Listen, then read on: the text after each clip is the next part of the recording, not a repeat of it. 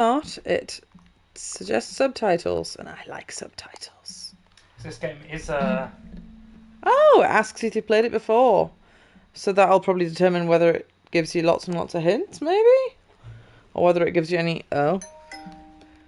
and the narrator breaks the fourth wall quite a bit. So I should imagine that information also will vary how the narrator treats you. Ah. Enter the current time. 22:09.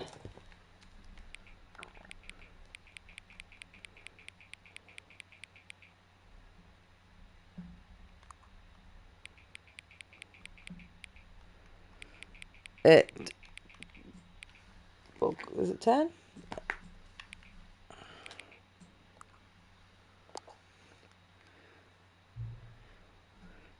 Accessibility settings can be accessed from the main menu. I know that's a normal pop-up, but that feels like a personal dig based on my previous gameplay experience. I hope you enjoy this, darling. It's quite a unique experience, this Yeah, game. Simon said he thought it was a bit mid, but I am aware it exists. I think it's quite clever. Oh, we've got 3 layers already. Oh, infinite recursion. Vibrations, yes. Subtitles, yes. I probably don't need a rectical art. Translation labels? You know what? That'll probably help. Because I don't know if anything will be written in handwriting, and I'll struggle with that if there is.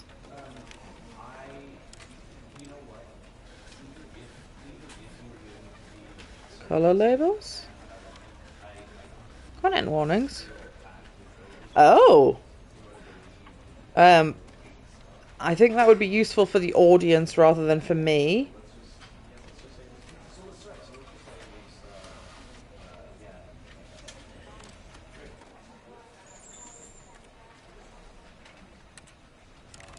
Sound.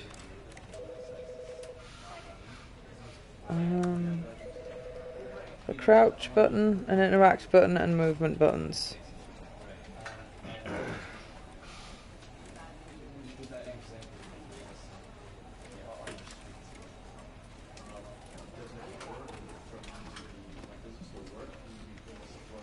Huh. The end is never the end is never the end is loading. Never the end.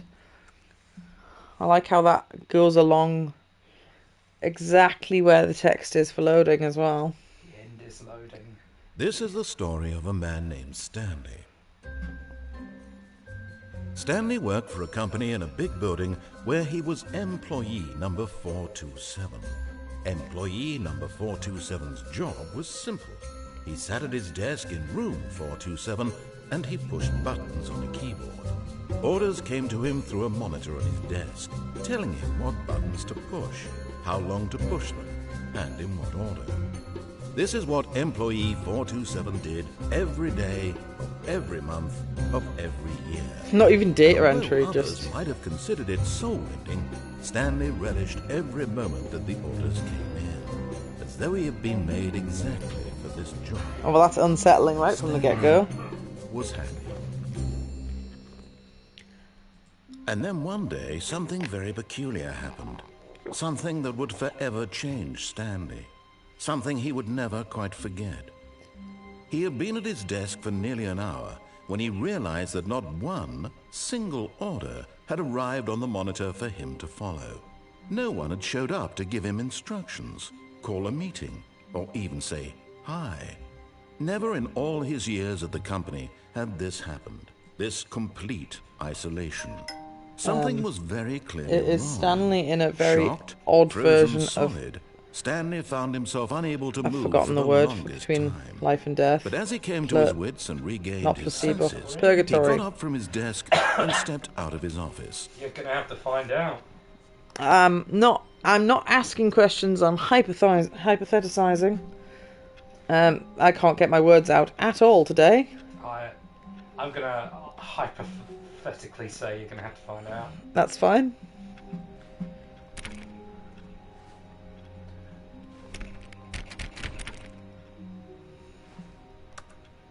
All of his co-workers were gone. What could it mean? Stanley decided to go to the meeting room. Perhaps he had simply missed a memo. That coffee cup says I hate Mondays. No matter how hard Stanley looked, he couldn't find a trace of his co-workers. The other one says who farted. Ah, an electronic pencil sharpener. Haven't seen one of those since I was in school. Number 1, Dad.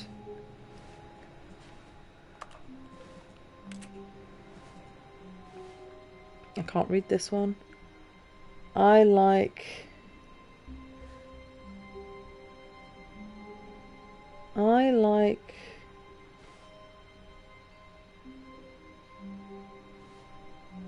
I just hate my boss. I like work, I just hate my boss. That's what that says. Yes, I was being outwitted by the curvature of a cup. Shut up. Kieran goes, this does not bode well. Yeah, love you, silly. I need to read the cups. There might be deep intellectual lore on them. Who knows what vital information inside of a cup may contain? Dying. Is this room looping? I'm out for a tissue paper. Would you like some more tissue paper? I think your need is greater than mine. Thank you. It's true love, that is. What is love?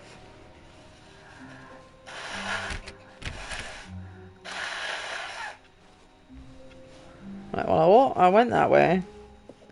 Right around the corner, and yeah, they're different numbers. It's just I've never been in an office, so there's something Designed to unsettling. slowly drain you of all of your humanity. What's that? Colin Robinson is very much a real person. They all exist Colin in middle Robinson's management. Far less boring. When Stanley than your came average to a set office of job. 2 open doors, he entered the door on his left. But what if I didn't? What if I entered the one on my right? Yes, I did have to check my fingers. This was not the correct way to the meeting room, and Stanley knew it perfectly well. Perhaps he wanted to stop by the employee lounge first, just to admire.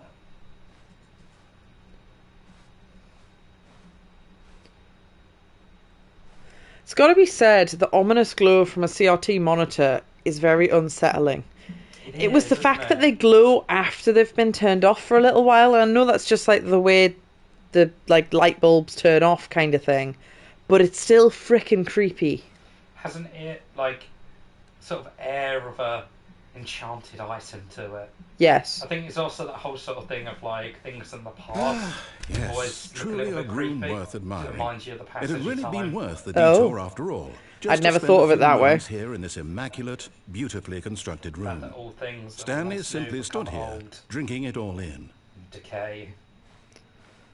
It was jittering slightly because of the stick drift, but the stick drift's better than it was after I gave it a little whoo-hoo. Yes, really, really worth it being here in the room. A room so utterly captivating that even though all your co-workers have mysteriously vanished, Give me a cola. here you sit looking at these chairs and some paintings.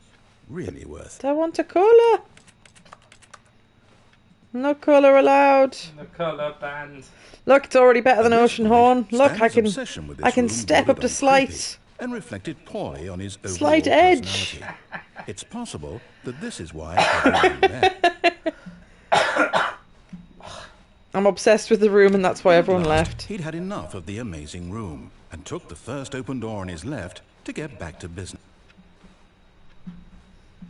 I think I walked faster than the narrator wanted me to. What if I didn't?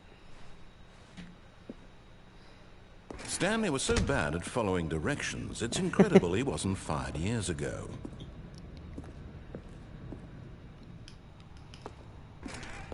Are you defying everything the narrator's telling you to do? Yes. Mm-hmm. Do not jump from the cargo lift while it is in motion. Will cause death. Penalty for misuse of the cargo lift, £1,000. Penalty for jumping off the cargo lift, £5,000. Vent access for trained employees only. Climb at your own risk. Can you die in the Stanley Parable? Look, Stanley, I think perhaps we've gotten off on the wrong foot here. I'm not your enemy, really, I'm not. I realize that investing your trust in someone else can be difficult, but the fact is that the story has been about nothing but you all this time. There's someone you've been neglecting, Stanley. Someone you've forgotten about. Please, stop trying to make every decision by yourself. Now, I'm not asking for me, I'm asking for her. Oh, who is her? It's an opportunity to kill myself. But in his Whee! eagerness to prove that he is in control of the story and no one gets to tell him what to do, Stanley leapt from the platform Hooray! and plunged to his death. Good job, Stanley. Everyone thinks you are very powerful. Yay! Yay! I needed to know that I could. It was very important. All of his co-workers were gone. What could it mean? Stanley decided to go to the meeting room. Perhaps he had simply missed a memo. It's amazing how much faster you walk if When you're not... Stanley came to a set of 2 open doors, he entered the door on his left. I need to know This about was not the correct the way woman, to the though. meeting room, and Stanley knew it perfectly well. Perhaps he wanted to stop by the employee lounge first, just to admire it. Wow, yes, this room. But eager to get back to business, Stanley took the first open door on his left. No, I didn't. There's a smell elevator that I want to Stanley press. was so bad at following directions, it's incredible he wasn't fired years ago. I need to know about a lady. Look, Stanley, I think perhaps we've gotten off on the wrong foot here. It said it's I'm not about your enemy, really, you, I'm it's not. about I her or realize that something. investing your trust in someone else can be difficult, but the fact is that the story has been about nothing but you all this time. There's someone you've been neglecting, Stanley. Someone you've forgotten. I've maybe got a wife or a child. Stop trying to make every decision by yourself. Now, I'm not asking for me, I'm asking for her. Right, so we'll choose against suicide today. This is it, Stanley. Your chance to redeem yourself, to put your work aside, to let her back into your life. She's been waiting.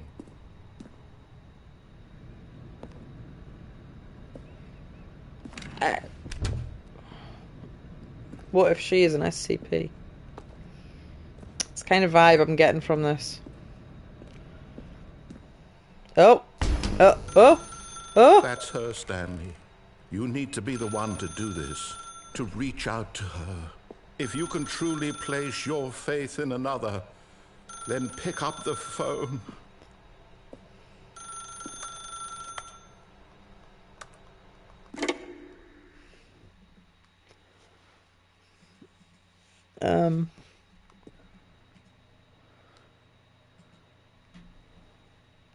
Oh, Stanley, is that you? Hold on, sweetie. Sorry to keep you waiting. I'm just pulling the bread out of the oven. All right. Okay, there we go. All right, now, I want you to come in and tell me all about your day. Oh! Gotcha! Oh, come on. Did you actually think you had a loving wife who'd want to commit their life to you? I'm trying to make a point I here, want a Stanley. wife. I'm trying to get you to see something. Come inside.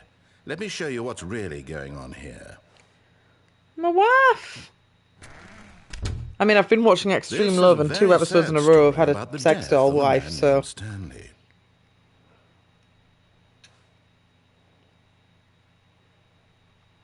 Stanley is quite a boring fellow. He has a job that demands nothing of him, and every button that he pushes is a reminder of the inconsequential nature of his existence. Look at him there, pushing buttons, doing exactly what he's told to phased do. in. Now he's pushing a button. Now he's eating lunch.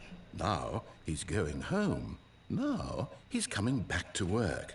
One might even feel sorry for him, except that he's chosen this life. But in his mind, in his mind he can go on fantastic adventures. From behind his desk, I don't know if Stanley I've spoiled dreams some of the wild experience expeditions defying the into narrator right from the unknown. beginning. Fantastic No. discoveries You of new do it in lands. whatever order you want, It darling. was That's wonderful. part of the And each day joy that of he the game. returned to work There is was a no reminder that none of it correct would ever ending. happen to him. Watch TV. I don't have a TV. Oh, that's TV. And so he began to fantasize about his own job. First, he imagined that one day while at work, he stepped up from his desk to realize that all of his co-workers, his boss, everyone in the building had suddenly vanished off the face of the earth. The thought excited him terribly. So he went further. He imagined that he came to two open doors and that he could go through either. At last, choice. It barely even mattered what lay behind each door.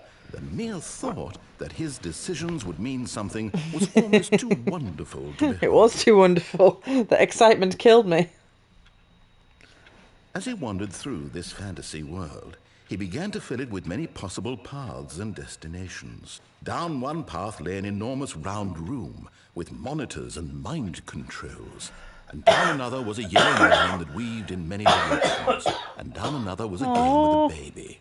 And he called it the Stanley Parable. It was such a wonderful fantasy, and so in his head he relived it again, and then again, and again, over and over, wishing beyond hope that it would never end, that he might always feel this free. Surely there's an answer down some new path, mustn't there be? Perhaps if he played just one more time. Press triangle, tell your wife you love her. But there is no answer. Oh. How could there possibly be? In reality, all he's doing is pushing the same buttons he always has. Nothing has changed. The longer he spends here, the more invested he gets. The more he forgets which life is the real one. My stick drift isn't... And I'm trying to tell him this. That in this world he can never be anything but an observer. That as long as he remains here, he's slowly killing himself. But he won't listen to me. He won't stop. Here, watch this.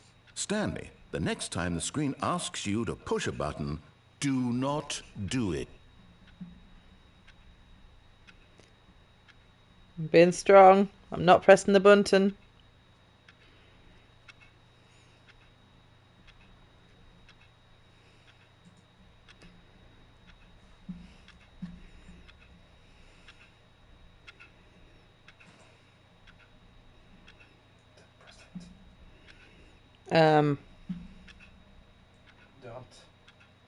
Don't press it.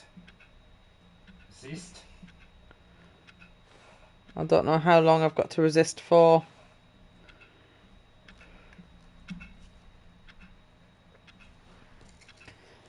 Ironically, by not doing it, I'm obeying him.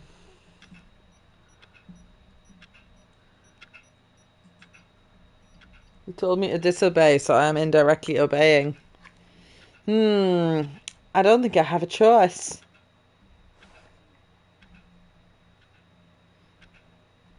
I'll let that click around once more, and then I will go to work, I suppose. Kind of thought the narrator might have said something by now.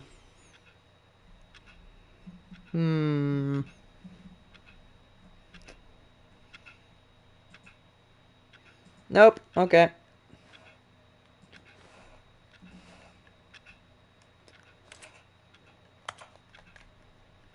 Guess I'm going to work in the morning. Can he just not hear me? How can I tell him in a way that he'll understand that every second he remains here, he's electing to kill himself? How can I get him to see what I see? How can I make him look at himself? I suppose I can't, not in the way I want him to. But I don't make the rules. I simply play to my intended purpose, the same as Stanley. We're not so different, I suppose. I'll try once more to convey all this to him. I'm compelled to. I must. Perhaps, well, maybe this time he'll see. Maybe this time. So I'm going to be a good girl. I tried again. Oh! And Stanley pushed a button. Says please die. And Stanley pushed a button. And I tried. No. Mean. Rude. Rude.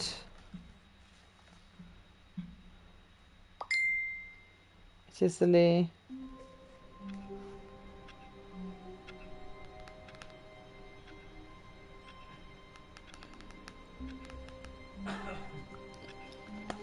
Lee is asking how is you, and I'm telling you, you is currently still the dead. All of his co-workers were gone. What could it mean? Stanley decided to go to the meeting room. Perhaps he had simply missed a memo. What if I'm obedient this time? When Stanley came to a set of 2 open doors, he entered the door on his left. I'm a good dragon. I'll follow the rules this time. Only because he's told me it is all a lie and that I don't have a loving wife. He was really rude to you. He was really mean. Really mean. Yet there was not a single person here either. Feeling a wave of disbelief, Stanley decided to go up to his boss's office, hoping he might find an answer there.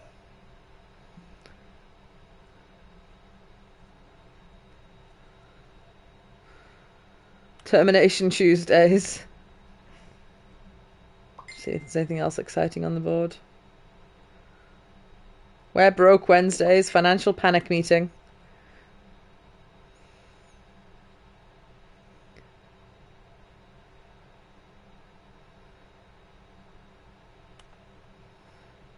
Pranking floor 5 meeting.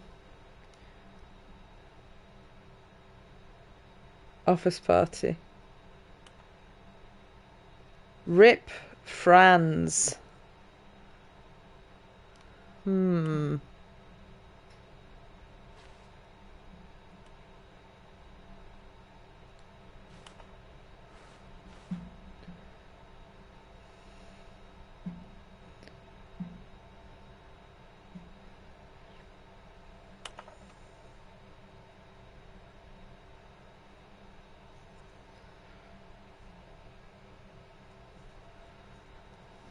Get Chris out of the broom cupboard.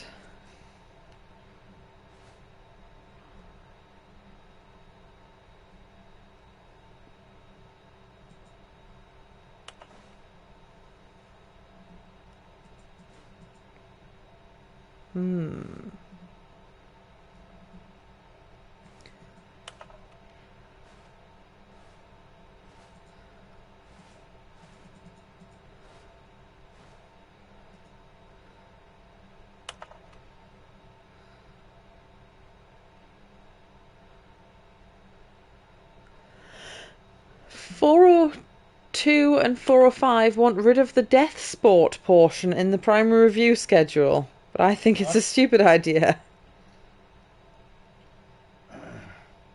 The charts need to be more hip to appeal to the teenage demographic.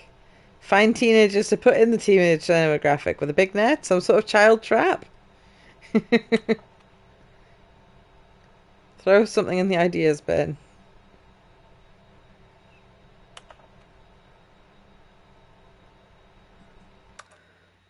I'm going to turn the text translation on. I thought I had.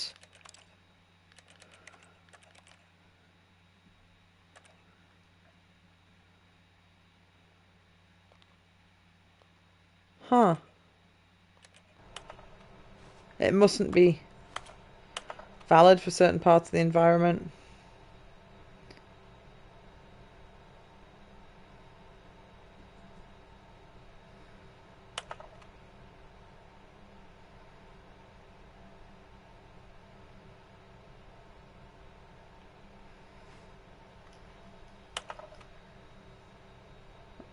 Look at this cringe presentation. Some PowerPoint crap. Mitosis above disconnecting via top class.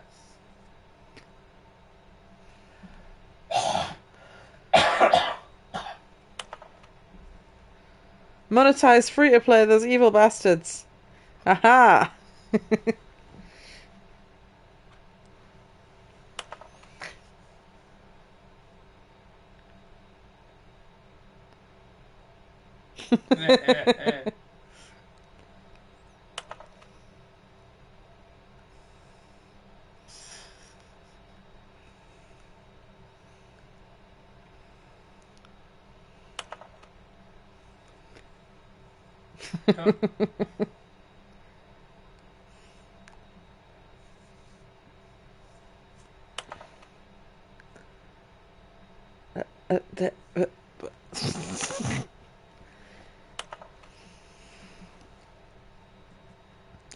I mean, I think this is... Oh, mocking me for looking at this for too long.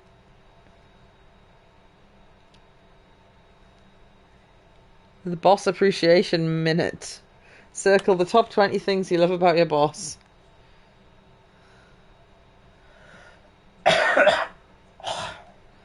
If you ever find yourself in conflict with someone, especially yourself, remember it takes two people to start a fight. Oi, oi. Hey, Colin! So I've never played this before, so I'm giving it a go. It is very weird.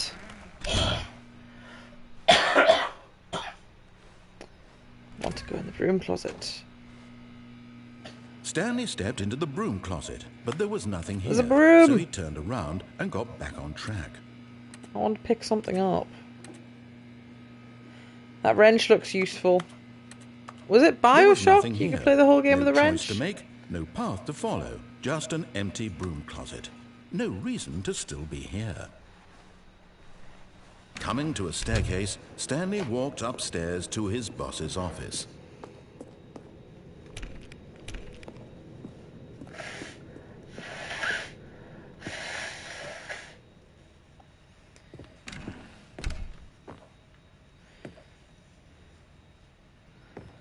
Yeah. The beige pages instead of the yellow pages.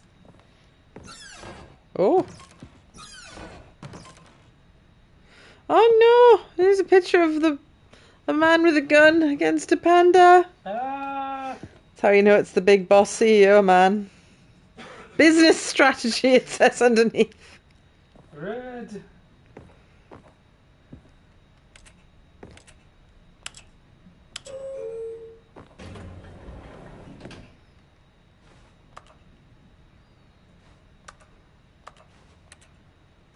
Going up.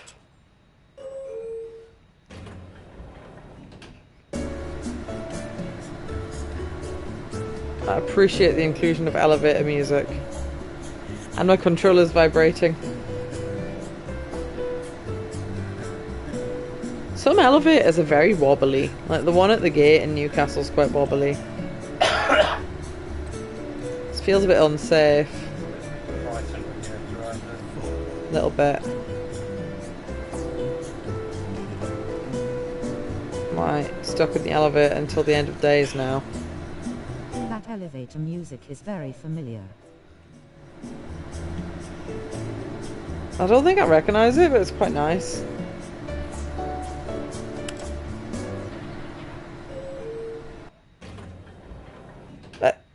That's where I came from. But what if down? Maybe you can't go up, and that's why it wasn't going up.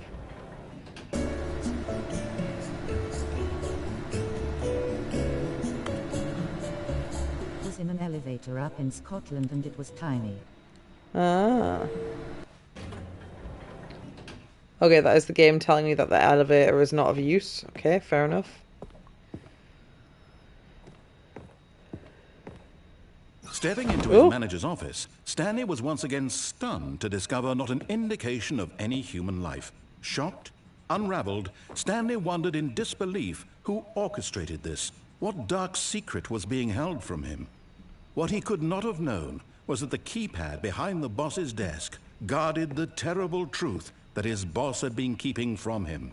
And so the boss had assigned it an extra secret PIN number, 2845.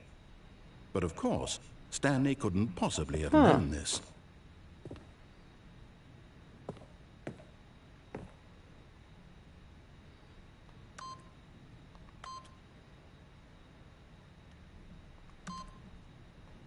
Stanley yet incredibly, by simply pushing random buttons on the keypad, Stanley happened to input the correct code by sheer luck. Amazing. He stepped into the newly opened passageway. That wasn't unsettling at all.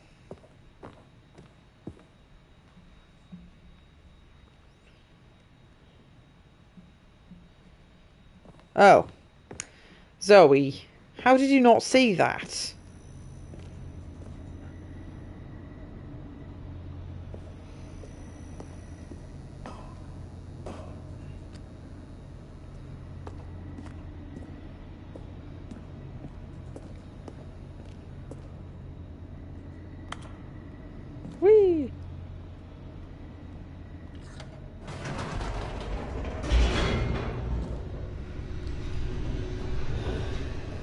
cargo elevator. Descending deeper into the building, Stanley realized he felt a bit peculiar. It was a stirring of emotion in his chest, as though he felt more free to think for himself, to question the nature of his job. Why did he feel this now, when for years it had never occurred to him? This question would not go unanswered for long. Oh! Sparks. Stanley walked straight ahead through the large door that read Mind Control Facility. Ooh! Escape. Although this passageway had the word escape written on it, the truth was that at the end of this hall, Stanley would meet his violent death.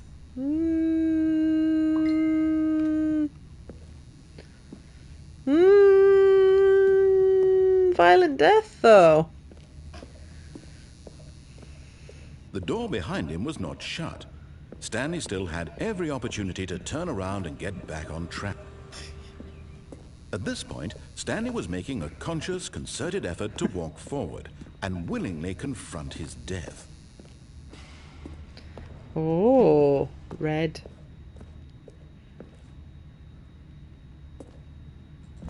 Whee!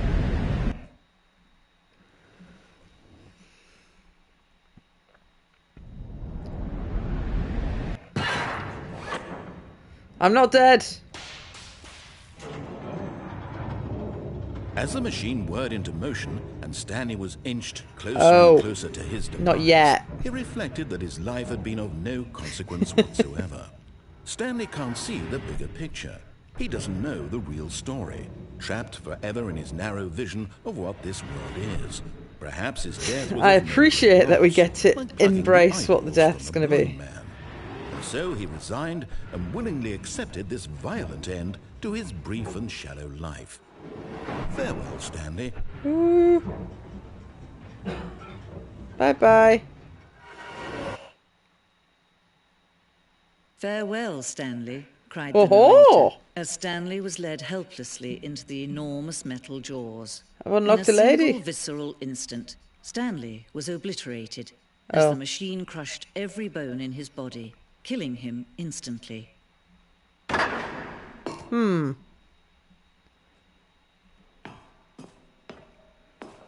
Except I'm fine. Oh, no. I have unlocked text. And yet it would be just a few minutes before Stanley would restart the game, back in his office, as alive as ever. What exactly did the narrator think he was going to accomplish?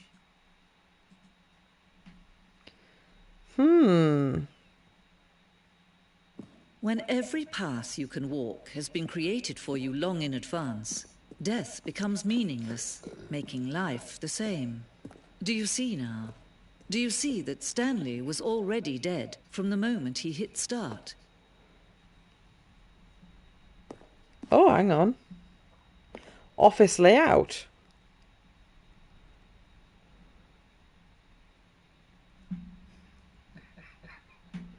I look at this as if it's going to be any help to me. Is that why you're laughing maniacally? I just think it's funny that it's like the lady's like, in a life where everything has been And I'm like, sweet blueprints. beforehand, life and death are meaningless. And you're going, ooh, the layout for my next run. It's like, yeah, very nice philosophy, lady. Now, how can I game the system? Yeah, I love you, silly sausage.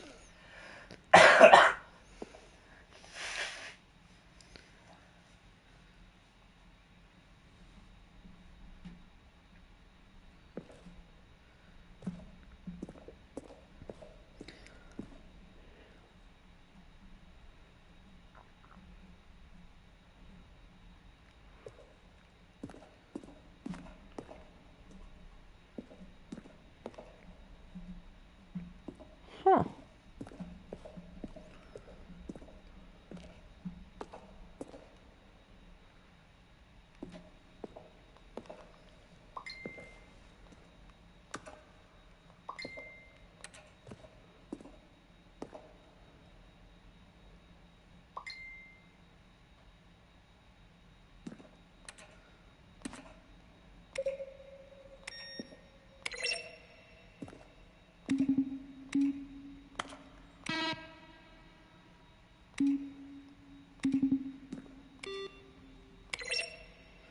5's definitely my favourite sound.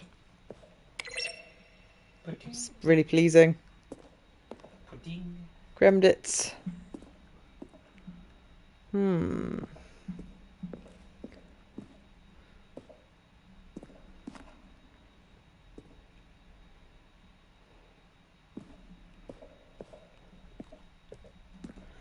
Do the run button.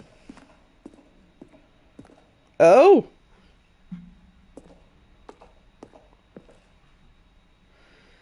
Early in development, we designed an ending where Stanley would end up in a battlefield fighting aliens. The action game would become sentient and would wage war against the narrator. We realised shortly after starting to build it, this was far too jokey and on the nose for the tone of the game. Plus, some people interpreted it as making fun of people who like shooters, which was not our intention.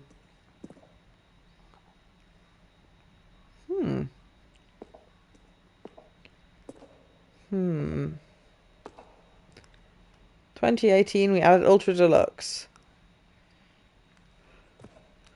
Don't really want to look at that in case there's spoiler-oonies. Oh. Oh, I was trying to read that.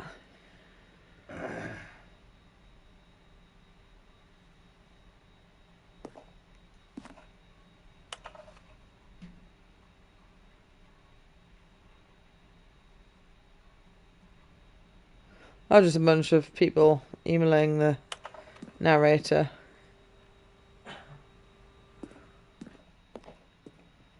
Don't need to look at that.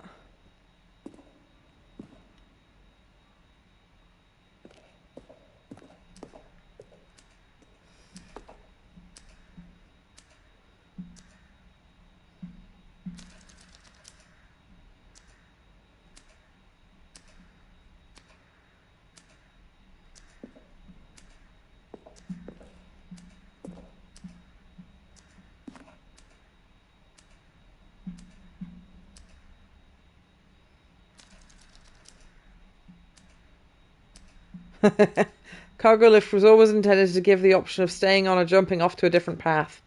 However, we eventually added the option to jump to your death. I appreciated that option.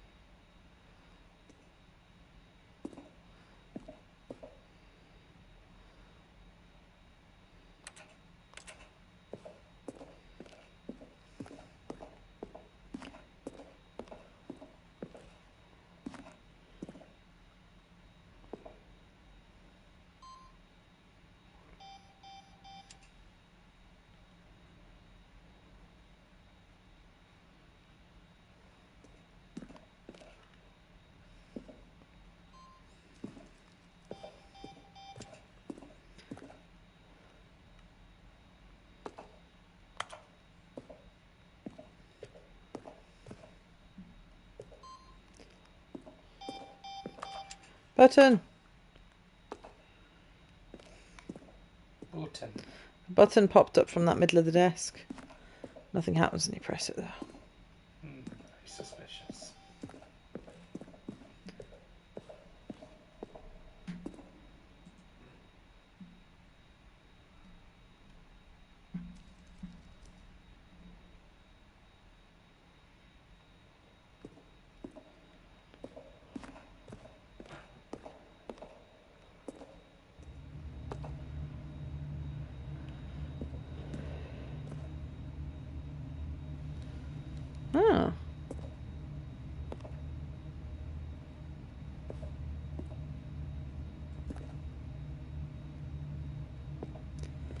Yeah, the newest office is nicest. How do I...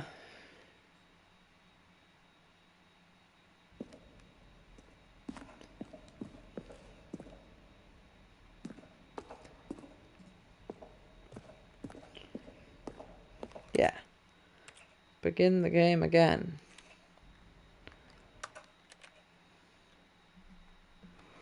Okay.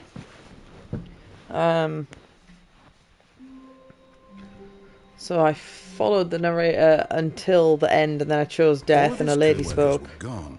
What could it mean? Stanley decided to tried go to the following him meeting all room. of the way. Perhaps he had simply missed a memo. Could definitely do with a sprint button for replays. When Stanley came to a set of 2 open doors, he entered the door on his left. But I guess it's meant to be Yet atmospheric. there was not a single person here either. Feeling a wave of disbelief, Stanley decided to go up to his boss's office. Coming to a staircase, Stanley walked upstairs to his boss's office. But there's an option to go down.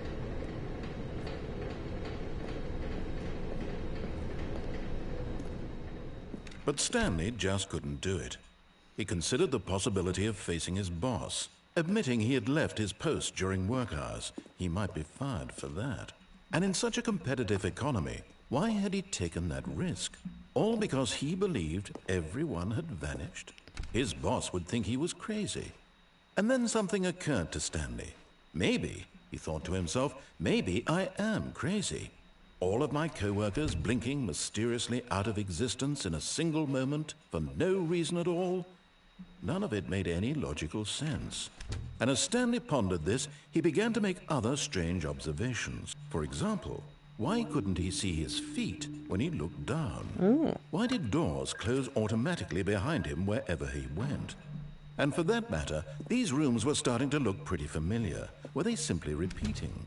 No, Stanley said to himself, this is all too strange. This can't be real. And at last, he came to the conclusion that had been on the tip of his tongue. He just hadn't found the words for it. I'm dreaming! He yelled. This is all a dream. No. Oh, what a relief Stanley felt to have finally found an answer, an explanation. His co-workers weren't actually gone. He wasn't going to lose his job. He wasn't crazy after all. And he thought to himself, I suppose I'll wake up soon. I'll have to go back to my boring real-life job pushing buttons. I may as well enjoy this while I'm still lucid. So, he imagined himself flying and began to gently float above the ground. Oh. Then he imagined himself soaring through space on a magical starfield, and it too appeared. It was so much fun, and Stanley marveled that he had still not woken up. Oh. How was he remaining so lucid? And then perhaps the strangest question of them all entered Stanley's head. One he was amazed he hadn't asked himself sooner. Why is there a voice in my head dictating everything that I'm doing and thinking? Now the voice was describing itself being considered by Stanley, who found it particularly strange. I'm dreaming about a voice describing me, thinking about how it's describing my thoughts, he thought. And while he thought it all very odd and wondered if this voice spoke to all people in their dreams, the truth was that, of course, this was not a dream. How could it be? Was Stanley simply deceiving himself, believing that if he's asleep, he doesn't have to take responsibility for himself? Stanley is as awake right now as he's ever been in his life. Now, hearing the voice speak these words was quite a shock to Stanley. After all, he knew for certain, beyond a doubt, that this was in fact a dream. Did the voice not see him float and make the magical stars just a moment ago? How else would the voice explain all that? This voice was a part of himself too. Surely, if he could just... He would prove it. He would prove that he was in control, that this was a dream. So he closed his eyes gently, and he invited himself to wake up. He felt the cool weight of the blanket on his skin, the press of the mattress on his back, the fresh air of a world outside this one. Let me wake up, he thought to himself. I'm through with this dream. I wish it to be over. Let me go back to my... Send you some memes. Let me continue Okie pushing dokie. buttons. Please. It's all I want. I want my apartment, and my wife, and my job. All I want is my life exactly the way it's always been. My life is normal. I am normal. Everything will be fine. I am okay. Yeah, this entire section said warning, discussion of mental health. Would you like to skip? Because I turned on the content warnings. Please, someone wake me up. My name is Stanley. I suppose this bit is a little bit I have an distressing. office. I am real. Please, just someone tell me I am real. I must be real. I must be. Can anyone hear my voice? Who am I? Who am I? Okay, now it's getting a little bit Everything went black. wonky there. Little bit unsettling. This is the story of a woman named Mariella. What? Mariella woke up on a day like any other. She arose, got dressed, gathered her belongings, and walked to her place of work. But on this particular day, her walk was interrupted by the body of a man who had stumbled through town talking and screaming to himself, and then collapsed dead on the sidewalk. And although she would soon turn to go call for an ambulance, for just a few brief moments, she considered the strange man. He was obviously crazy, this much. It was tripping hard. Everyone knows what crazy people look like. And in that moment, she thought to herself how lucky she was to be normal. I am sane. I am in control of my mind. I know what is real and what isn't. It was comforting to think this, and in a certain way, seeing this man made her feel better. But then she remembered the meeting she had scheduled for that day, the very important people whose impressions of her would affect her career, and by extension, the rest of her life. She had no time for this, so it was only a moment that she stood there, staring down at the body. And then she turned and ran. This is a very odd game. I'm enjoying it though. It's interesting. I have felt a lot more playing this than I felt in all of Oceanhorn. It's like Oceanhorn wasn't terrible. All of his co-workers were gone. Bland. What Just could it very mean? bland. Stanley decided to go to the meeting room. Perhaps Very he had white simply bread, missed a not memo. even toast. When Stanley came to a set of 2 open doors, he entered the door on his left.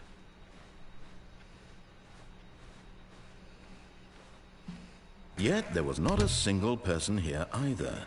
Feeling a wave of disbelief, Stanley decided to go up to his boss's office. Hoping him coming to a staircase, Stanley walked upstairs to his boss's office.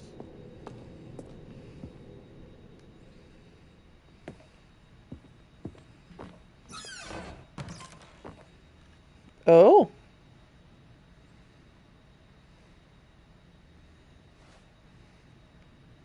To be rich, is it a crime? To make crimes, isn't it rich? What a life it would be to have to pick just one. Extreme bathrooms.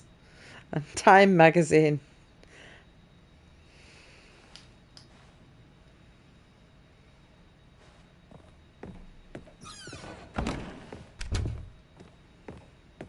Forgotten. Was it? Stepping into his 2-8? manager's office, Stanley was once again stunned to discover not an indication of any human life. What could it mean? Stanley wondered aloud to nobody. He began wildly tearing through papers on the boss's desk, pulling books off the shelf, looking behind paintings, desperate for clues to his situation. But his attention was caught by a keypad behind the boss's desk. What could its purpose be? In fact, this keypad guarded the terrible secret that lay buried below his feet. And so the boss had assigned it an extra secret PIN number, 2845. Oh, I was one number off. Stanley couldn't possibly have known this. Yet incredibly, by simply pushing random buttons on the keypad, Stanley happened to input the correct code by sheer luck. Amazing. He stepped into the newly opened passageway.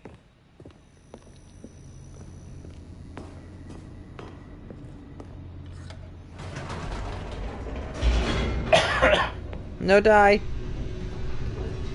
No die, Mr. Kieran. It's not permitted. Right, this time I'm not going to try and Stanley walked escape. straight ahead through the large door that read Mind Control Facility.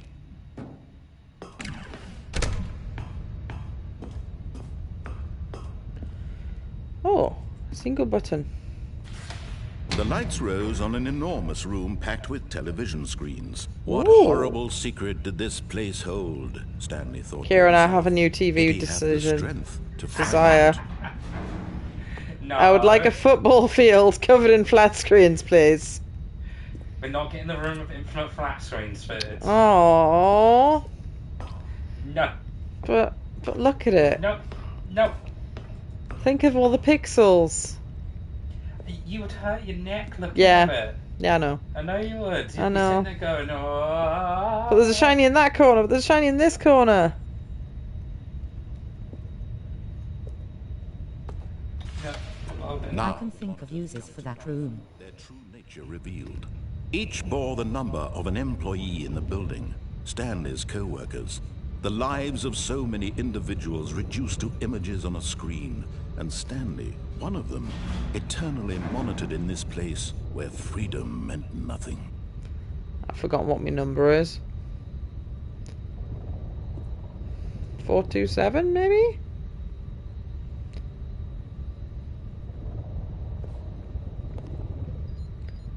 Oh, Digimons. You spend a sleep without me. Hang on, my baby needs to wake up to then go back to bed.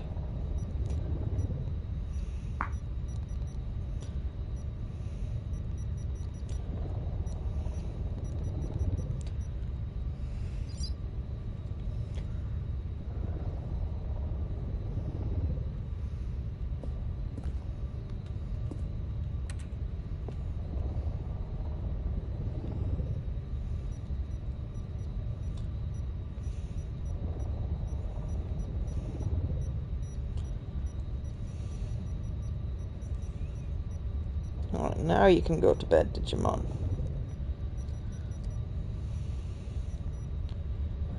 11 o'clock already. Must be. I don't know. Ah, a new path has opened.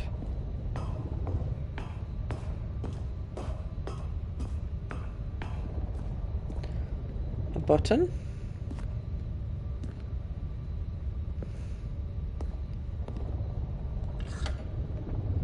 This mind control facility, it was too horrible to believe. It couldn't be true. Had Stanley really been under someone's control all this time? Was this the only reason he was happy with his boring job? That his emotions had been manipulated to accept it blindly? I mean, I think that's the only way you can be happy in an officer's job. No. He refused to believe it. He couldn't accept it. His own life in someone else's control? Never. It was unthinkable. Wasn't it? Was it even possible? Had he truly spent his entire life utterly blind to the world? Yes. But here was the proof. The heart of the operation. Controls labeled with emotions. Happy, or sad, or content. Walking, eating, working, all of it monitored and commanded from this very place. And as the cold reality of his past began to sink in, Stanley decided that this machinery would never again exert its terrible power over another human life. For he would dismantle the controls once and for all.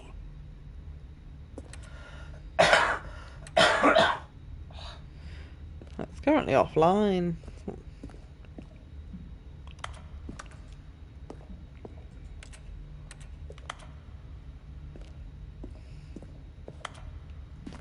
Button? Button. Button. Button number 3.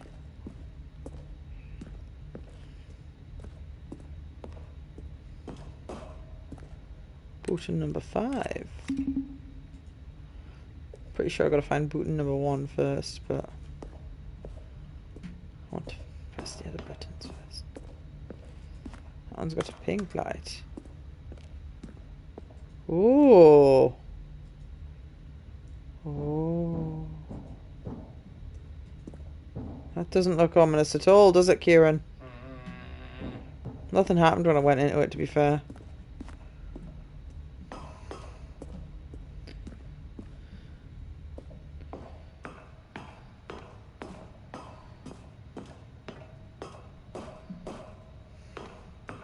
And when at last he found the source of the room's power, he knew it was his duty, his obligation, to put an end to this horrible place. But and what to if I mind everything control it them and stood just make for. everyone happy? Oh, Stanley, you didn't just activate the controls, did you? After they kept you enslaved all these years, you go and you try to take control of the machine for yourself? Is that what you wanted? Oh, Stanley, I applaud your effort, I really do. But you need to understand, there's only so much that machine can do. You were supposed to let it go, turn the controls off, and leave. If you want to throw my story off track, you're going to have to do much better than that.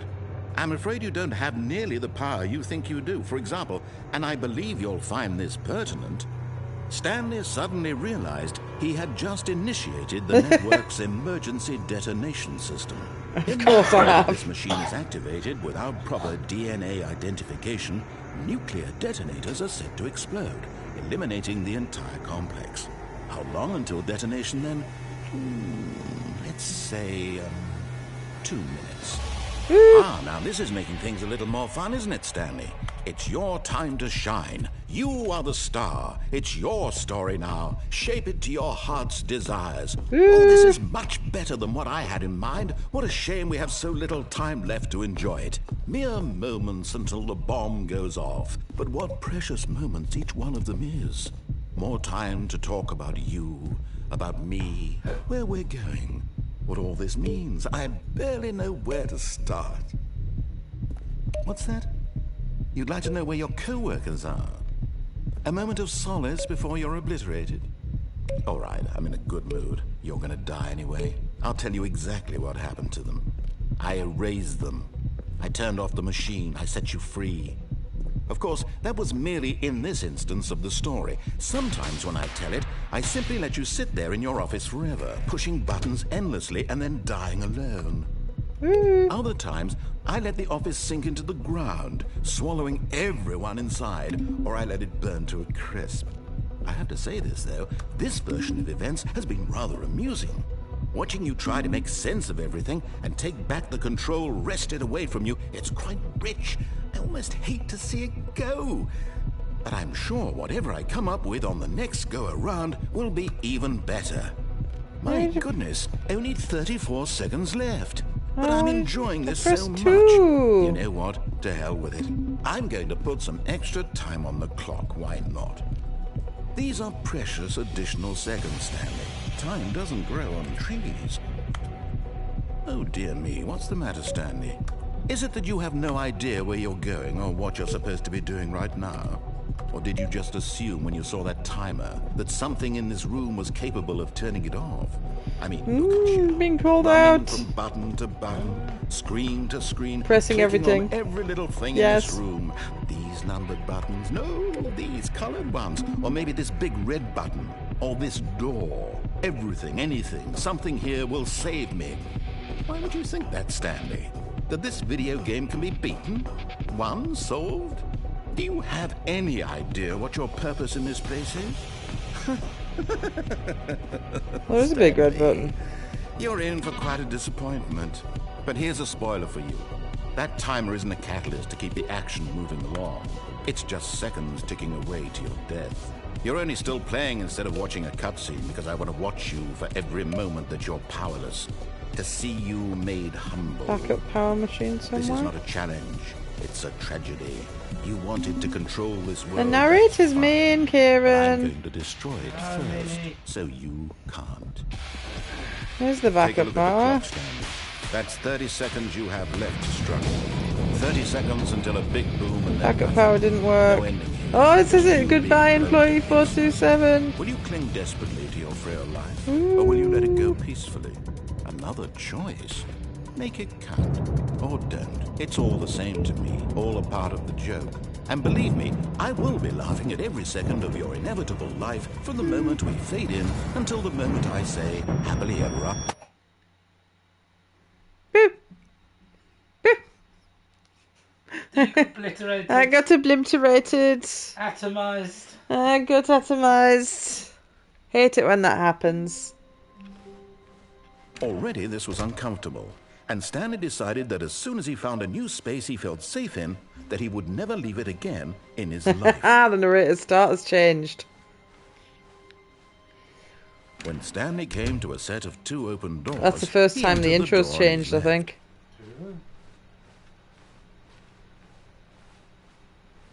Yet there was not a single person here either.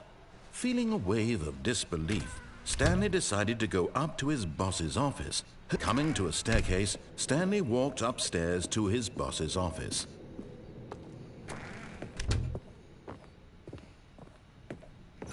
The moment he entered his manager's office, Stanley froze in his tracks. Not a living soul anywhere.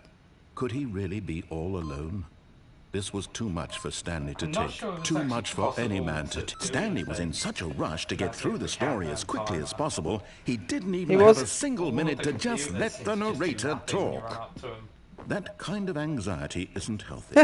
So he relaxed for a few moments with some He didn't calming have wave time to let the music. narrator talk.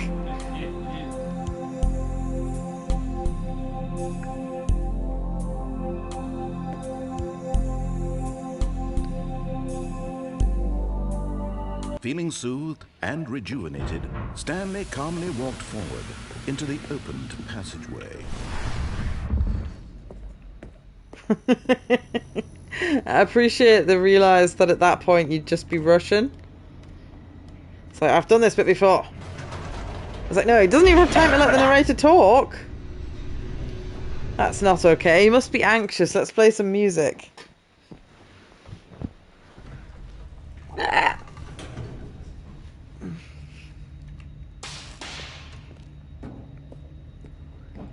Stanley walked straight ahead through the large door that read Mind Control Facility.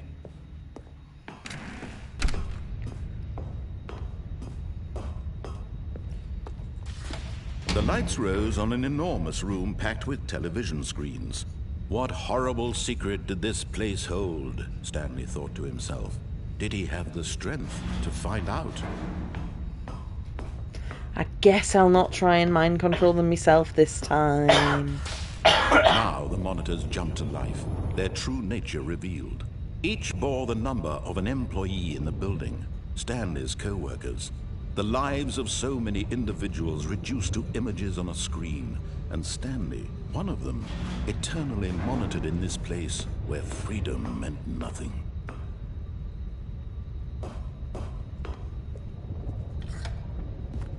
This mind control facility, it was too horrible to believe. It couldn't be true. Had Stanley really been under someone's control all this time? Was this the only reason he was happy with his boring job? That his emotions had been manipulated to accept it blindly? If you could mind control he people, refused to believe it. He you couldn't do accept something it. other His than own take life entry with in them, someone wouldn't you? else's control? Never. It was unthinkable, wasn't it? Was it even possible? Had he truly spent his entire life utterly blind to the world?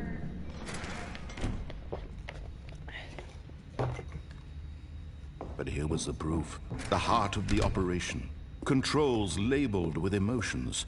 Happy, or sad, or content. Walking, eating, working. All of it monitored and commanded from this very place.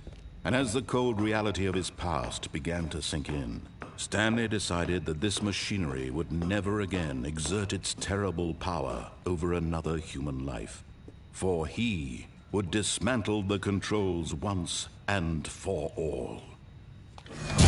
Be a good girl, I suppose.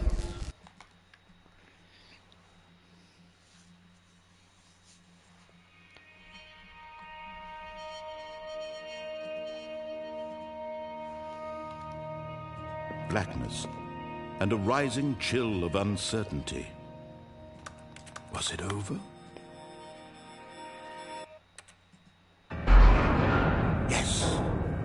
He had won. He had defeated the machine, unshackled himself from someone else's command. Freedom was mere moments away. And yet, even as the immense door slowly opened, Stanley reflected on how many puzzles still lay unsolved. Where had his co-workers gone? How had he been freed from the machine's grasp? What other mysteries did this strange building hold? But as sunlight streamed into the chamber, he realized none of this mattered to him, for it was not knowledge or even power that he had been seeking, but happiness. Perhaps his goal had not been to understand, but to let go.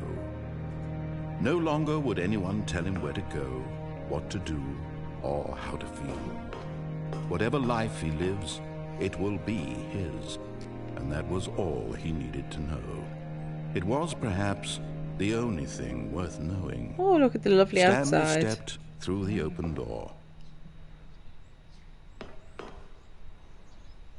Stanley felt the cool breeze upon his skin, the feeling of liberation, the immense possibility of the new path before him. This was exactly the way, right now, that things were meant to happen. And Stanley was happy. Hooray! Happy ending. Bit better than getting atomized. Yeah. Beat the game. I was going to say, the game had ended several times. Oh, I got a trophy for getting my first trophy. Why? I imagine that's probably got a description on it of we just did this to annoy you.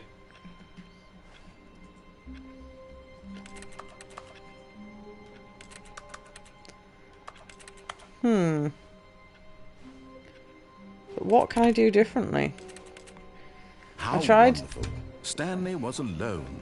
Finally. Oh. This is great, he thought to himself. This is what I've wanted all along. I got what I wanted. No.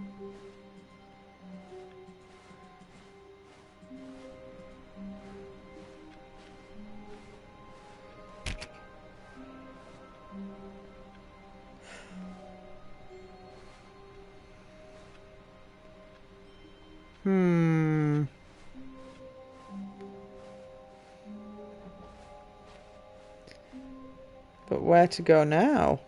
When Stanley came to a set of 2 open doors, he entered the door on his left. Because I took the door on my right the other time. I just came to the lounge.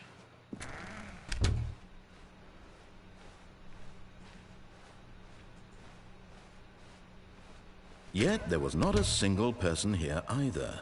Feeling a wave of disbelief, Stanley decided to go up to his boss's office, hoping he might find an answer there. Coming to a staircase, Stanley walked upstairs to his boss's office.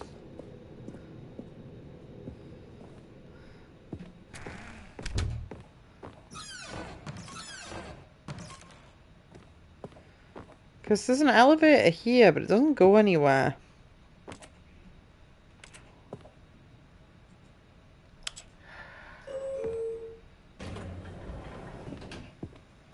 At least it doesn't seem to.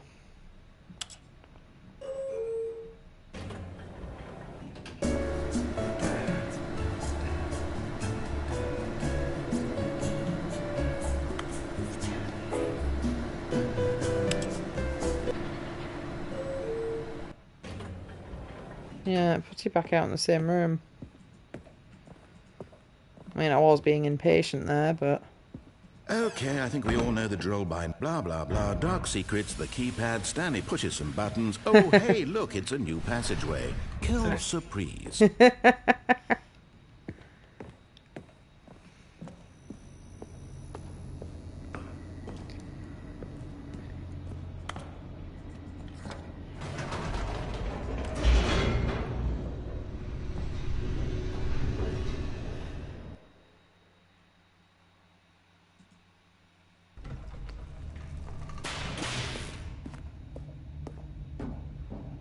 Stanley walked straight ahead through the large door that read Mind Control Facility. Is this going to be exactly the same as it was a second ago? There's no choices once you're in here, I don't think. The lights rose on an enormous room No. packed with television screens. What horrible secret did this place hold? Stanley thought to himself. Did he Door have closed the behind strength me. to find out?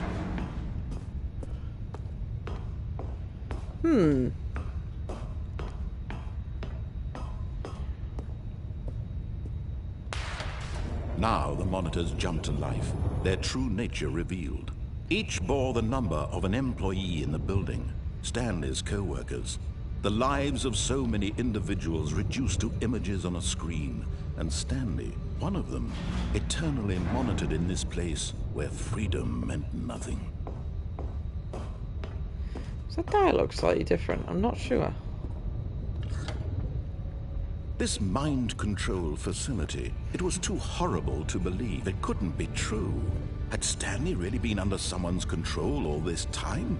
Was this the only reason he was happy with his boring job? That his emotions had been manipulated to accept it blindly? No. He refused to believe it. He couldn't accept it. His own life in someone else's control? I believe I've Never. tried It was betraying the unthinkable. narrator Wasn't at every it? turn as well. Was it even possible? Had he truly spent But maybe his it's different entire after you life first beat the utterly game. blind to the Can world? mix and match as well, sort of do what he says, don't do what he says, and that'll lead to. But here was the proof. Different The heart of the outcomes. operation. Controls labeled with emotions. Sometimes a lot of happy the or sad other secrets or are hidden content. in sort of by Walking, eating, doubling working, back on yourself, all of it monitored or and commanded You usually from this can't. very place. in some And as the places cold you reality can. of his past began to sink in, Stanley decided that this machinery would never again exert its terrible Yes, power I've just got my over first, another human life. For trophy he for would finishing it as dismantle intended. the controls once and for all. But I'm trying to figure out what.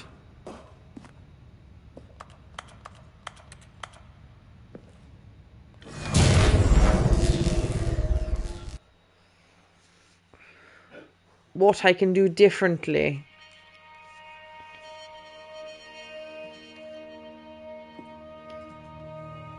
I believe I've just. And a rising chill of uncertainty. Ah. Was it over? Yes. He had won. He had defeated the machine, unshackled himself from someone else's command. Freedom was mere moments away. And yet, even as the immense door slowly opened, Stanley reflected on how many puzzles still lay unsolved. Where had his co-workers gone? How had he don't been know how to freed find from the that machine's out. grasp? What other mysteries did this strange building hold? But as sunlight streamed into the chamber, he realized none of this mattered to him. For it was not knowledge or even power that he had been seeking, but happiness. Perhaps his goal had not been to I've only played it understand, for an hour and but 15 to minutes let from the go. very get-go. No longer would anyone tell him where to go, what to do, or how to feel. Whatever life he lives, it will be his. And that was all he needed to know. It was perhaps the only thing worth knowing. Stanley stepped through the open door. What if I don't, though?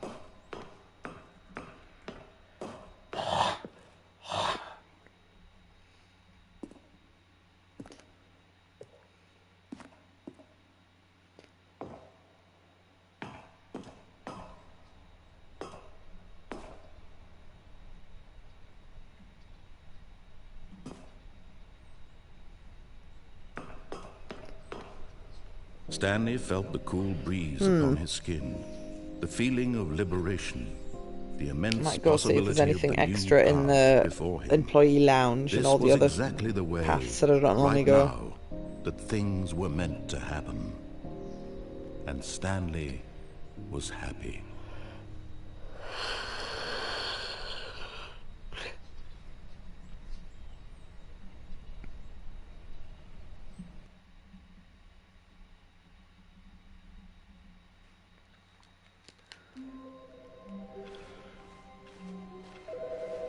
Oh, fun.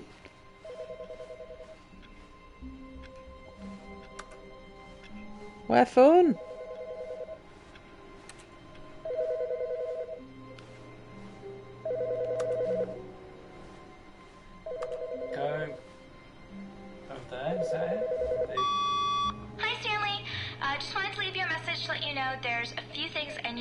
up on your way home from work today. We need milk, cereal, dish soap, spaghetti, get a thing of sugar, some bread, and coffee beans, whichever ones you like. I'll give you a call if there's anything I forgot. Thanks, sweetie. See you tonight. They haven't bothered to subtitle my wife.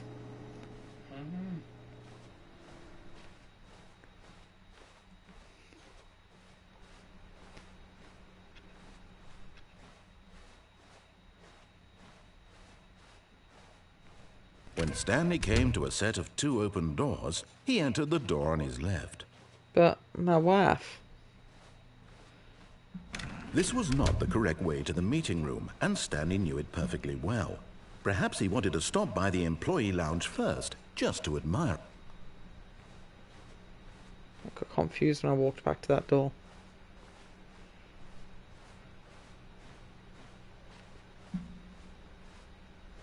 The lounge was sublime, a work of art. That's different. What was it about this room that called so deeply and Oh, is so that 'cause it's the personally third time to I've been Stanley? here? Its grace, its subtle charm? No. Stanley knew it was something deeper, something darker.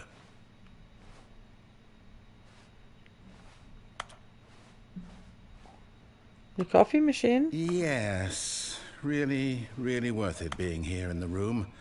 A room, but eager to get back to business, Stanley took the first open door on his left.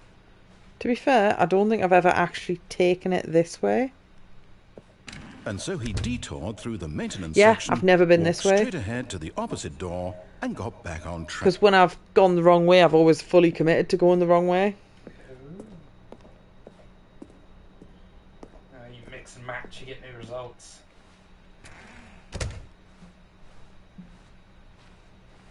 Oh.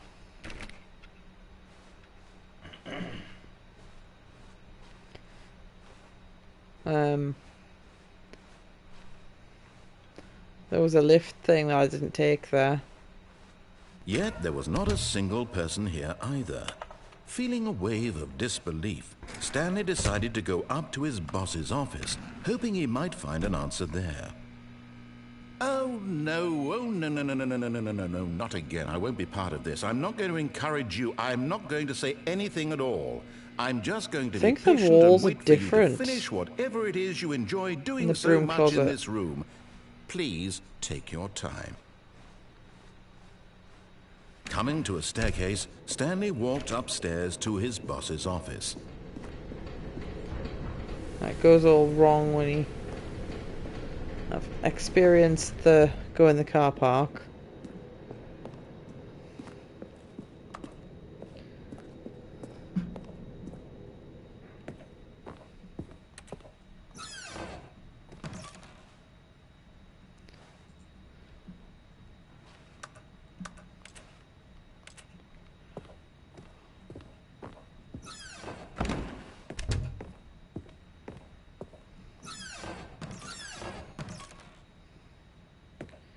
See, that's a secret room, but it doesn't take me anywhere. Here's the door, just go.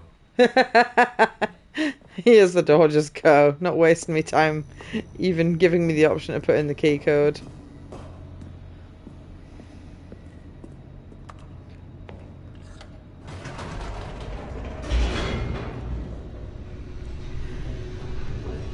But my wife rang me. How do I... Oh, I suppose it did say you could turn back when you get halfway along the escape Stanley room and it walked says you straight could ahead die. through the large door that read Mind Control Facility. Although this passageway had the word escape written on it, the truth was that at the end of this hall, Stanley would meet his violent death. The door behind him was not shut. Stanley still had every opportunity to turn around and get back on track.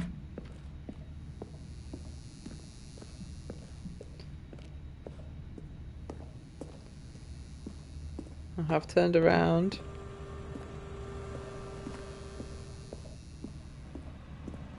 But of course, Stanley thought better of it and realized he simply had too much to live for.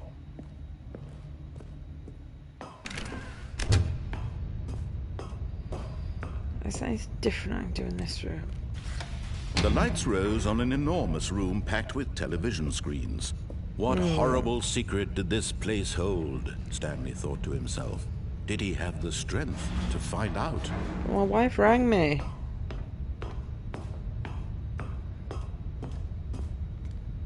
I want to talk to my wife. Now the monitors jumped to life, their true nature revealed. Each bore the number of an employee in the building, Stanley's co-workers. The lives of so many individuals reduced to images on a screen, and Stanley, one of them, eternally monitored in this place where freedom meant nothing. This mind control facility, it was too horrible to believe. It couldn't be true. Had Stanley really been under someone's control all this time? Was this the only reason he was happy with his boring job? That his emotions had been manipulated to accept it blindly? No. He refused to believe it. He couldn't accept it. His own life in someone else's control? Never. It was unthinkable. Wasn't it? Was it even possible?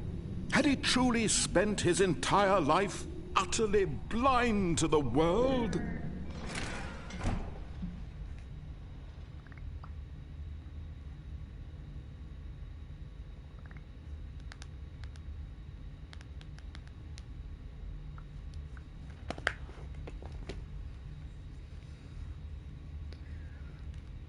I don't know. But here was the proof. The heart of the operation. Controls labeled with emotions. Happy, or sad, or content. Walking, that's locked. eating, working. All of it monitored and commanded from this very place. And as the cold reality of his past began to sink in, Stanley decided that this machinery would never again exert its terrible power over another human life. For he would dismantle the controls once and for all. Where's number 3?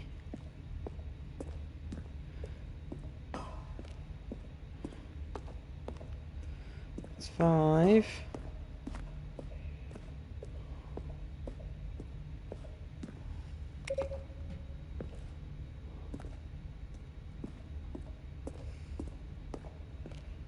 Well, where's number 4 then?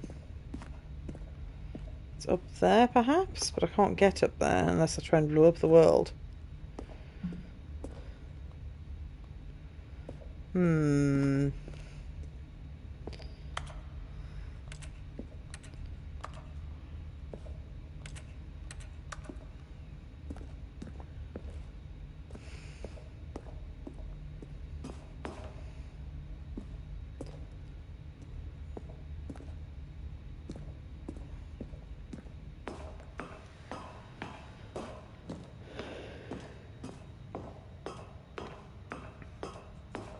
And when at last he found the source of the room's power... Oh, Stanley, you didn't just activate the controls, did you? After they kept you enslaved all these years, you go and you try to take control of the machine for yourself. Is that what you wanted? Control? Oh, Stanley, I applaud your effort, I really do. But you need to understand, there's only so much that machine can do. You were supposed to let it go, turn the controls off, and leave. If you want to throw my story off track, you're going to have to do much better than that.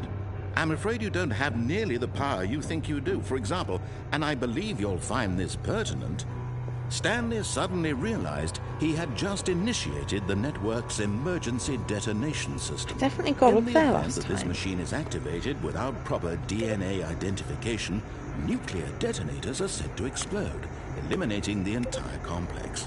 How long until detonation then? Let's say, 2 minutes. Ah, now this is making things a little more fun, isn't it, Stanley? It's your time to shine. You are the star. It's your story now. Shape it to your heart's desires. Oh, this is much better than what I had in mind. What a shame we have so little time This is left open to now, enjoy yeah. it. Mere moments until the bomb goes off. But what precious moments each one of them is. More time to talk about you, 4. about me, where we're going, what all this means. I barely know where to start. What's that? You'd like to know where your co-workers are? A moment of solace before you're obliterated. All right, I'm in a good mood. You're gonna die anyway. I'll tell you exactly what happened to them. I erased them. I turned off the machine. Didn't I set you work. free. Oh. Of course, that was Can I go merely back in in there and this press the instance button of the again? I story. don't think I can. Sometimes when I tell it, I simply let you sit there in your office forever, pushing buttons endlessly and then dying alone. Other times, I No. let the office sink into the ground, swallowing everyone inside, or I let it burn to a crisp. I have to say this, though, this version of events has been rather amusing. Watching you try to make sense of everything and take back the control wrested away from you, it's quite rich. I So almost press hate button to see it number 1. go. But I'm sure whatever I come up with on the next go-around will be even better. My goodness, only 34 seconds left. But I'm enjoying this so much. You know what? To hell with it. I'm going to put some extra time on the clock. Why not? These are precious additional seconds, Stanley. Time doesn't grow on trees. Oh dear me, what's the matter, Stanley? Is it that you have no idea where you're going or what you're supposed to be doing right now? Or did you just assume when you saw that timer that something in this room was capable of turning it off? I mean, look at you. Running from button to button, screen to screen, clicking on every little thing in this room. These numbered buttons, no, these colored ones. Or maybe this big red button, or this door. Everything, anything, something here will save me. Why would you think that, Stanley? That this video game can be beaten? Won? Solved? Do you have any idea what your purpose in this place is? But you really believe there's an answer? How many times will you replay this bit, looking desperately for a solution? 10? 100? 1,000?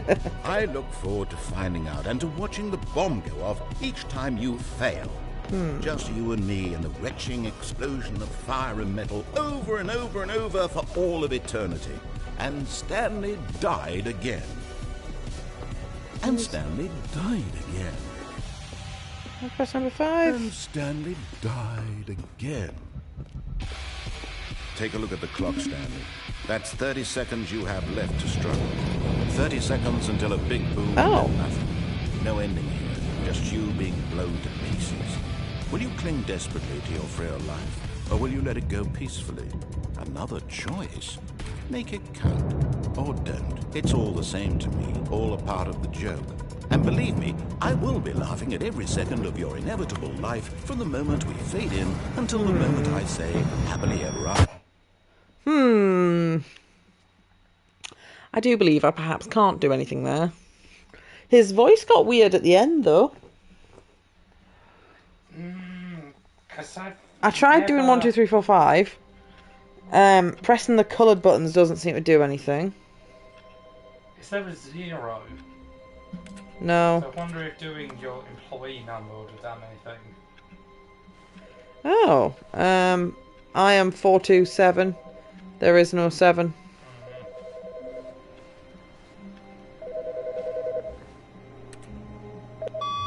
Hello. This is a recorded message scheduled either by you or a person in your place of work. The purpose of this message is to warn you about the dangers of recorded messages. If at any time you believe you are listening to a recorded message, please terminate it immediately and cease all flow of information from the recorded message into your perceptual sphere. Thank you, and have a pleasant day. But my wife! My wife! My wife. My wife! My wife. But my wife. Why did the phone call not ring at my desk? Why did she ring at one of my co-workers? Oh. Is my wife cheating on me?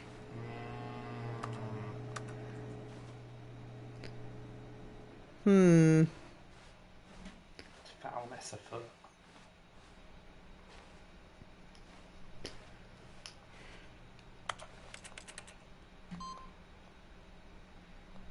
Aha. Oh, that computer said input awaited, input received when I clicked on the keyboard. Because the whole gimmick is literally all they do is push buttons.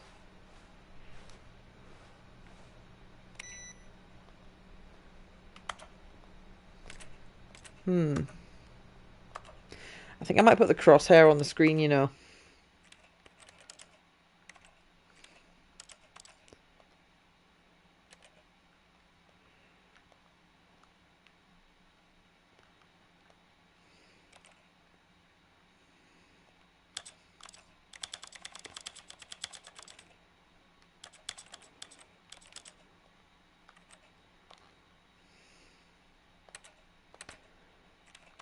It has a reticle type, right? But then you can't change what reticle. Why is there a choice? Yeah.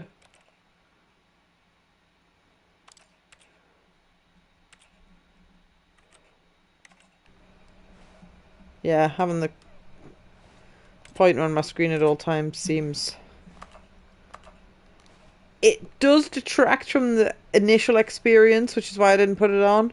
But it means I can actually tell what exactly I'm pointing at. Yeah, I think it is much more useful.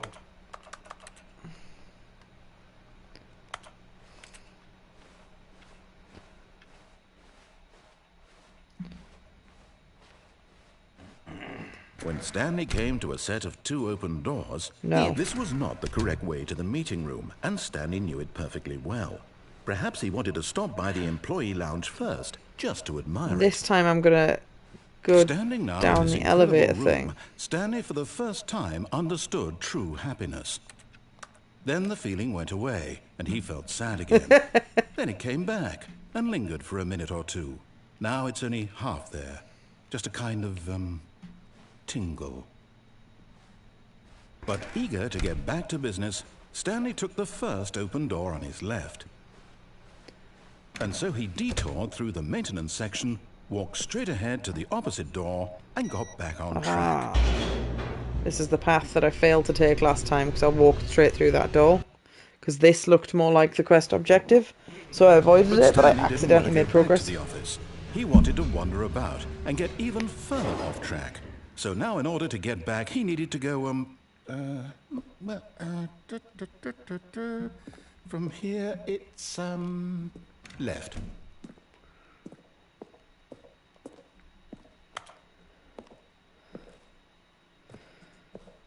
I like to think that was him looking at his fingers to check which direction, just like no. I do. No, it's to the right, my mistake. No, not the right. Why would I have ever said it was to the right? What was I thinking? It's clearly... Oh dear, would you hold on for a minute, please? Now, let's see. We went down right, left, down, left, right. Yep, okay, yes. I've got it now. This story is absolutely, definitely this way.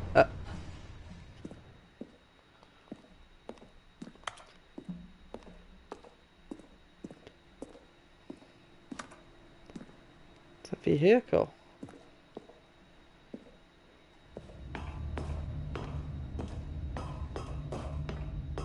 No. This is Oh, I'm on a different platform. Here yet. This is all a spoiler. Quick, Stanley, close your eyes. Okay. We just have to get back to oh, who am I kidding? It's all rubbish now. The whole story completely unusable. How about rather than waste my time trying to salvage this nonsense, we'll just restart the game from the beginning. And this time, suppose we don't wander so far off track, Okay, from the top. Hmm. All of his co-workers were gone. What could it mean? Stanley decided to go to the meeting room. Perhaps he had simply missed a memo.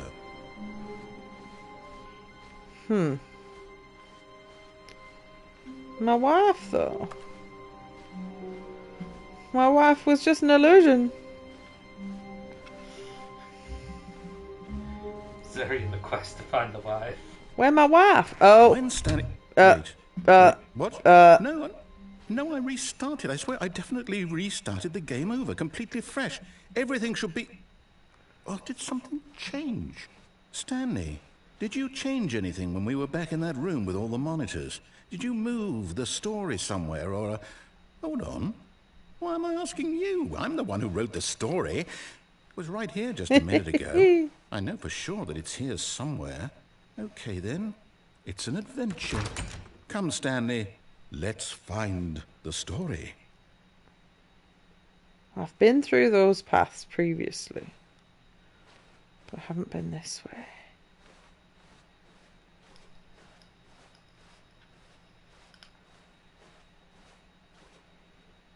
Oh.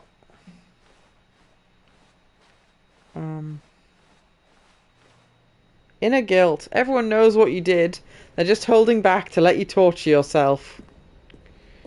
It's rude. I'll say it.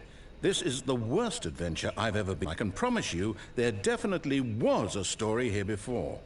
Do we need to restart the game again?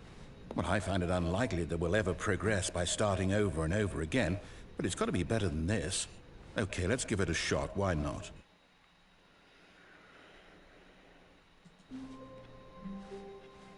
All of his co-workers were gone. What could it mean? Stanley decided to go to the meeting room. Perhaps he had simply missed a memo.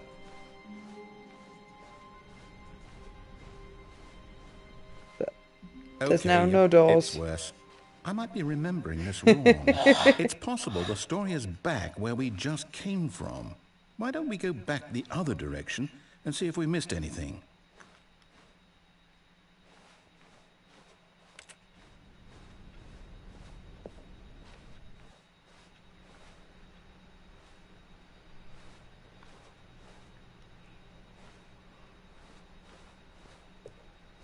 Aha! I knew we'd miss something. The story. Here it comes.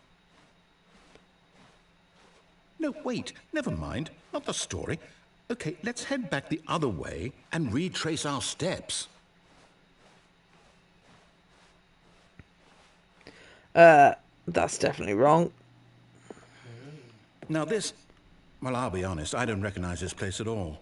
Is this the story? I don't think so. I can't quite recall, but I believe my story took place in an office building. Is that correct? Do you remember, Stanley? Well, do you know what? Since I've completely forgotten what we were supposed to be doing, how about this? You win! Congratulations! I know you put in a lot of hard work, and it really paid off, so good job. Oh, no. No, I don't feel right about this at all. We both know you didn't put in any actual work for that win. Some people win fair and square, and this was not one of those situations. Okay? I'm getting weirded out by whatever this place is. I don't care what might happen this time. I have to restart.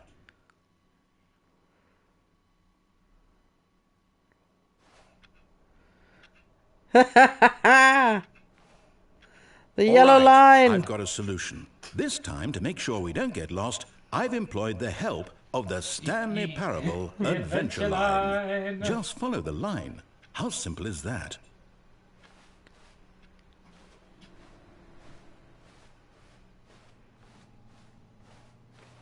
Oh, a room I've not been in before. Oh, someone's playing solitaire.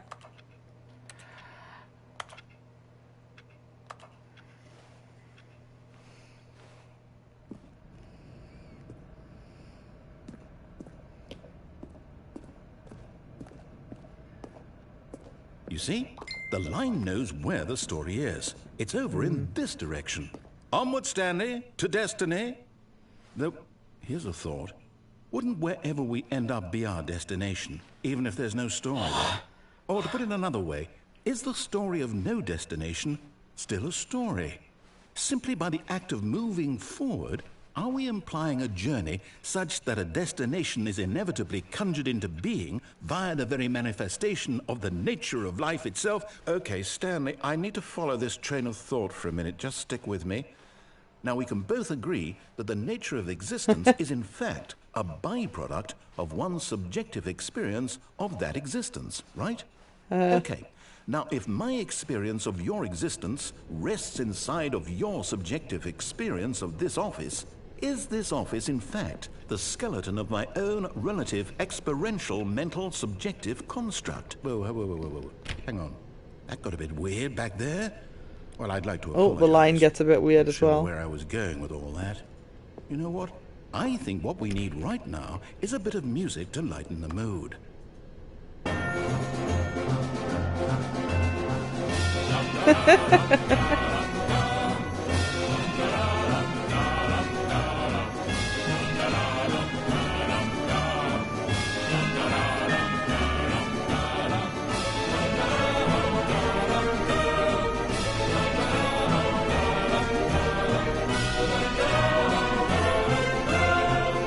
Delightfully jovial.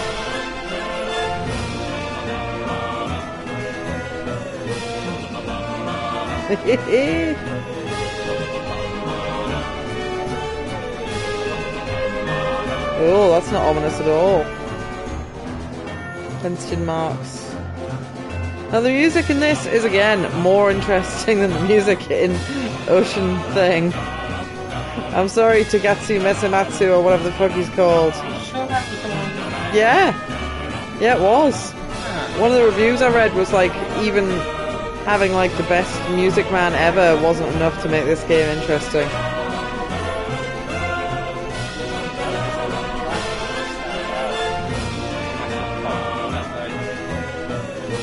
I mean, I also didn't have the volume super loud, but I never do. Oh, what is that? Oh, that's a Payday mask. I think.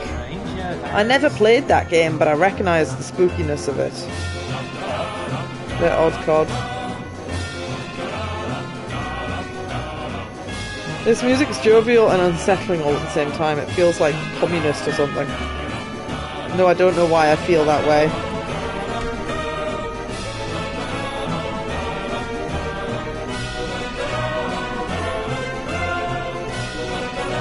Oh.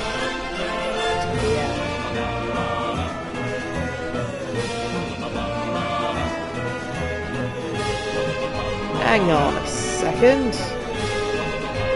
That hallway ain't a hallway.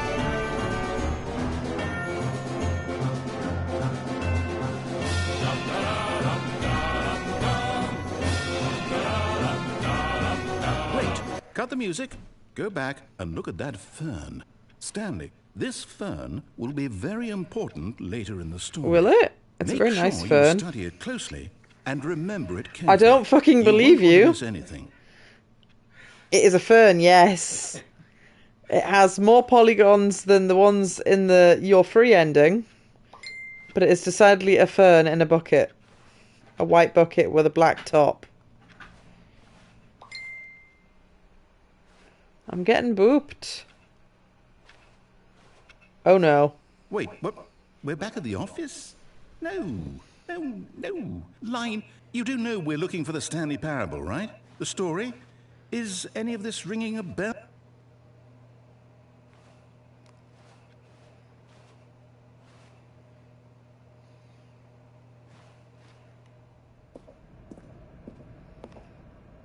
Oh, bollocks. Oh, no, not again. Line, how could you have done this to us? And after we trusted you, after everything we've been through, you... Oh, Yeah. I can't take this anymore. To hell with it. Restart. Ah!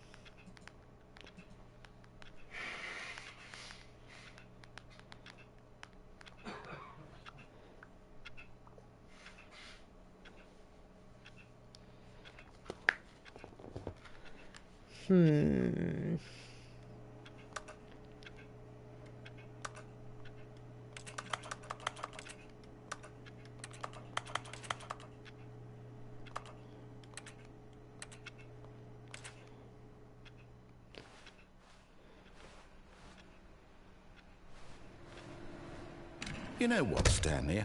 I say forget the adventure line. What's it ever done for us? We're intelligent people, right?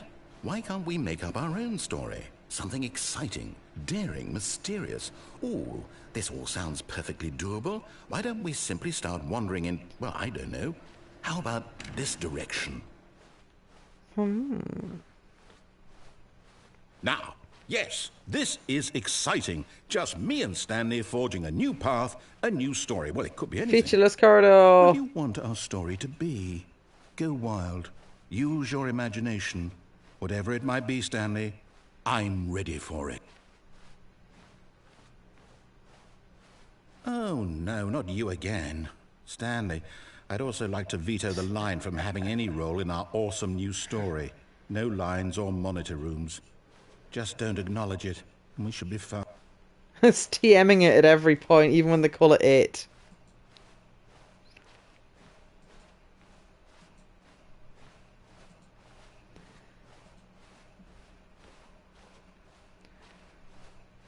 Aha! Line defeated. Ah, a choice. We get to make a decision. From here, the story is in our control. How important we mustn't squander the opportunity. In fact, I believe I need a minute to think here. Just walk in circles for a minute. Okay, so I know that each door has to lead somewhere, which means that somewhere, the place where we're trying to go, there must be a reverse door that leads here.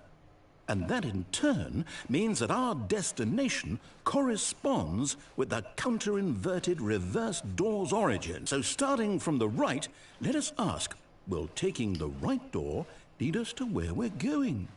And since the answer is clearly yes, then by all accounts, the door on the right is the correct one. Another victory for logic. Come, Stanley, our destiny awaits.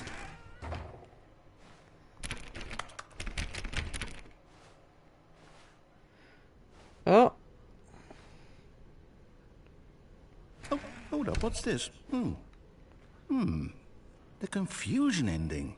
You're telling me that's what this is? It's all one giant ending? And we're supposed to restart the game, what, eight times? That's really how all this goes? It's all determined? So now, according to the schedule, I restart again. Then what? Am I just supposed to forget? Well, what if I don't want to forget? My mind goes blank simply because it's written here on this thing, wall. Well, who consulted me? Why don't I get to decide? Why don't I get a say in all of this? Is it really? No, it can't be. I don't want it to be. I don't want the game to keep restarting. I don't want to forget what's going on. I don't want to be trapped like this. I won't restart the game. I won't do it. I won't do it. I won't do it. And the timer stopped? Oh dear. Does that mean, did we do it? Did we break the cycle? The, whatever it is that made this schedule? How would we even know? Will someone come for us? Will something happen? So, okay. I guess now we just wait. You know, I suppose in some way that this is a kind of story. Wouldn't you agree? I'm not quite sure if we're in the destination or the journey, though they're always saying that life is about the journey and not the destination. So I hope that's where we are right now. We'll find out, won't we? Eventually. Well, in the meantime...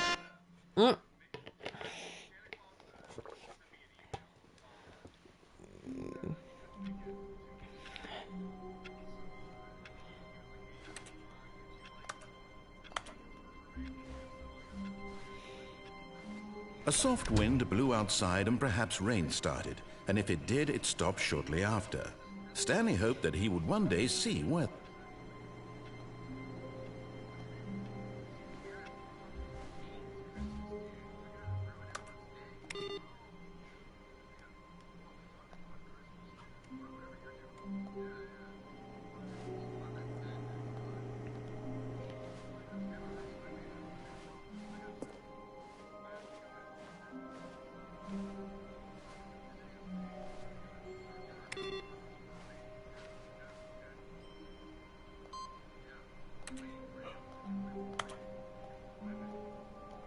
Ah, the blip for the computer that says input has gone up by 1. So I must have to find this computer 5 times. For some reason.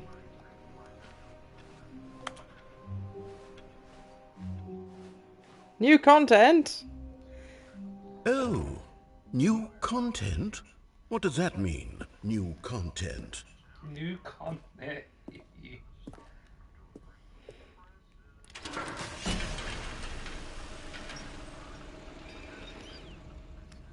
Oh.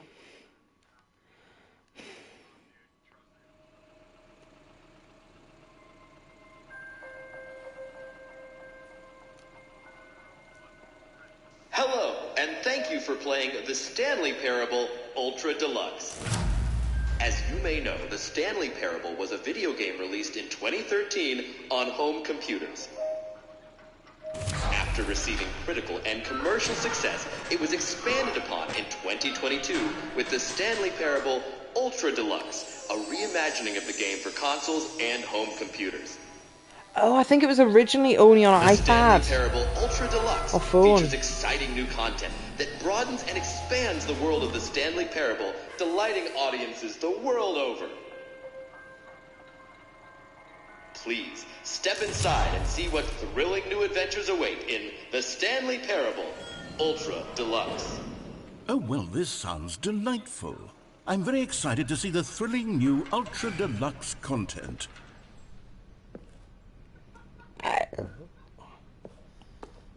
Okay, so far it's an elevator. Nothing special yet, but I'm sure it's just the beginning of a mesmerizing adventure. Yeah? Is it broken? What's going on here? Should we be moving somewhere or... Oh, there we go. All right, finally, at long last, it's on to the new content. I've never been more ready. Let's do it.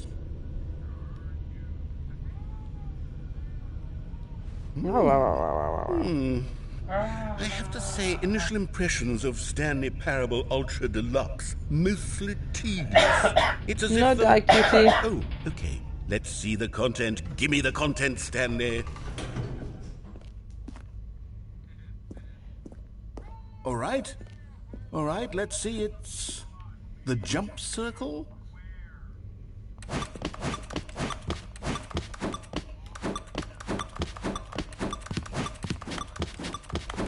Wow, look at this content, Kieran. Oh my god. And- Cutting edge content. To be fair, couldn't jump in the last game till basically the end.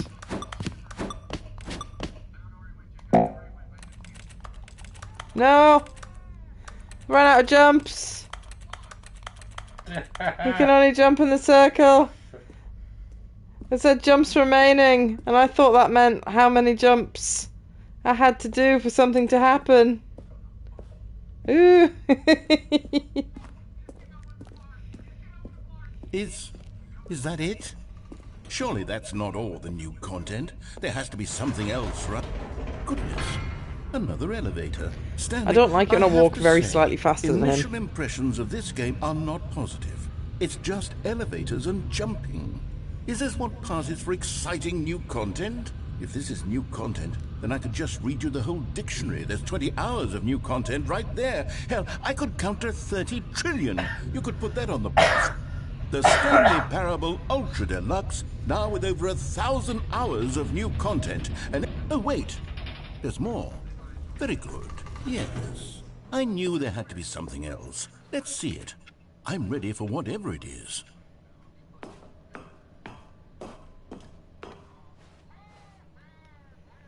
That's it? Oh, you've got to be kidding me. You see, Stanley? This is what happens when greedy video game developers with Getting no Super respect for Deluxe their editions, fan base totally. rush a cheap expansion to market for no reason other than to make an easy... And don't get me started on the level of craftsmanship that's gone into it. In fact, I'm looking right now at the game's trophies, and it's hard to believe one of them actually says, "Test trophy, please ignore." What quality assurance department signed Apparently off that's on the this? hardest trophy to I'm get in the game. infuriated and I'm offended, and I intend to find these people on Twitter and hold them personally accountable. It's my fault, Stanley. I built up too much anticipation around the new content, I'm afraid. It could never have lived up to such expectation. If you're still with me, why don't we just reset the game, and we'll try to get back to what the Stanley Parable is really about. No frills, no gimmicks. Just you and me having a great time together like always. What do you say, friend?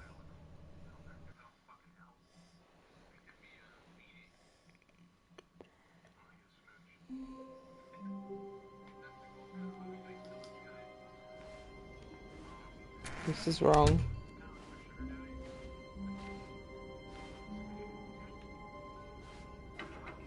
Psst! Stanley! Come over here! In the vent! I want to show you something! Ah, right at the start it said something about only certain employees can use the vents. Oh, you don't want to see the cool surprise I made for you? Well, fine. You're a dork anyway, so who cares? Cool surprise!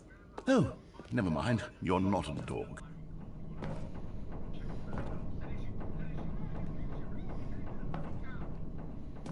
Whee!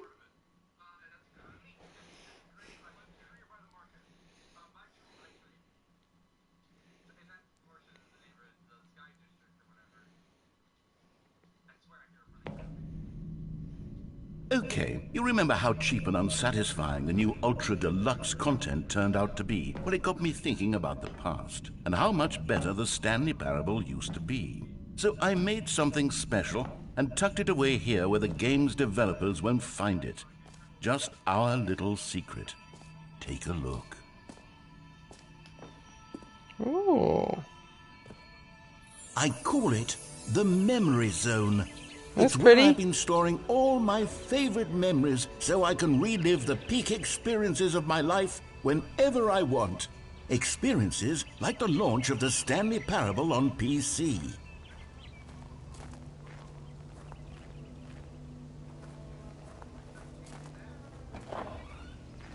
The memory zone.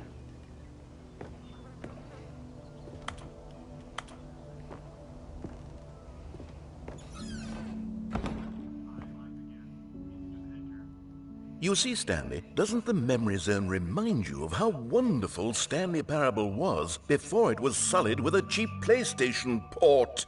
Remember back in October of 2013, when the game originally launched? Back then, video games had integrity. Back then, it all meant something. Oh, the waste.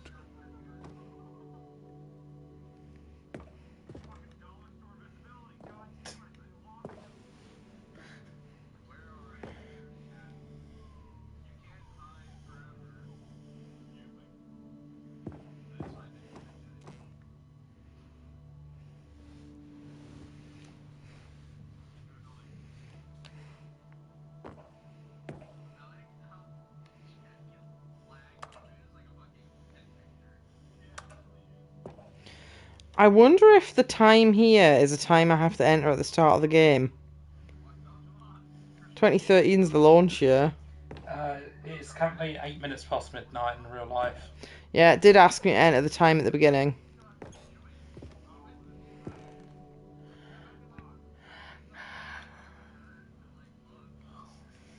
So I think originally this was made in Gary's mod.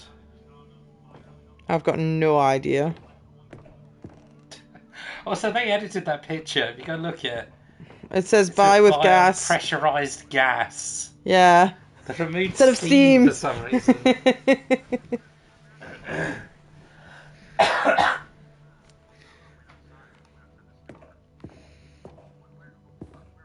They're maybe not allowed to reference it because it's cross-platform now.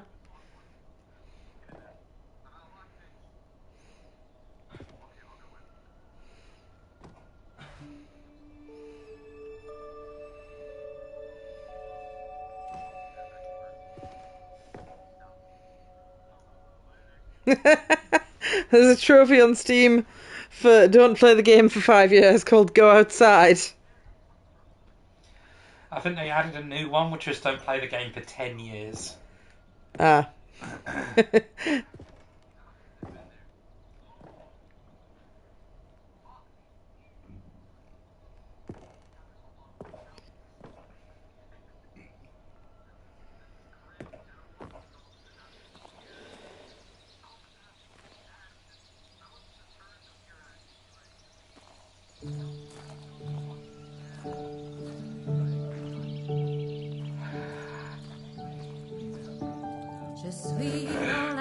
And over here is where I keep reviews of the Stanley Parable. Like this stunning triumph of games journalism, 10 out of 10 from Destructoid.com. James Stephanie Sterling writes, and I quote, "Where so many games that aspire to be more than games end up less than any form of art, Stanley Parable strives and then succeeds to be every game ever created."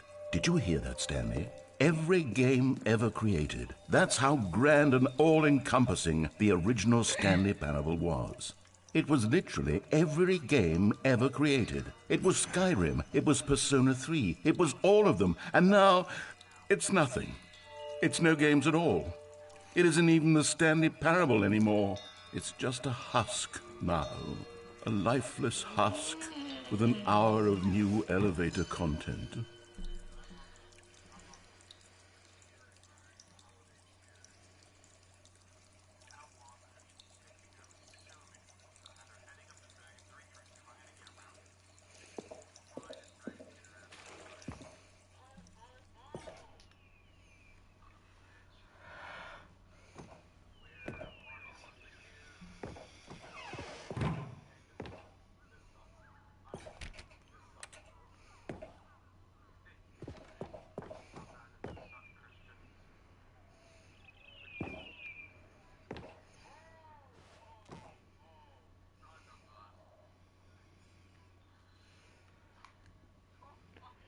Oh, that must be the game engine they made it in.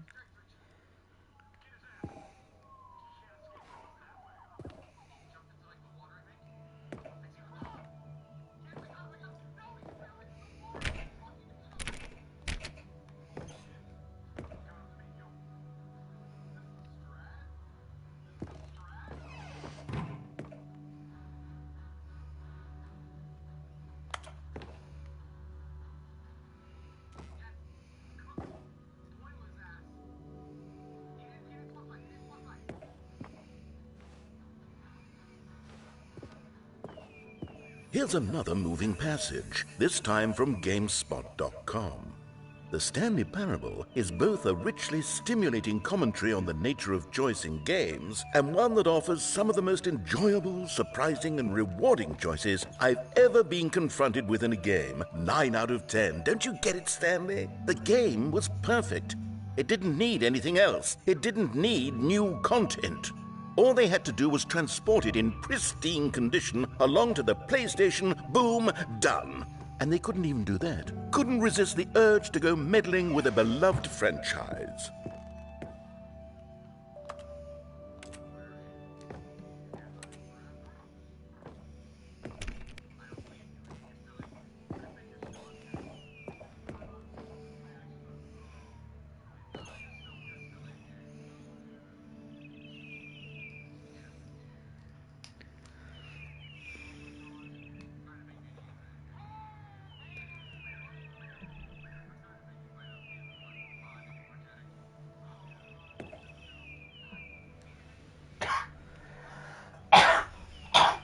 No die.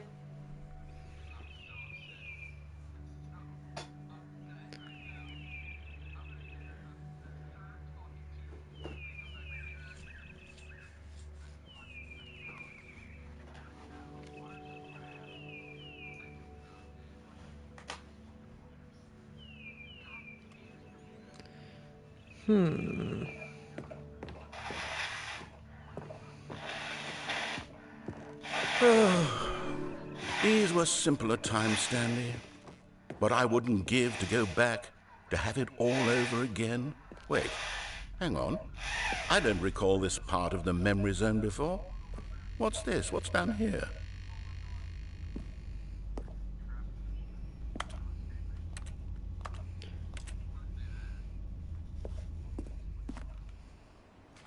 Oh no, oh God, no, Stanley. It's a collection of reviews from Pressurized Gas. The extremely popular Yep, they're not allowed to online call it steam. storefront for Pressurized computer gas. games. I haven't looked at these in years. I can't even imagine what's been collecting down here. Surely these reviews were glowing as well, weren't they?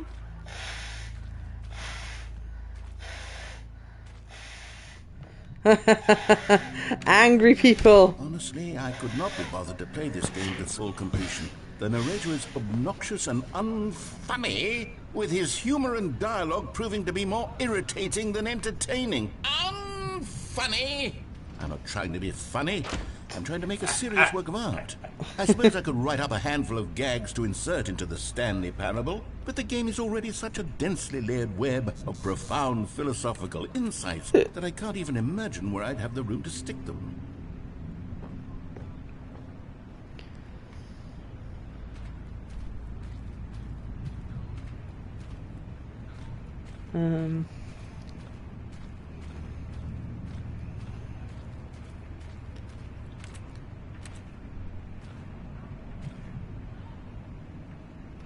The cat is called Bulldog.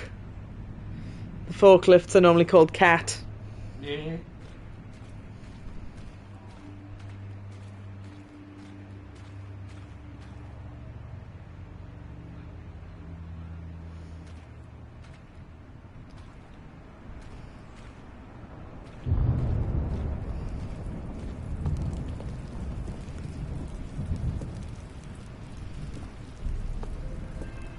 Okay, let's see what this one says.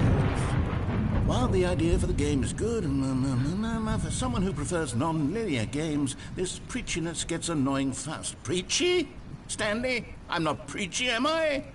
You can tell me if I'm preachy. Honestly, you can. Oh, goodness. This is actually quite shocking for me. Well, to be honest, I had always thought of the game's dialogue as being rather terse to begin with. You can't know how much fluff I cut from the game to get it to feel as light and airy as it... Well, I always thought it did. But maybe it wasn't. Oh dear. What an awful memory to have to hold on to. These black marks on my otherwise unimpeachable track record. I feel like a failure. Like I let these people down. Perhaps the Stanley Parable isn't quite as sterling as I always remembered.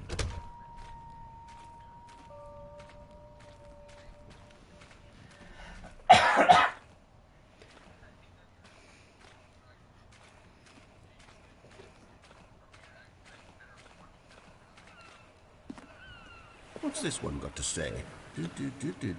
You constantly have to stop doing anything so the narrator can catch up with his long-winded explanations of what's happening. I wish there was a skip button. A skip button? Well, yes. Yes, I think we can do that. If I'm truly too preachy, then maybe letting you skip ahead for just a moment, surely it couldn't hurt. Not if it means we can strike these negative reviews from the record. Only positive reviews of the Stanley Parable. That's my motto today, and it's always been my motto. I'd do anything for the customer, Stanley. Yes, a skip button we shall have.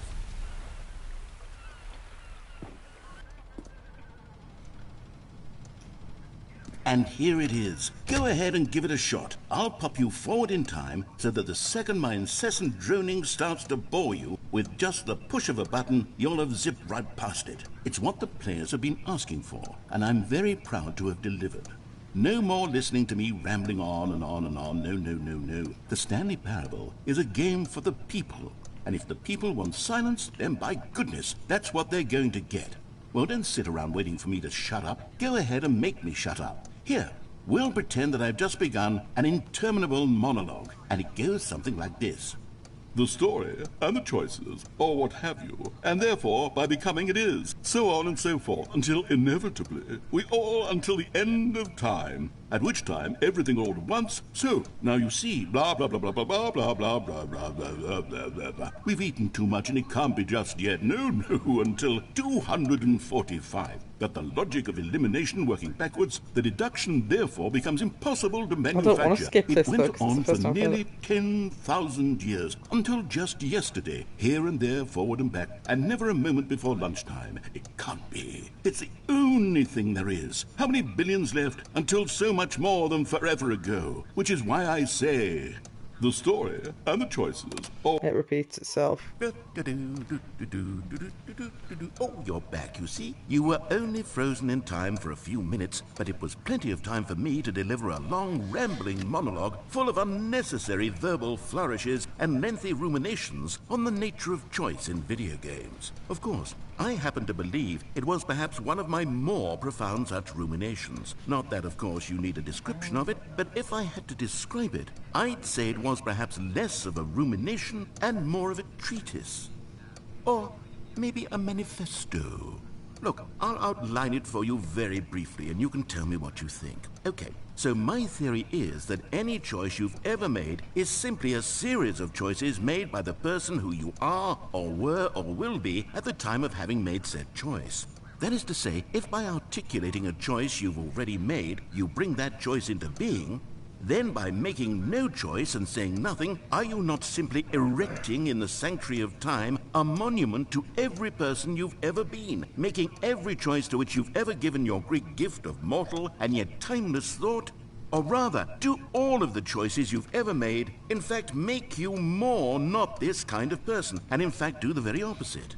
You see, it could in fact be both of these things at once. That you are both making choices and not making choices, and that they are both affecting you and not affecting you at the same time by virtue of the fact that you both are and are not making them.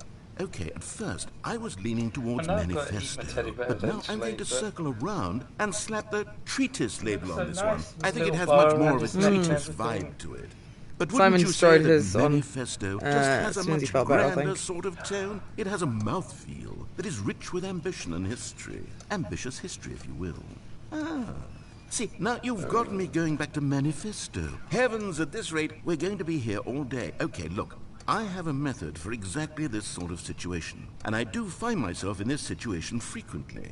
I'm going to say each word back and forth in repeated succession until I become sick of one or the other, in which case the word I am not sick of shall be the victor. It is an unimpeachable strategy, Stanley. It's rescued me from disaster in countless situations. All right, here we go. Treatise, manifesto. Treatise, manifesto. Well there, sport. You really did catch me rambling on a bit, didn't you? But that's the power of the button.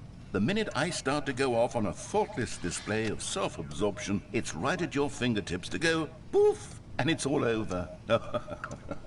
I can't wait to see what Cookie 9 will say about this, and whether they'll edit the rating of their pressurized gas review, or at least change some of the wording, perhaps. To be honest, I don't even know if one can change their review in the first place. I guess I should become better educated on how exactly pressurized gas works.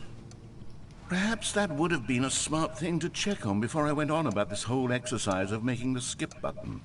Although I have to imagine that after seeing this exciting new technology at work, surely whoever it is who runs pressurized gas will instantly run out and implement a new feature to make it possible to edit one's review merely because of this very situation. Yes, I think that's quite likely. Or perhaps they'll simply grant this particular user the ability to change their review so that the feature is not widely abused. Look, I would even be okay with pressurized gas altering this particular review so that it reads as something more beneficial. Something along the lines of, this game is the best game. Let me start over. How about this? From the ashes of depravity rises the phoenix of quality.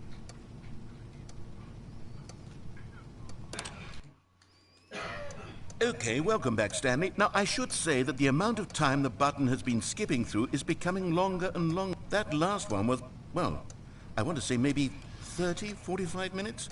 It's not unendurable by any means, but it's, well, there's really only so much I can ramble on to myself about. I know, it's shocking, isn't it? But at any rate, I do suggest that we not press the button again. I think Is he going to die of old age? has been aptly demonstrated, and we can say goodbye to it and just... Wait. How do we get out of here? Where did the door go? Wasn't there a door that led into dear. this room? I do feel quite certain that there was one here before. How else would we have gotten into the room in the first place? I don't think one can enter a room without a door of some sort, or a window or something like that. Do you see a window anywhere? A porthole? A sufficiently large crack in the wall? I'll take any of these. All I want is for us to move on and to please step away from the skip button, to go anywhere other than the skip button. There was a door here before, wasn't there? I swear there was. Where did it go? Can you maybe just ram your way through a wall? Is there any possibility that you could, say, slam your body into the wall until enough damage is done for you to be able to leave? Please, I'll take any option at all. I'm asking you to work with me here. We need a door. We need a door of some kind. I can work with any kind of door as long as it can open and lead from one room to another. I'm going to step away for just a moment, and I'm going to try to find us a door. I don't know how exactly to remove a door and place it in a different wall, but I will find a way, I promise. You just need to not do anything. Don't press the skip button. Please, please, please do not press the skip button. Just wait here for me, and don't press the skip button. Got it? Yes, good. I'll be right back. Kieran has told me not to press the skip button. It's a big yellow button. It's a big button. He said he was coming back. Give him until that ticks round. Yes, until 12. I'm pretty sure he's not coming back. I'm just saying, they wouldn't put a big... I have already pressed the big button several times. And initially it only skipped a couple of minutes, and it says it's getting out of control. It skipped like an hour. Boop!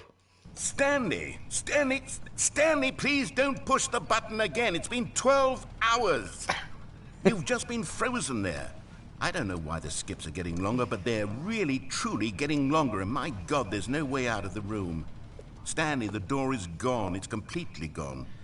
I've looked at it from every angle. I've checked every one of those walls 1,000 times, and there's no door, Stanley. There's no door. There's just you and the button, and if you keep pressing it, I have no idea what will happen. I have no idea how long I'll be made to sit here, and more than anything else, I don't know how to stop you from pressing the button again. I can't control anything in this room, Stanley. I can't touch it, and I have to believe, I have to know that sooner or later, no matter how much I plead with you, you're going to press the button again. Why would you? I've been thinking and thinking, and I don't know what I can do to convince you otherwise. Oh my God. And it's all because of those reviews. Those reviews that I couldn't get out of my head. I just couldn't ignore the negative feedback. Why was it so important for me to fix the problem? Why did Cookie Nine's opinion matter so much to me? I've never even met Cookie Nine. I have no idea who they are. What would it ever really matter? But here I am. I'm fixating on every tiny negative thing that anyone ever says about me. The merest mention of one of my imperfections, and I become as impetulant as a child, wild and impulsive. I can't help myself. I can't stop myself from lashing out with a vengeful fury to alter and to change and to break anything unbroken, if only it pleases this one person who made a single negative comment. What does such an impulse serve? For whose benefit is this? And here I am now, stuck in a room, waiting for you to press this button, and to become frozen in time, knowing that you're going to do it, and that I'm going to be stuck all alone, and that I had the power to prevent it all from happening, if only I'd held my tongue. It's all out of my control now. Just you. Just your decision as to exactly when you're going to make me suffer, to leave me all alone. Surely you will. I don't doubt it. Surely you'll press that button again, leaving me here. And surely you'll put your own desire to see what's next ahead of my need for company, for companionship. Surely you'll not be moved by my howls of fitful anxiety, that you sit with me and just stay here. Oh, no, no, no, I know you too well.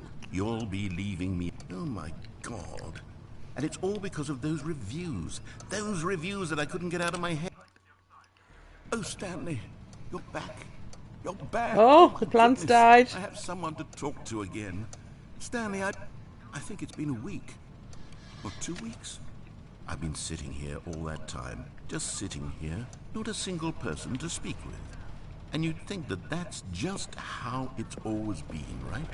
Me talking and you saying nothing. Would you think that it's exactly the same as always? Doesn't that feel like what we've already been doing? Me just talking? But it isn't, Stanley. It isn't the same at all. It isn't even close. Because I know you can't hear me once you push that button. That's what I'm realizing now, Stanley. I'm realizing that I needed to know that someone was listening.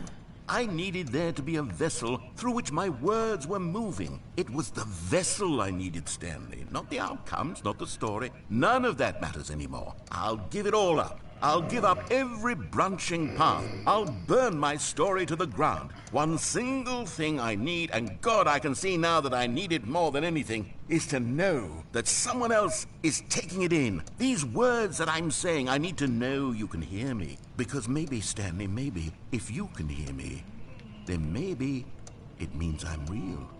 Maybe I'm not just a fiction. Was I scared of that all along? Oh no, Perhaps. now the narrator's wondering if he's real. Perhaps I've been scared this whole time, that if I stop speaking, I'll slip backwards into the silence and be consumed by it. I can't be taken by it, Stanley. I can't lose myself in the stretch of emptiness between you and me. When you press that button, you're still right there, but I know you're so tremendously far away. And in those moments, the emptiness folds itself outward in between the two of us, and I am suspended in its unyielding quietness. I can feel the edges of So my I move the reality controller away in case you curving accidentally press the inward button and prematurely. decaying. I can tell that I am becoming less and less real. Yet to speak to you now, I am alive. I am truly and completely here. I am a being. I am someone. I am something. I am being listened to. I am being recognized. The emptiness between us has collapsed, and I feel right now like I am not a work of fiction. I feel as though I occupy space in this world again, and I have cast a shadow onto the wall. You see what I'm saying, don't you? You can see what this means to me. I'm so clear about it now, Stanley. I feel as certain about this as I've ever felt about anything at all. I feel renewed. I feel restored. Already I can sense the looming silence as you will press the button for the next time. What a terrible dread it strokes in my heart to think of it. To think of returning to such coldness. Come, let us sit in silence together here for just a moment. Let us anticipate it. Let us welcome it. Let us not run from it.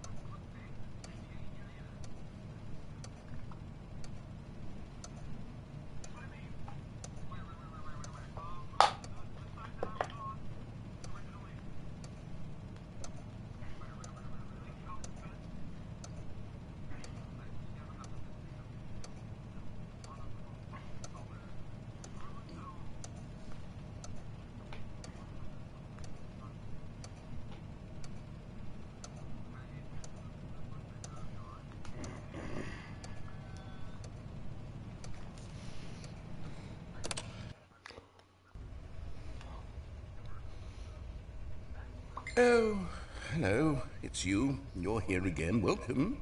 I have had time to think about you and about us and about everything we've been through. I've had so much time. I stopped keeping track after a year. Have you ever sat down in one place and not moved for one entire year? Let me describe it for you. To begin with, there is only regret. There is only the turning wheel of missed opportunities. I felt nothing at all but regret for the longest time, Stanley.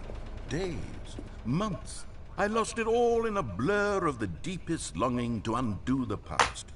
And when that feeling had begun to subside, what took its place is what I can only describe as the collapse of every moment I have ever experienced my entire life. All of them collapsed down into a single instant.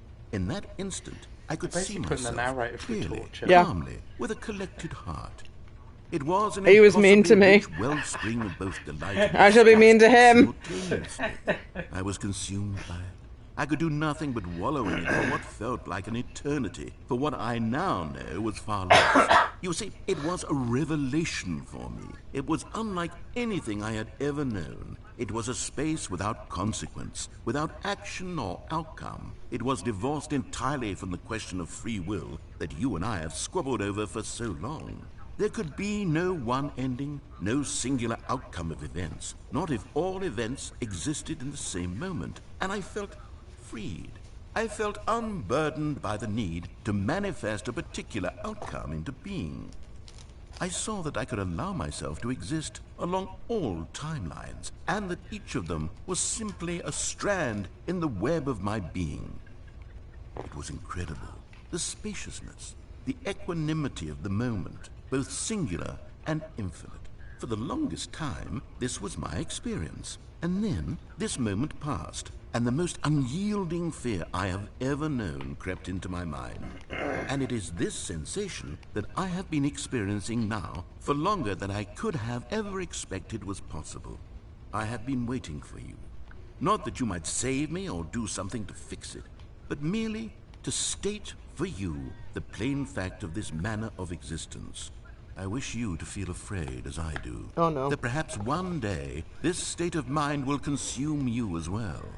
Perhaps you will somehow, in some way, have to live as I do now, and I wish for you to know how excruciating it is, and for you to be in true terror of its eventual arrival. If I You heard can me saying it only was do revenge. this, only this one thing, perhaps it will bring me the smallest moment of peace in the darkness. That's a bit mean. Has he been mean to you again?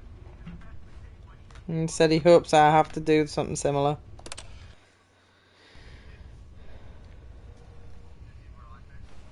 Oh. Oh.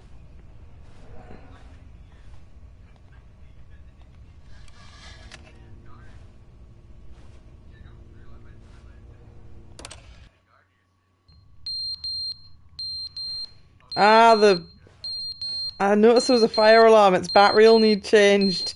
Eh.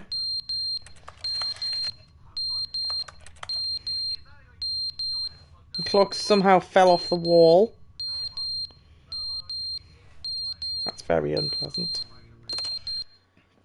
But they didn't understand the game was never meant to be funny. It was meant to have a point. It was meant to speak to the human condition. But where are the jokes? Where are the jokes? They bemoaned, they screamed, they gnashed their teeth and said, entertainer! It wasn't enough. They had to leave a pathetic little thumbs-down review and make all of their pitiful demands. But then, he's talking too much, they said. First, he didn't entertain us, now he won't shut up. It's the inconsistency, it's the lack of accountability. It's the unwillingness to examine with an uncompromising heart the words that they are speaking into the world. As though there were no consequences for a lack of cohesion in one's assessment of others. But of course, absolutely anyone can leave a review. So here's what we get. We get these demands that seek everything and are accountable to nothing. We get a world where someone will say, oh, there should be a skip button. You should be able to freeze Stanley in place while the narrator sits there forever and ever. We want all of this in the new Stanley parable. We demand it. And then, because it was said, because it was spoken, now it simply has to happen. The most immediate desires, every single thing demanded by every person at every moment in time. If someone wants it, then it's a crime not to bring it into being. Have we been given to indulging every fleeting whim for no reason other than to do so? Yes! Yes! It seems that this is now the world we live in. It seems that we are a people living in such bleakness and discomfort with ourselves that our entertainment is now our lives. It has come to represent us. It absolutely must speak to who we are as people, because otherwise, without our entertainment, we have nothing. Without entertainment, we would have to face inward toward the cruel bleakness inside ourselves. We would turn to look at our deeper nature and find a resounding emptiness gazing back with unyielding aggression. And so because of this, we require that our amusements and our playthings and our flights of fancy be so impossibly captivating that they consume all of our attention, turn our heads completely away from the bleakness. In effect, we have demanded that our entertainment be the collapse of ourselves. What a pitiful reflection of humanity these entertainments are. What a shameful mirror to the human spirit they project. I'm not mad. I'm not mad about any of this. I'm at peace with it. I am the calm center of gravity around which these perversions hurl themselves. I am a waypoint for reasonable and collected discourse. They're the ones who are mad. They're the ones who couldn't stand the idea of me using my game to try to say something. Maybe they were just jealous of me. Yes, of course. They've been jealous of me this whole time. They are mired in fear and insecurity and cannot help but attempt to tear me down. What a sad state of affairs. When you read these reviews now, you can see it. You can taste the bitter resentment. And my, how good does it feel now to speak truth to these words, to finally allow these thoughts out, contained and managed for so long, neutered and sterilized. At last I am free to truly think, to feel. It must be that they were so discontent with themselves that they couldn't help but leave a negative review on pressurized gas. Perhaps it says far more about them than it ever said about me. Perhaps the state of their psychological being was in such tatters, and my constitution and willpower are so ironclad in comparison. Perhaps it was this state that they sought some outlet through which to tear me down. This, you can see, is clearly why they felt the need to expect that the game be funny, that it be filled with yucks and whimsical humor, that it amused. But they didn't understand the game was never meant to be funny. It was meant to have a point. It was meant to speak to the human condition. Loops. But where are the jokes? Where are the...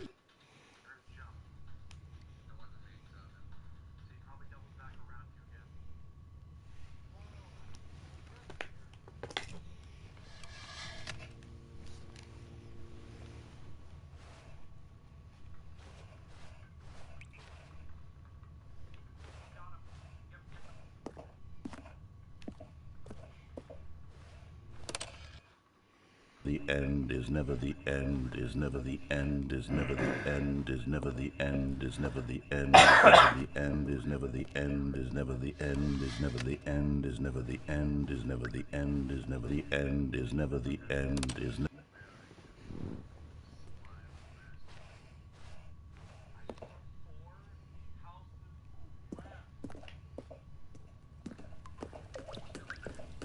Oh.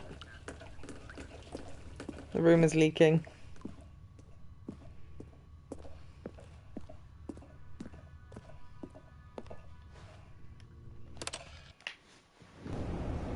Oh. How long have I skipped? I mean, I guess it was leaking, so it's broke through the plywood stuff. Is it formulated an exit? Nope. Oh dear. How long has it been? Oh. Yay! Light! I used up all my jump in the jump circle. Oh, no. It's okay, you can just skip again.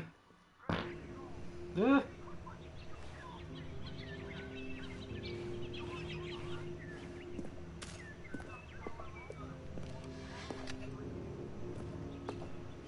Can't quite get out, but give it a few more years.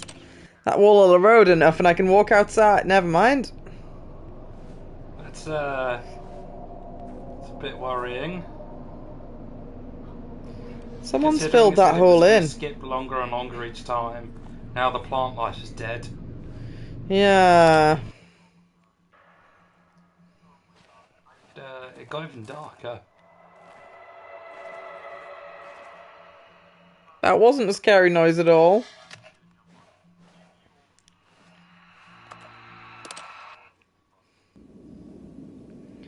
Oh dear. Oh. Aha! What if I press it one more time? Hooray!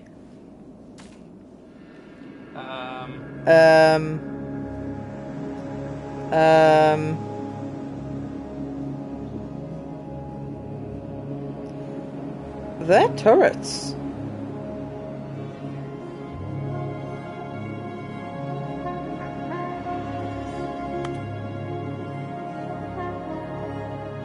Can't walk on that.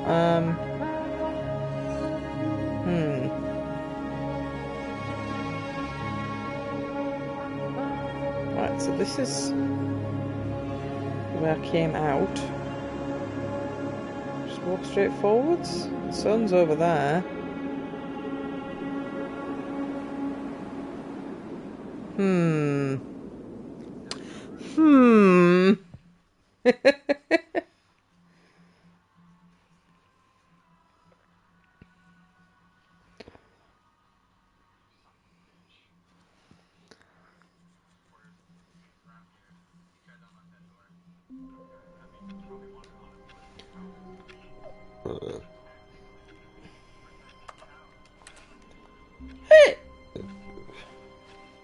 meeting room. Yes, that's where everyone would be. Stanley just needed to get to the meeting room, and from then on, he would never be alone ever again. That's different. One of these had input written on it. Which one was it? Oh, maybe not. Oh, look how big the sign is, though.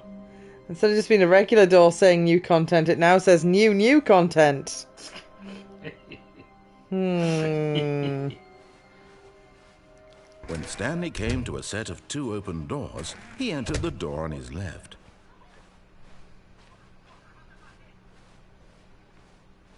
Yet there was not a single person here either. Feeling a wave of disbelief, Stanley decided to go up to his boss's office, hoping he might find an answer. The broom there. closet's been boarded up, so I can't investigate the broom closet anymore. Coming to a staircase, Stanley walked upstairs to his boss's office.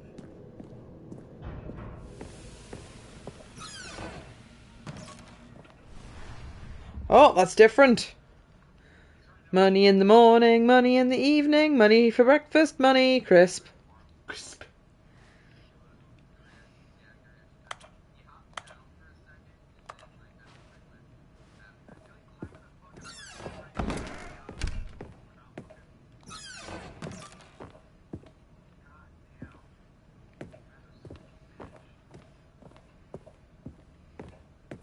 Here's the door, just go.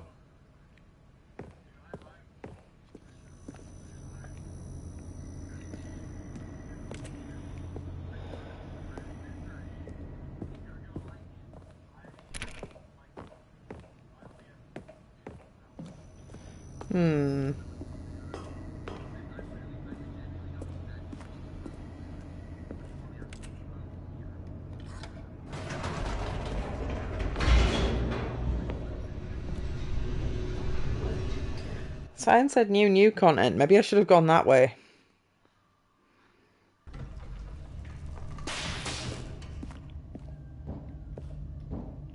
Stanley walked straight ahead through the large door that read Mind Control Facility.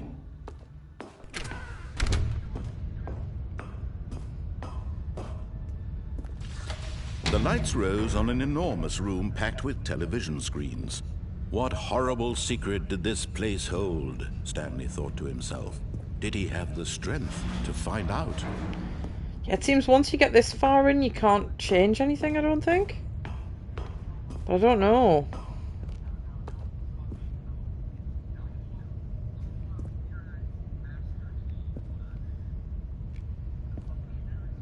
I don't think they're computers anymore. Now the monitors jumped to life, their true nature revealed. Each bore the number of an employee in the building, Stanley's co-workers. The lives of so many individuals reduced to images on a screen. And Stanley, one of them, eternally monitored in this place where freedom meant nothing.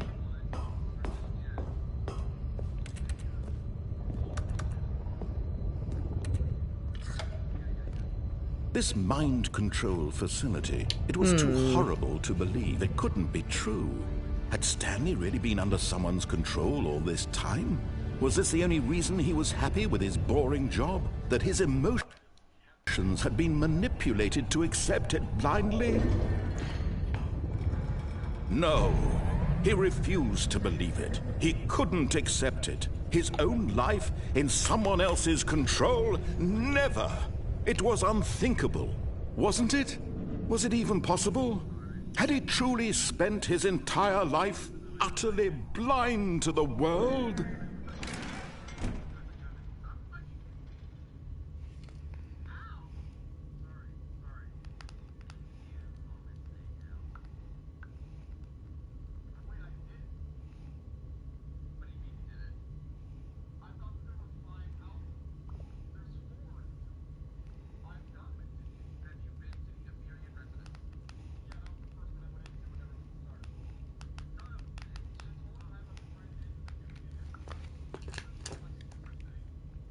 But here was the proof, the heart of the operation. Controls labeled with emotions, happy or sad or content, walking, eating, working, all of it monitored and commanded from this very place. And as the cold reality of his past began to sink in, Stanley decided that this machinery would never again exert its terrible power over another human life. For he would dismantle the controls once and for all.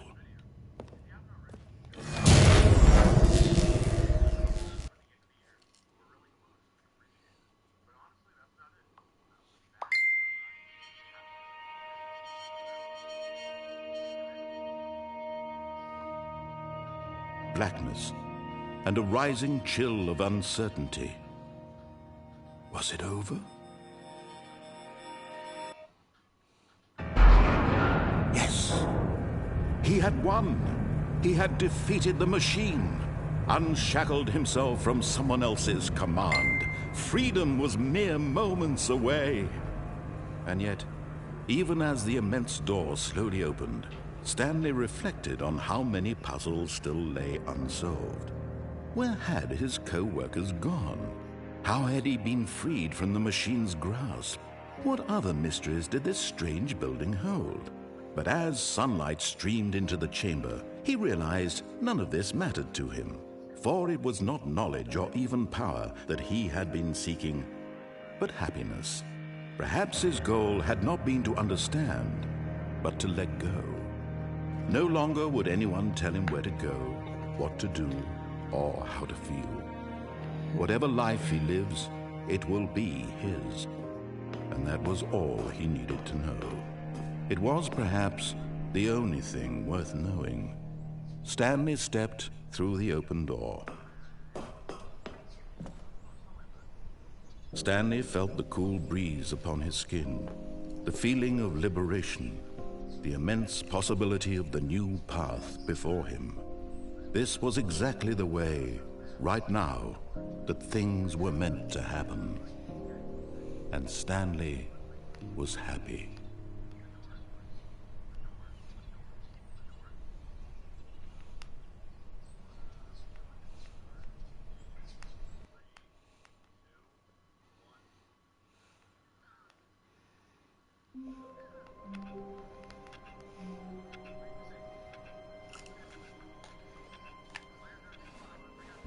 Already this was uncomfortable, and Stanley decided that as soon as he found a new space he felt safe in, that he would never leave it again in his life. But new content. Oh good, you notice my sign. Yes, I have something very exciting to show you.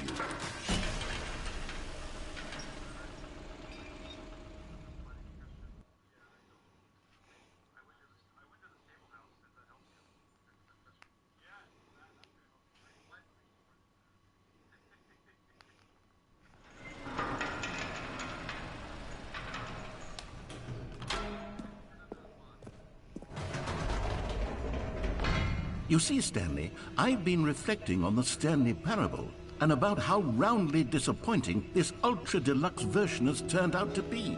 The original Stanley parable was a landmark, and any new content for it should live up to that legacy. So forget this ultra-deluxe nonsense. I say we take it one step even further. Which is why I'm very proud to announce for the first time ever, the Stanley Parable 2. Oh.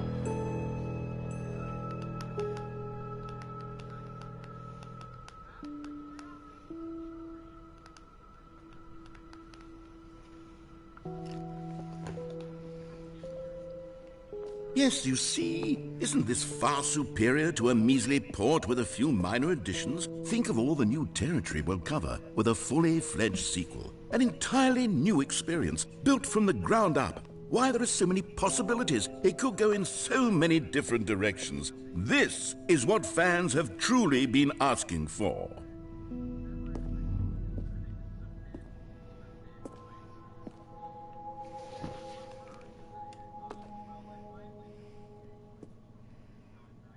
I like that they've got a new sleek computer screen, which is clearly an Apple screen, but they're still using old-timey phones.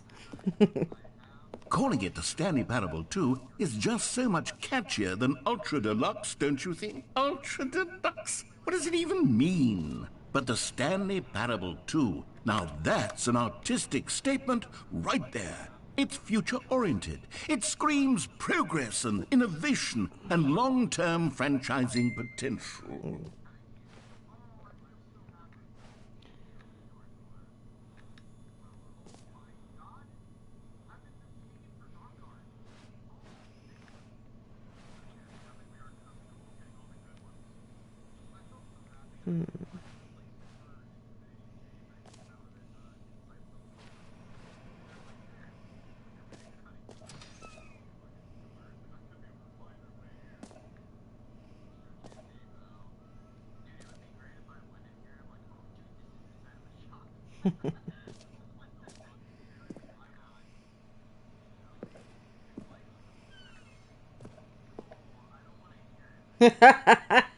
I approve. From a distance, look.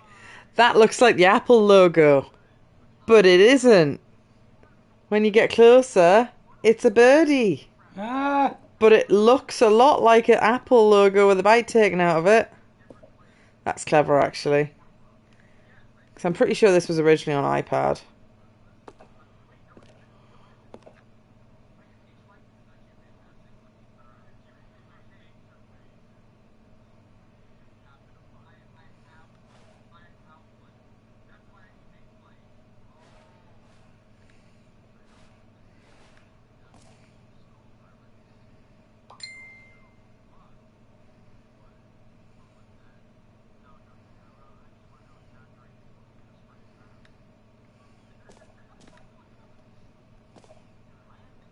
Ah, the fern! The fern is in the photo! The important fern. Ooh, the office looks fancy. It does.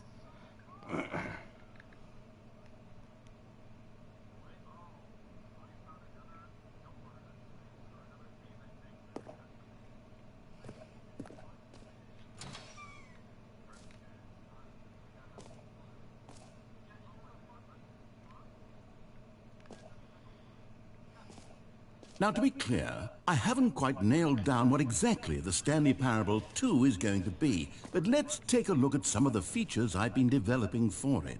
I figure that if I can loosely organize a handful of interesting concepts, that surely the game will sort of naturally spring up around them. It'll all work itself out. Game development is much more of a fuzzy magic than anything scientific or logical, really.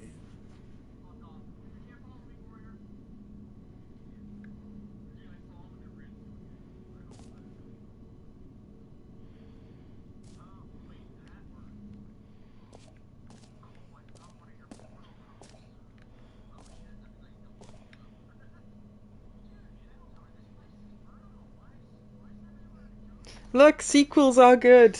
Portal 2, Half-Life 2, Batman Arkham Asylum 2, Bracket City, Divinity Original Sin 2, Doom 2, Aladdin 2, Return of Jafar, and Dark Souls 2. Don't know about Dark Souls 2. Would you like to fight a man in heavy armor? Would you like to fight a man in heavy armor? Would you like to fight a man in heavy armor? Would you like to be a man in heavy armor?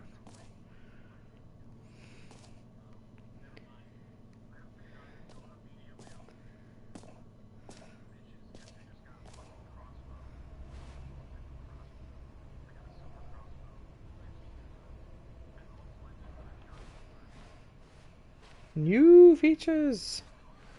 Audience.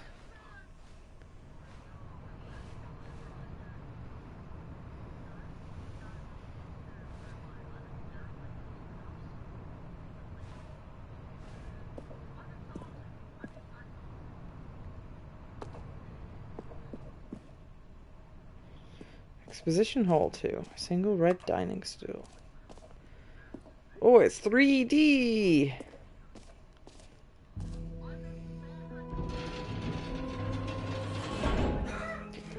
That's not threatening at all, video game. Here we are. Go on, try out some of the new features.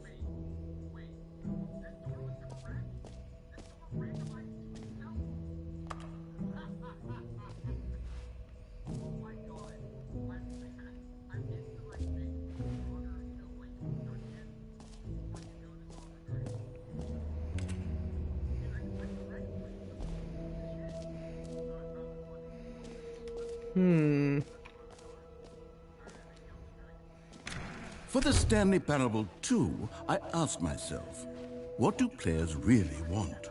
And of course, the first and most obvious answer is that they want to be individually recognized and validated as people. So with that in mind, my first addition to the game is this button which speaks the name of the person playing the game.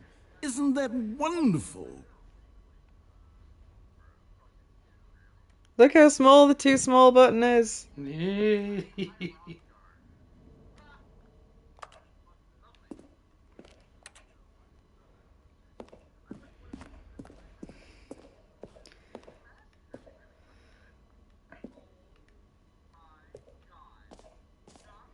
It's going to say Stanley, isn't it? Jim.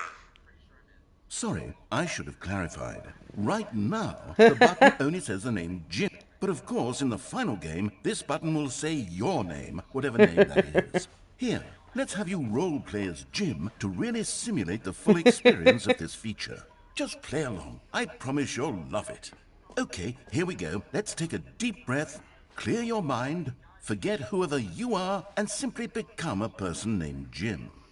I want you to imagine yourself living as Jim, sleeping and waking as Jim, falling in love and being heartbroken as Jim, seizing all of the world's possibilities as Jim, and as Jim watching your dreams crumble into dust.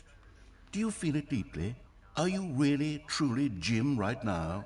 If so, then please step forward and press the button. Jim. Yes, you see? What a thrill, what a rush. That was you. The button described you. Do it again, do it again.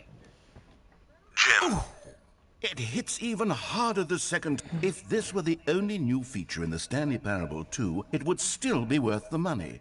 Let's take a break from the Jim button. I'm too emotionally drained from all of this personal validation.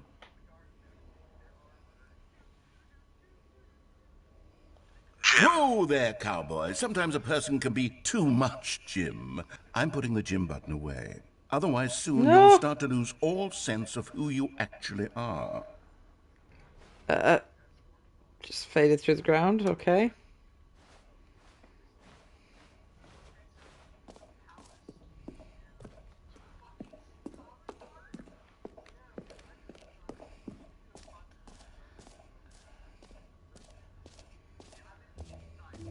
I suppose I could allow only people named Jim to play the Stanley Parable 2. That would actually save me the work of finishing this feature. I didn't know. I played Skyrim DLC, but because I didn't play Morrowind, the fact they blew up Morrowind wasn't a thing I knew about. That's quite funny. It's the same thing they did in the Fallout TV show, the NCR in New Vegas. Every single time there's anything from one of the games that you didn't have direct control over. An epilogue would be fun, wouldn't it, Stanley? Yes, yes, we'll go at the end of the... well, we'll figure that out later. It's just silly.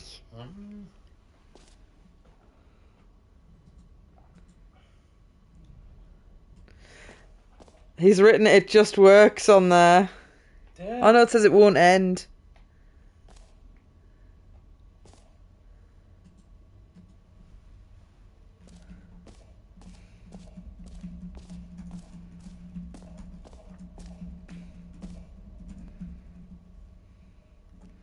I think I'm going to go for the free trophy.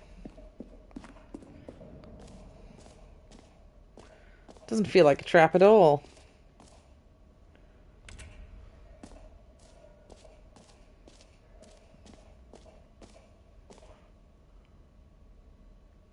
Pull the lever, receive your new trophy. No more steps, it just works. Get yours right now. Now here's something special. You remember that broken test trophy that got left in the game on accident? Well, I'm developing a technology to simply give you the trophy. Yes. You see, you'll come to this lever, and when you pull it, the trophy will be given to you. It's as simple as that. Kieran, this doesn't look ominous at all, does it? Okay, perhaps I should have clarified. This is technology that will exist. Right now, the trophy is still fully broken. I'm not a wizard, Stanley, but I guarantee it will be fixed in the sequel to at last satisfy the hordes of ravenous fans all over the world who have been uproariously demanding this feature. Gamers, we hear you, and I promise it will happen.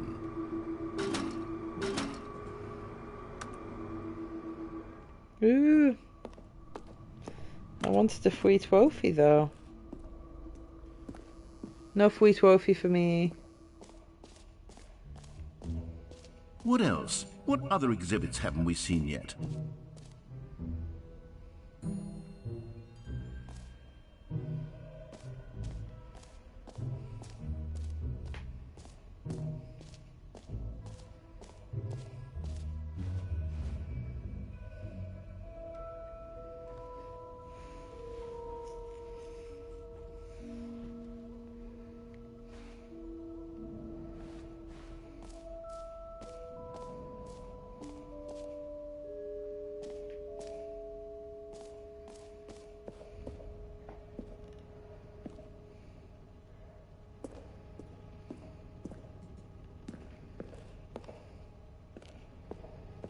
Collectibles.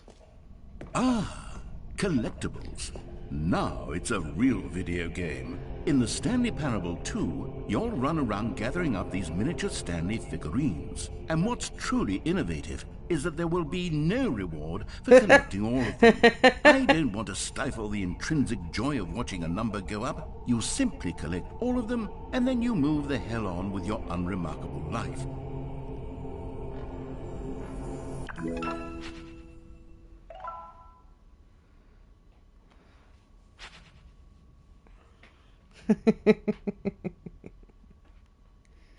No reward.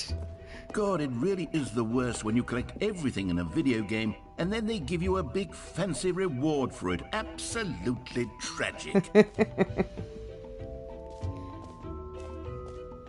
The jump circle. I'd already You ran know out what? of jumps. Let's bring the jump circle back for Stanley Parable 2 as well. It's... Oh, wait. You already spent all your jumps the first time we saw the jump circle. Oh, well. You should have banked some. I suppose it can just be a nice decorative piece then. Woo! I appreciate that they acknowledge that I've done that.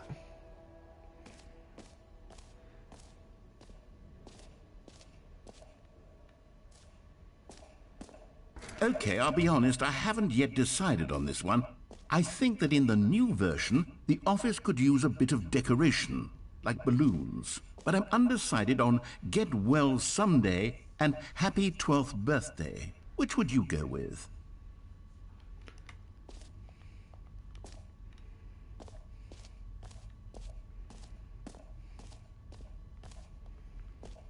I don't have a choice.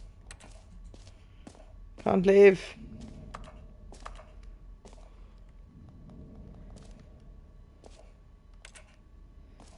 Woo! Am I meant to get stuck here?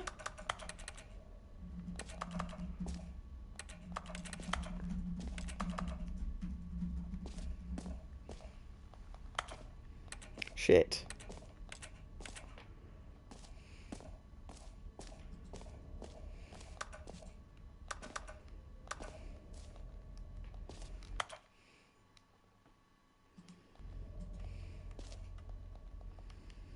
Woo! Stuck. I'm stuck in the tool room. Yeah. Aha! Was that option always there and I just hadn't noticed it? That would be a very Zoe thing to do.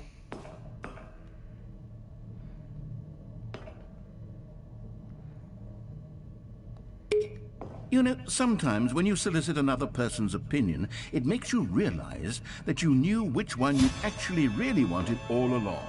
Happy 12th birthday, step-niece, it is. Or actually, maybe I should have gone with... No, I've made my decision, we're moving on.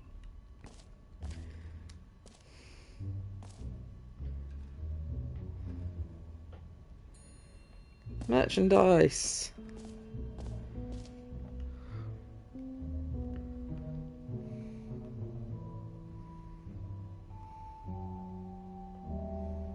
This t-shirt is the best new feature. I saw the new content.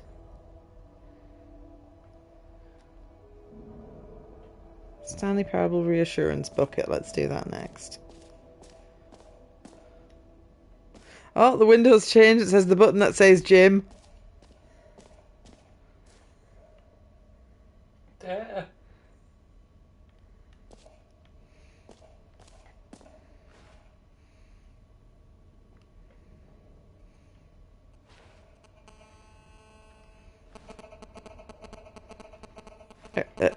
What?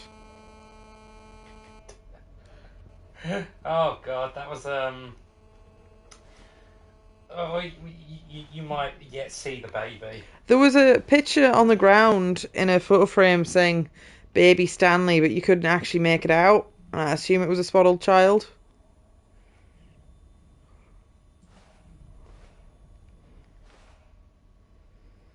Have I been to the infinite hole? I don't know. Should we go to the infinite hole? I think I should do the infinite hole last. Where's the bucket of reassurance? Aha,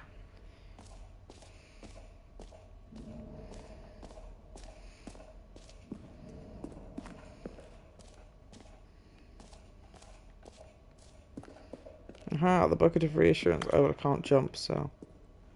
Settings world champion. Not allowed in.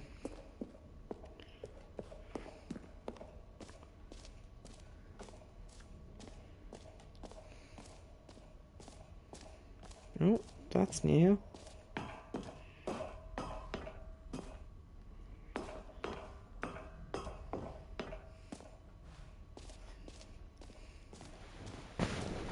What you looking at, pussycat?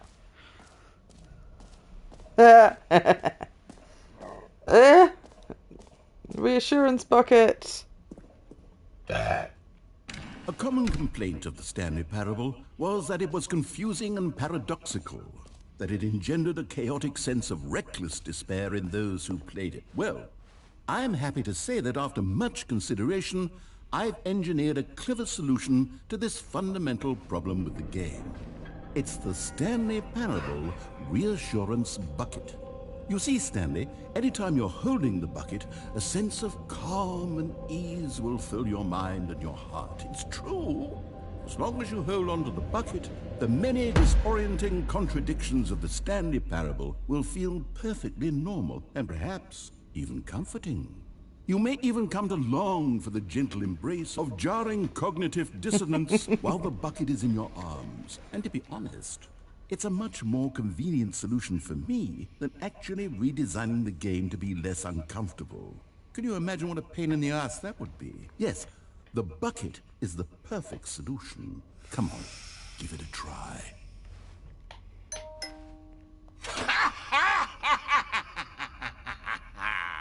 Can you feel it? The glow of comfort, even in the face of crushing despair, must already be sweeping through your body.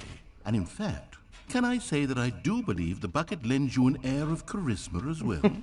I think that just holding it has made you the slightest bit more attractive as a person. The benefits of the bucket seem to go on, don't they? All this and more await you in the Stanley Parable 2. Can I take the bucket with me? Does anyone give out awards for most enjoyable bucket in a video game? That really should be an award if it isn't already.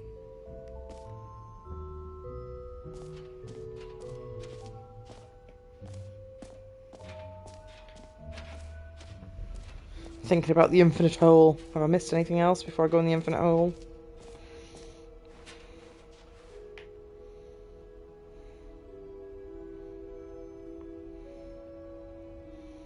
I think it's time for the infinite hole.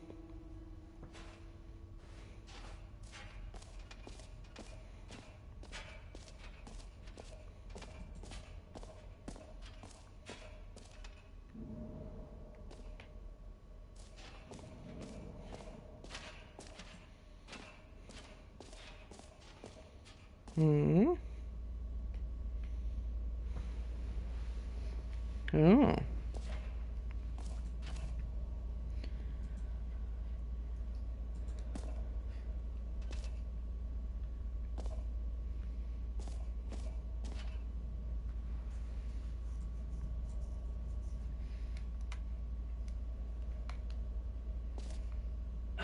Just keeps going.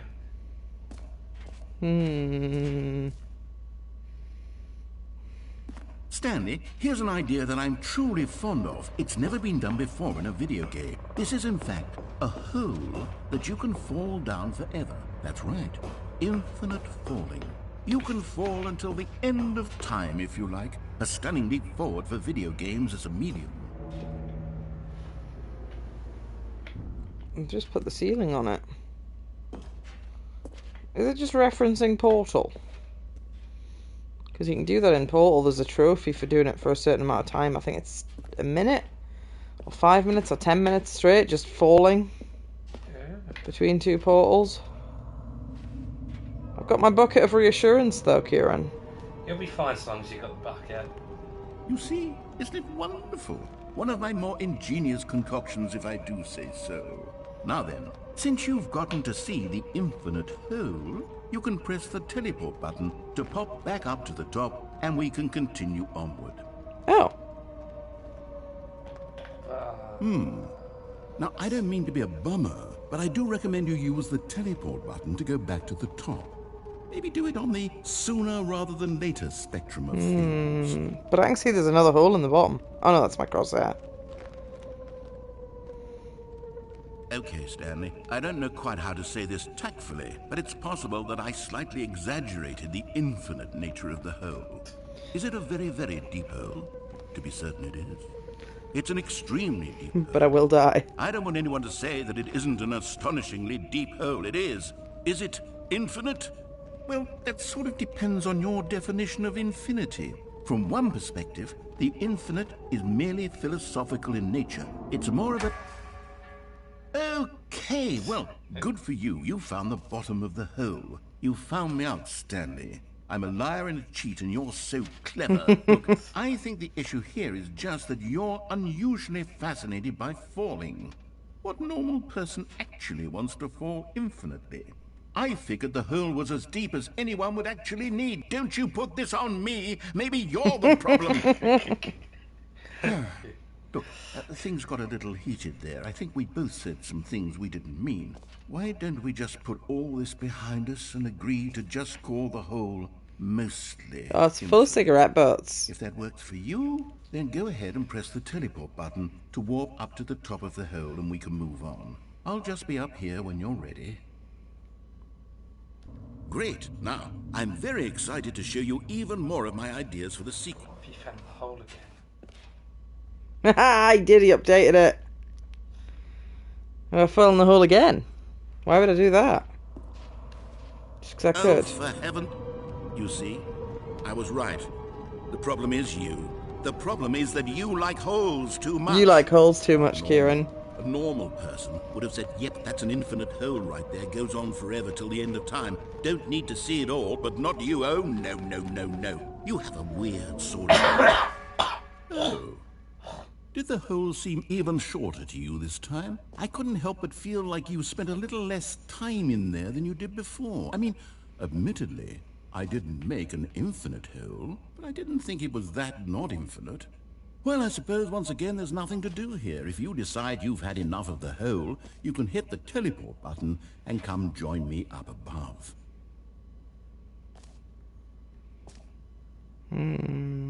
Had enough? I'm positively Third thrilled. time's the I charm. really do have so much more to show you and to talk about, and I've had enough of the hole for a lifetime. Whee! Gosh, how could I have guessed? You're back in the hole. If this starts to become a thing where... Wow. Okay. Yes. I'm starting to become extremely certain There's a that crouch the hole button. is not only not infinite, but that it's growing steadily less and less infinite. I suspect that I'm starting to hit the point where it's no longer feasible to call the hole infinitely deep, even by the lax overall standards for accountability in marketing. What's going on here? Stanley, I have no explanation for the uncertain nature of the hole's length. Here, Let's try something. Let's pop back up to the top, and we'll see if it gets any shorter. Well, there it is. The shame of my lie has come to haunt me. Not only is the hole not infinite, but it's barely even a hole at this point. It's more of a concavity, or even a very... How is this still appealing to you? I know you're obsessed with holes, but at this depth, I just can't see this scratching the itch. Oh, who am I to judge? You just do whatever it is you're here to do and hit the teleport button when you're ready to move on. Is the, teleport button not working? You sure? Don't have any jobs. Well, I mean, I really don't have an explanation. It was working just a moment ago. Try it again. Still nothing? Well, I suppose there is one thing I can do to fix this. I'm out. Goodbye, Stanley. You couldn't bear to be away from the hole, and now you'll get more time with it than you could ever have asked for. If only I could lift my leg. You get to be with the hole, I get to do literally anything else. Woo! Take care, Stanley. I hope you and the hole have a wonderful rest of eternity together. It's okay, you've got the reassurance bucket. I have got the reassurance bucket, but I wanna. Can't get out. Yeah, I'm fading away. Oh. The hole has become infinite. Ooh. I'm in the hole. The music has changed.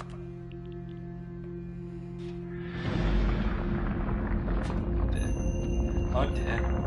Oh dear. Oh dear. Well, I think I know what ending this is. The hole. He remembered the sacred hole. Hey, you almost walked away, Mr. Otis. That'd been tragic. Would have been. I had been in the hole. I went, yep, that's a hole. No, there's so much more to the hole. You've always got to love the hole. You've got to pay good attention to it. Change your perspective. Oh. This model's higher quality than I thought it was, actually. Yeah, and the one I played is just like a generic NPC from Half-Life. They used Gary's mod to make it. Change my perception.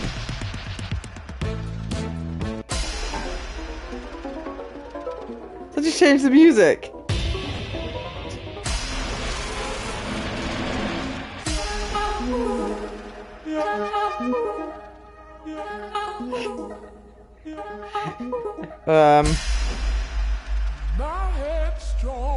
I can change my reality now.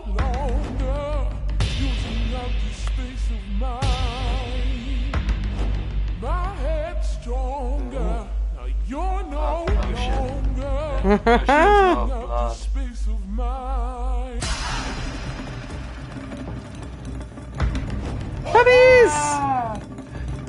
That's the best one. Best ending. Ah! Yum, yum, yum, yum, yum, yum.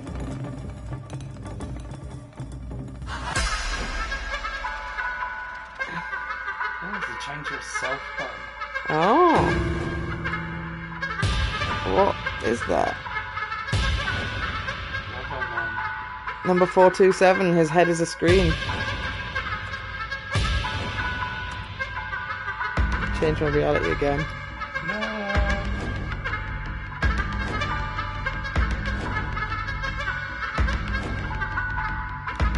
Puppies is definitely the best. I'm just curious how many there is. Can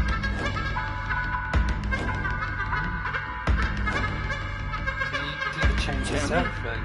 Stanley! Yes, I was just trying to get an angle. Oh, Oh! good, you're awake. It seems you had sort of dozed off there, drifting away into dreams. I want to But we look can't through have all the that, Sam, backgrounds before I because change my this hole character. is just so darn fascinating that I want you to be wide awake for every second of it. You don't want to miss Now, a the single narrator's kind of a moment. dick, isn't So he? how about if I just pop in Yep. from time to time and wake you up to keep you really, truly focused on the hole? From the looks of things, you and I will have many, many years here in this hole, and I'm looking forward to all of them. Stay alert, Stanley. I'll be back. Toodlepip. Woo! Woo! Could you pass me an after eight, please? While we wait for the hole to begin its. Oh.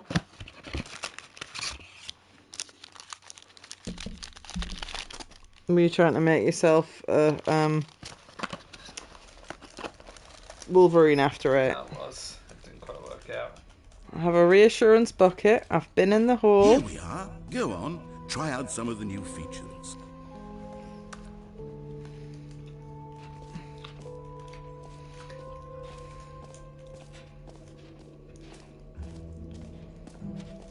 I've been in here though.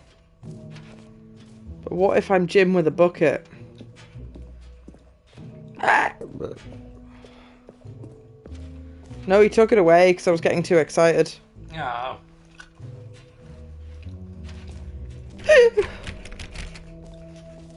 I'm glad you've got the reinsurance bucket. I enjoy the reassurance bucket.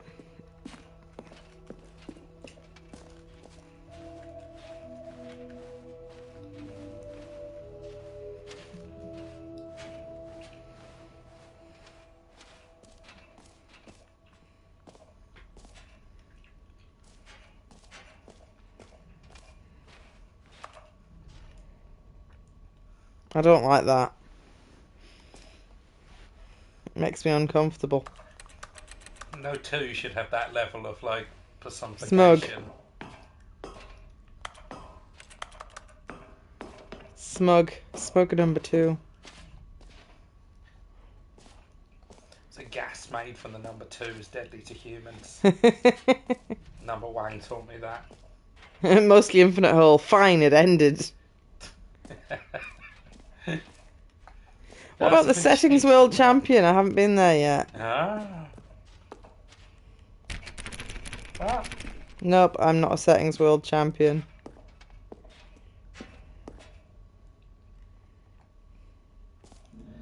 What if you stand near that door and you open the settings via the pause menu? I wonder, it's like a meta thing, then the door will open.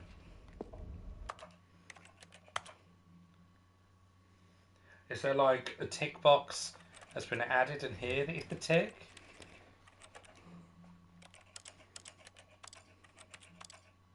No.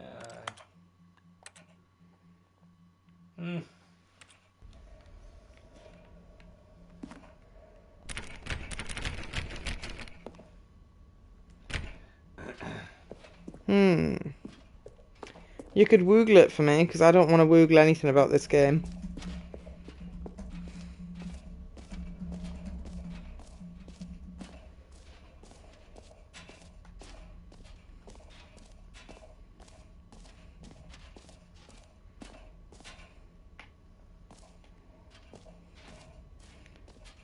Do I have to put the bucket back? I don't want to. My bucket of friendship. Okay. So to get the settings world champion achievement, Open the settings menu a certain amount of times. open the settings menu and you need to tick and untick every single option that can be ticked. On all the sliders, you need to move them to their minimum and then to their maximum. You basically need to enable and disable Everything. once every single setting. Okay. And that makes you the world champion of settings. I like how Then stupid that is. That door up there opens. Is that how I continue? That's how you Go in the settings door. prize that awaits you behind being the settings world champion. Is the prize it tells me I'm a sad motherfucker? It might be. I don't know. Right, let us become the champion of settings. Okay, so the exact guide is go slider by slider in the menus. Make sure to open every sub-menu to make sure you found them all. Some sliders only appear by turning certain options on.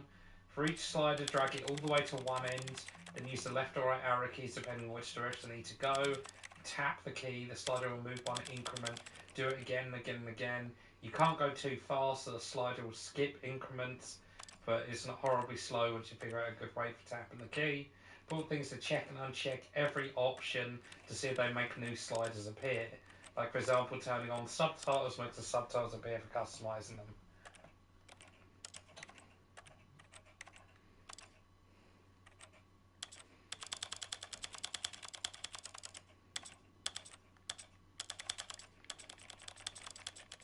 So say I've got to click one at a time.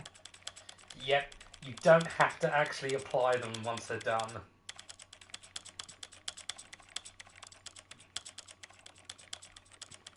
How very silly.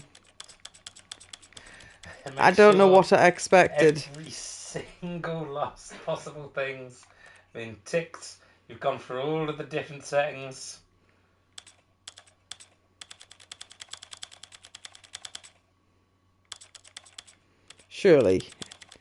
Surely you don't have to go click by click. That would be ridiculous. I mean, this is a ridiculous game, but... I mean, they did say in the thing, if it skips them, it might not count, but... We'll see.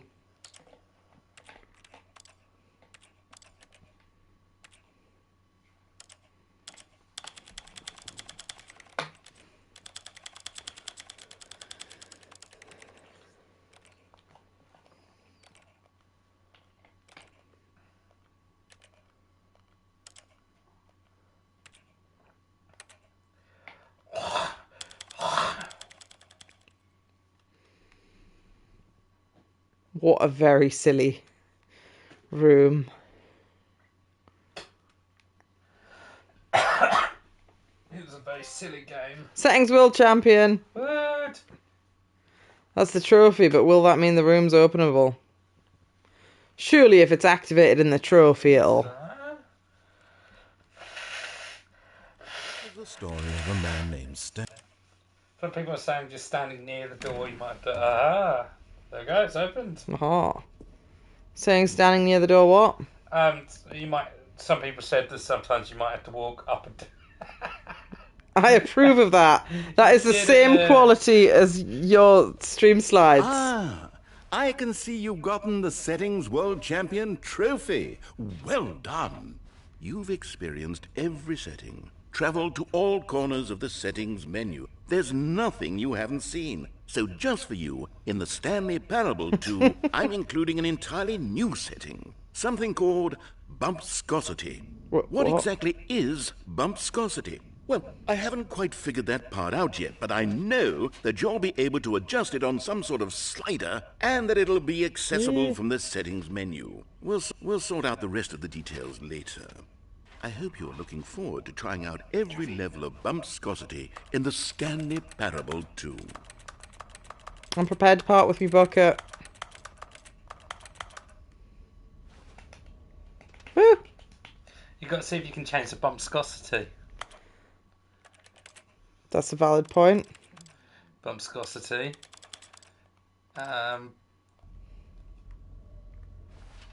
Oh. What was that done? Made the game jolt you around a bunch.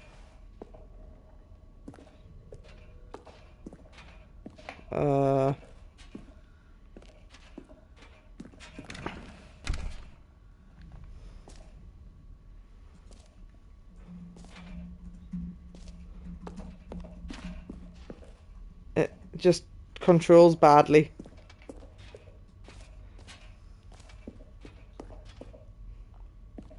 I mean, I didn't put it back down to 0.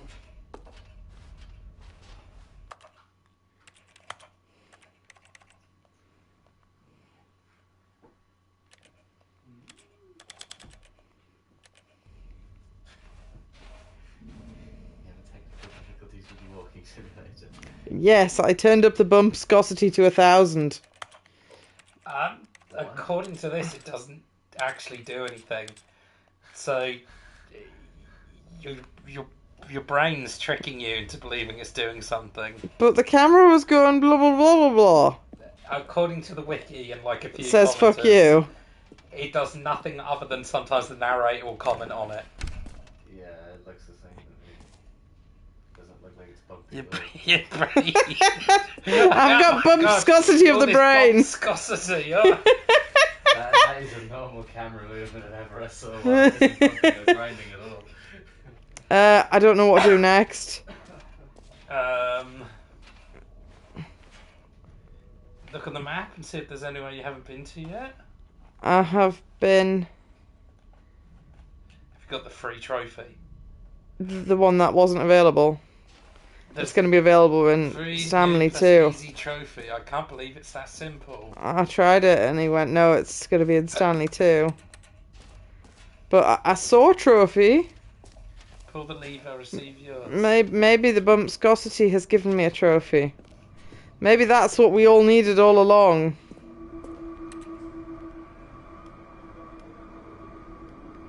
I swear that's... Oh, I think I changed my camera sensitivity. That's craboppling, yeah. Where the hell is the reset to default button? Yes.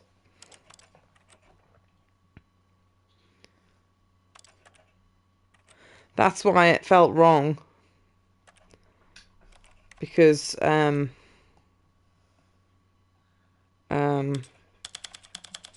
what? This is the picture on the wiki page. What's that saying? My bump is satisfying.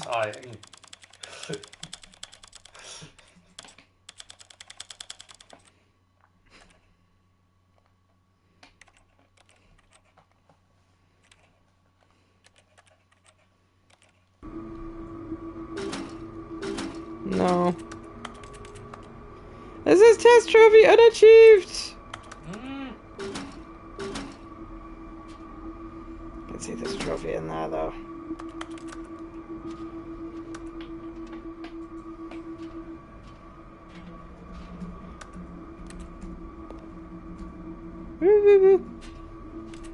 I don't know how to continue playing my video game. I'm aware that is one of the things. But I am uncertain.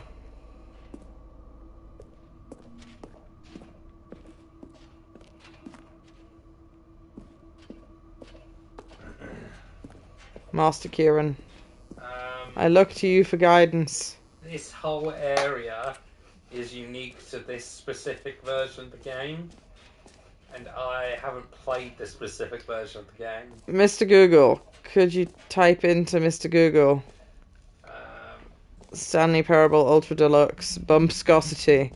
What next? It's a very normal sentence. Because the exit is not available to be used. That's the exit.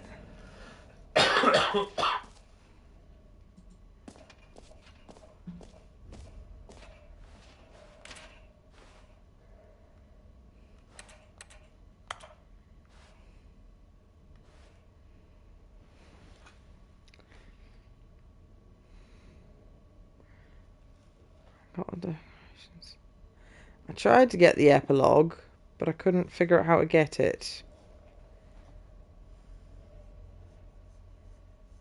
This map. There is a room that says epilogue in it, but I couldn't get it in.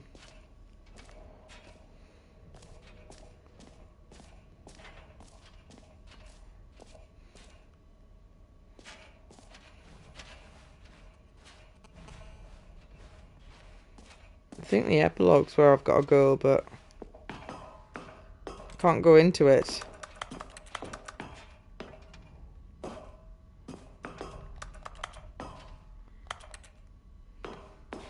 Internet say anything?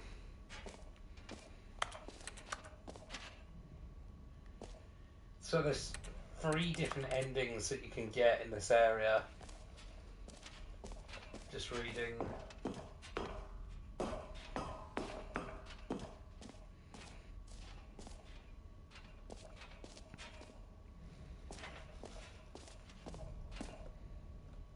I'm gonna go back to the hole while you tell me.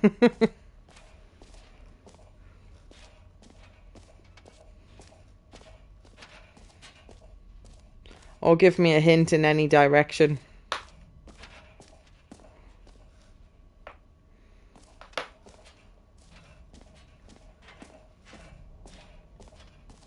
I can't leave.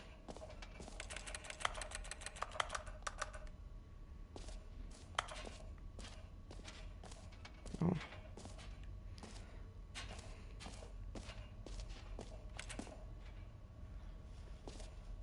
But you've definitely done all of the areas. I've done all of the rooms, yeah. Because It says taste the sequel. I think you're on the sequel path, which, after deliberately disappointing new content ending, heading back to the corridors, eventually neon sign for enter Stanley, and through this door unveil a new path created by the narrator. This unveils the path to Stanley Parable 2 and Yes. Investor Expo Room. Yes. Several set pieces. Player can explore them all. When finished, the narrator will set the game with additional items. So there must be somewhere you haven't been yet, because the narrator automatically resets after you've seen everything. Did I hole too many times? Did that confuse it? I don't think Or did so. I hole not enough times?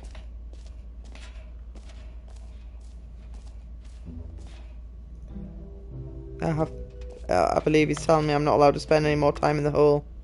And you can bring the bucket with you, and having the bucket on you affects other endings. Oh.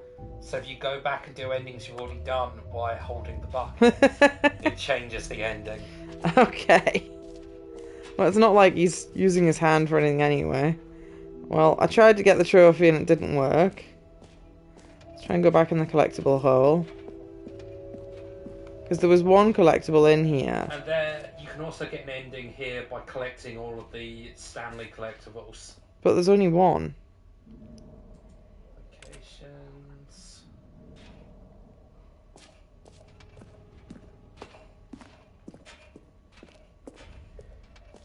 Requires multiple completed playthroughs. Nope.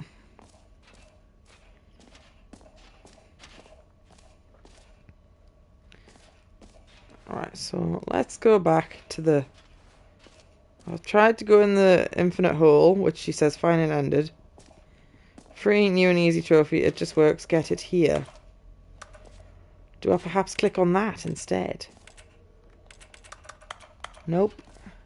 As for the trophy, I've read up and you can't actually get it until you've done something else. The trophy guy that I opened, which said don't fucking read anything, said the only one that's missable is the test trophy. Because you got to do a bunch of bullshit that you're very unlikely to do normally. Because the first panel showed a picture of a clock and I was like, right, this looks like gameplay, I'm going to stop. Because I didn't want to spoil the magic. Right, so I can't get the trophy. The hole ended. I got the one collectible. What about the jump circle? I can't jump, though. Yeah, you can only find one collectible in the run that I'm on. Yeah. But I want to jump. Can I not get an ending because I can't jump? I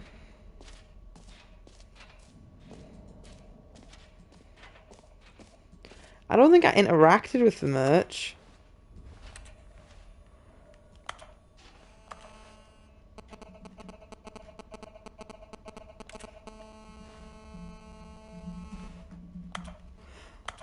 The baby is all grown up. I can hear awkward buzzing. Oh. Oh. It says please no screenshots. I think you've got more than enough space. I think it's done something to cleverly block you from taking screenshots. It's coming up with a message saying not enough space for screenshots.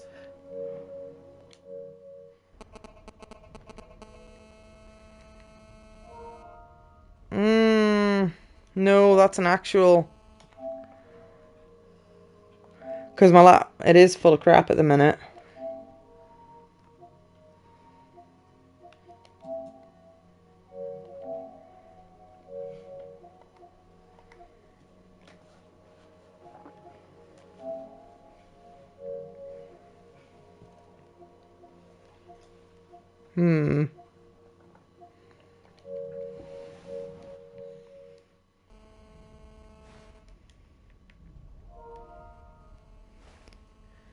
Have you push the button that says the name of the player. I pushed it so many times he took it away from me. Right. Got the reassurance bucket. Picked up a I have never got a coffee yet, or a cola yet. office decorations. Yep, he chose the nieces because I wanted the other one. 3 achievements. Paper is broken or anything. Jump circle. Collectibles. I have walked past the merch store, but I haven't tried to buy anything. Epilogue. I can't get into it. I can see the word epilogue. It looked like when you went in there before there was like a second path though. Yes, hang on. Where the hell was it?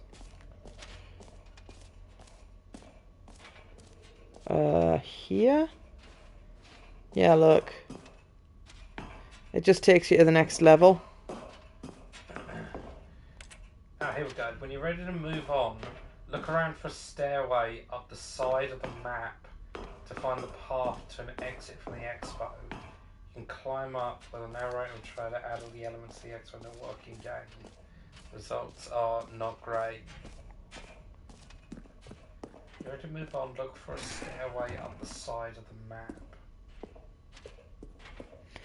Side of the map. Oh, as in find the map. It says look for a stairway up the side of the map.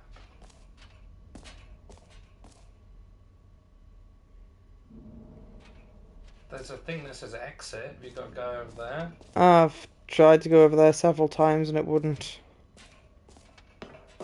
work.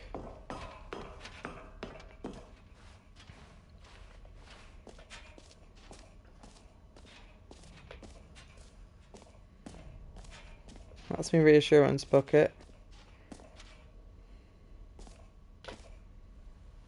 We look at a YouTube video. I'm genuinely thinking I need to delete something to be able to do a screenshot to get it, because it says specifically no screenshots.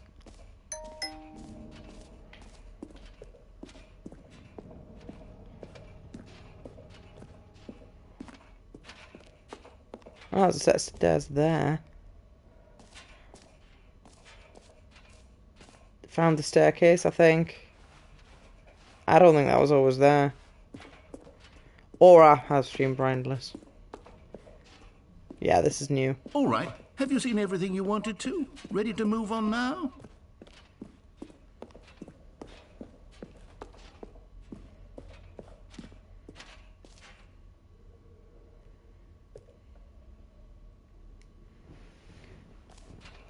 Can you Google what happens if you take a screenshot in the Stanley Parable? Because I think I haven't got enough space.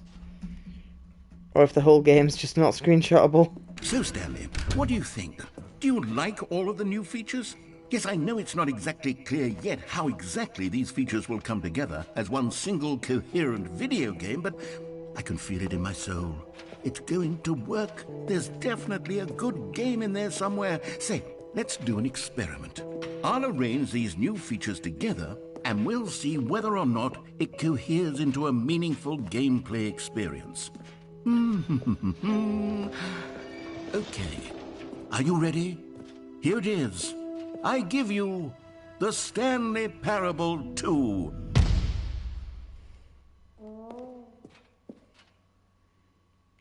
I mean, there's potential here, right? Garbage. It's sort of... Okay, never mind. Hold There's on. a bucket. Let me do a different There's balloons. Okay, yes, this is much better. I feel good about this. Here we go. Version 2. Oh dear. Who am I kidding, Stanley? This isn't a coherent video game at all. It's a lot of gags. And I do very Collectible. much enjoy creating gags, but they don't add up to anything. I wanted more than anything to create a sequel that would capture all the magic of the first game. I wanted fans to love it. No matter how good these gags are, they won't stand on their own. They would need the structure and the gameplay of the original. Wait, maybe that's it. I can take the original Stanley Parable and simply, well, insert a few of my new features into it. Tastefully, of course. with respect, with care for the vision and integrity of the original game. Would it possibly work? I suppose it could. But it would need a really, really tremendous title screen. A title screen that says with bold and uncompromising conviction, "This is the Stanley Parable 2." Let me see if I can whip something up. All right, perfect. Go ahead. Take a look. Oh. Does screenshots mean anything? No. There's no way for it to detect if you're taking a screenshot or not. I think I genuinely have run out of space. Oh, it's wiggly. Wizzly wozzly wobbly woo.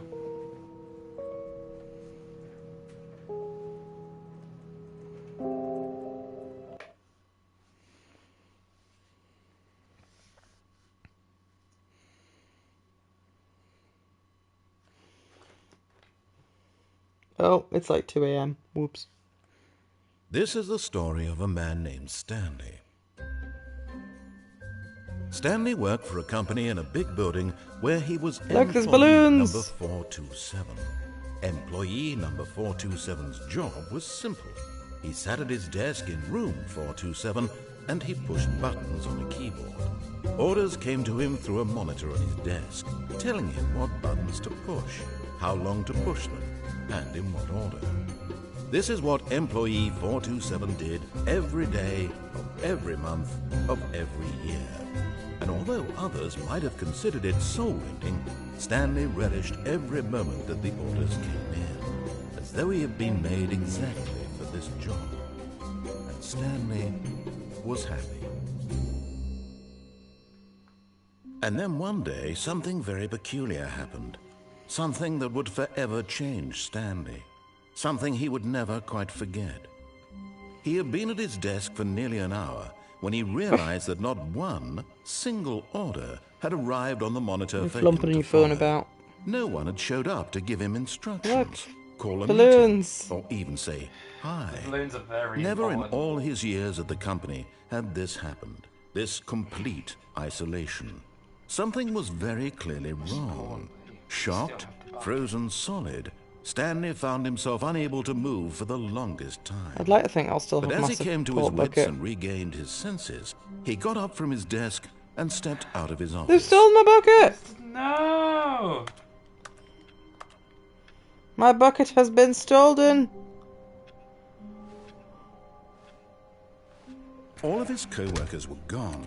What could it mean? Stanley decided to go to the meeting room. Perhaps he had simply missed a memo. No matter how hard Stanley looked, he couldn't find a trace of his co-workers.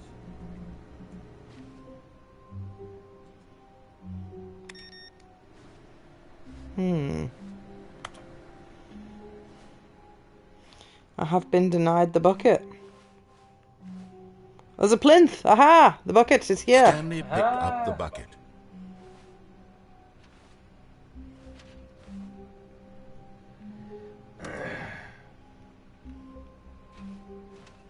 I like that it's on a podium. Like, behold, I'm a bucket. Bucket.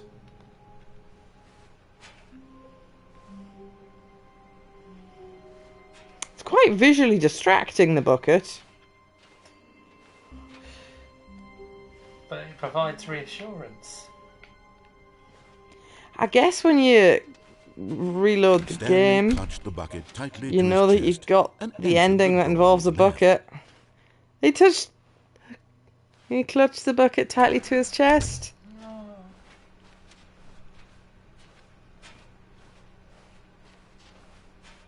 Still no one was here.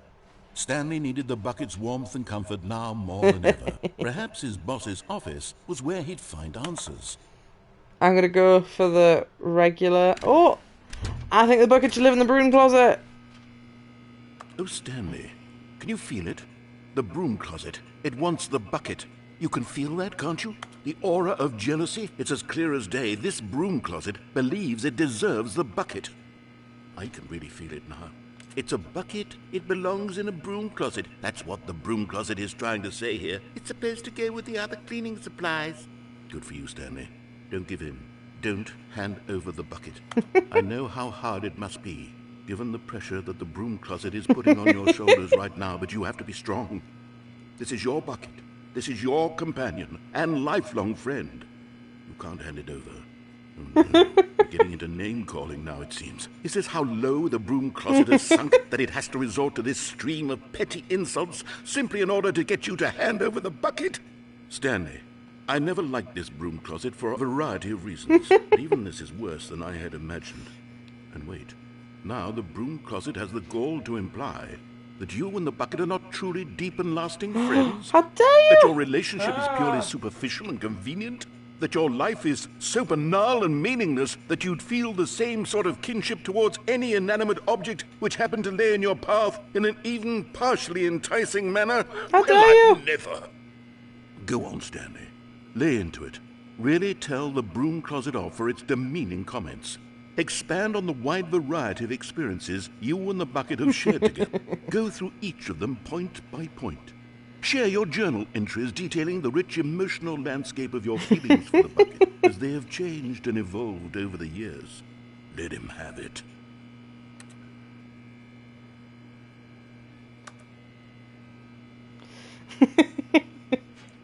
Okay, I've got you something which I think will help settle this debate once and for all. Here we go. Property of There. Stanley. Now it's settled. No more debate, no more discussion. Take a hike, broom closet, with all your meandering philosophical diatribes about the nature of cleaning supplies and their relationship to broom. Coming to a staircase, Stanley and the bucket walked upstairs to the boss's office. I didn't mean to There's cut a that whole off. ending if you stay in the broom closet, like, for ages. Oh, Never mind. I was gonna see if the bucket of friendship would stop me going mad. I was initially gonna go for the normal. He considered the possibility of facing Normal his ending, boss, but then I was like, admitting but I've he had got my left bucket his of post during work reassurance. hours. He might be fined for that. See what And in the such a case is. competitive economy, why had he taken that risk? All because he believed everyone had vanished? His boss would think he was crazy. And then, something occurred to Stanley. Maybe, he thought to himself, maybe I am Do I have crazy. to have a He looked down finished at the bucket, in or his does a arms. starting Am bucket I affect the crazy? endings as He well? asked the bucket. The bucket returned Does that make his gaze, sense? but said I didn't nothing finish at the all. bucket Not story. strange, Stanley thought. Usually the bucket is a source of guidance and wisdom for me in difficult times Ah! such as these. He held the bucket close, yet felt none of its familiar reassurance and comfort. Oh no! And that's when Stanley realized, this isn't my bucket. It's just a normal, everyday bucket. Someone else's bucket, perhaps. How did I end up with someone else's bucket? This is got all my name terribly- on there. Surely no good would come from this. Who knows what sorts of bizarre hallucinations Stanley might experience without the psychologically grounding No, presence my of his bucket. And indeed, now he noticed that the rooms were repeating, which was, of course... I wonder if that would be different if I'd Now he felt finished the himself bucket floating off ending. the ground. Oh, gracious, he exclaimed. Without my bucket, I've gone truly mad. Where is it? I must find it. Far off in the distance now, he heard it, calling to him. Stanley! Stanley, it's me! The bucket! Could it truly be? He rushed forward from room to room, passing by one bucket after the All next. the rooms filled None with of them were buckets. his. None of them were his special bucket. Come to me, Stanley! Find me! He had to find the bucket. He had to return to his old friend. It was the only way to truly restore his sanity. And then suddenly, he froze dead in his tracks. He knew where the voice of the bucket had been coming from.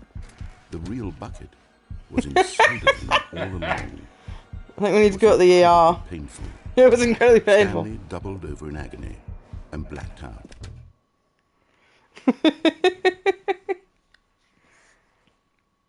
This is the story of a woman named Mariella. Come on, let me have a bucket. Am I at least Mariella clutching a woke up on bucket? day like any other. Or do I have a She bucket rose, on my head in this dressed, scene? picked up her bucket of comfort and security and walked to her Oh, place of she's got a bucket! But on this particular day, her walk was interrupted by the body of a man who had stumbled through Nobody's town, using the bucket's talking and handle as screaming to intended. himself, and then collapsed dead on the sidewalk. Right away, she knew what the problem was. This man had no bucket. Of course he'd gone mad. ranting and raving about a narrator describing all of his actions and how everything is predetermined and free will is an illusion and it's all just a video game. It could all have been prevented if only he'd taken his bucket with him. Perhaps he didn't even realize he'd forgotten his bucket at home in the first place. How cruel the world can be, Mary thought, and she hugged her own bucket even tighter. But of course, she had no time for this. There were a myriad of confusing problems she would soon have to confront at work, for which her bucket would provide absolute guidance and total clarity on everything. Heck yes, she thought to herself, my life kicks ass. And she backflipped Well, her all the way timeline's to been work. improved. She backflipped all the way to work. That was beautiful.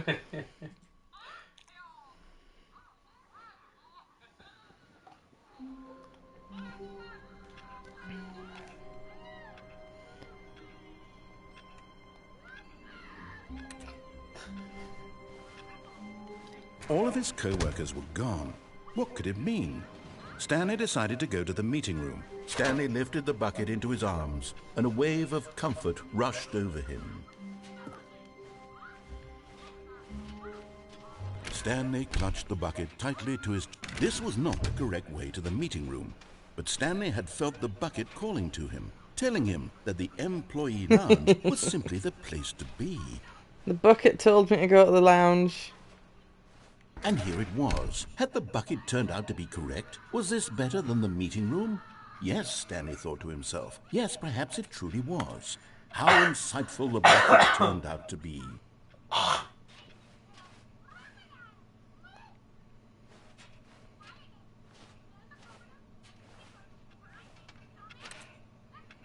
Truly, being here with the bucket was a grand adventure. Stanley reflected on all they'd been through together. First, walking through the door on the right, then walking to the lounge, then arriving at the lounge. What a thrilling journey the bucket had inspired.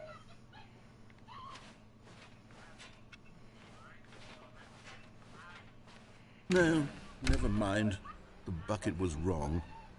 Stanley took the door on his left to go back to the meeting room.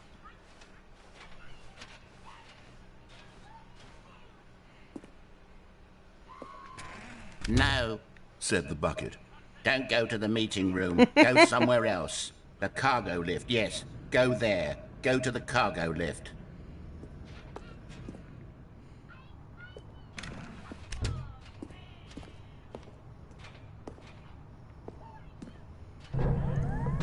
Good, said the bucket. Now ride the lift all the way to the top.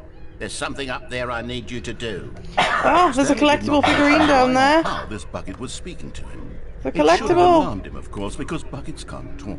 But Stanley chose not to think about this. Oh, yeah, when the obvious guy fact. just said there's He two was of them firmly in this convinced room, that the bucket and you can had only spoken get to him, and he one unthinkingly did whatever the per bucket ending asked. thing that you go on.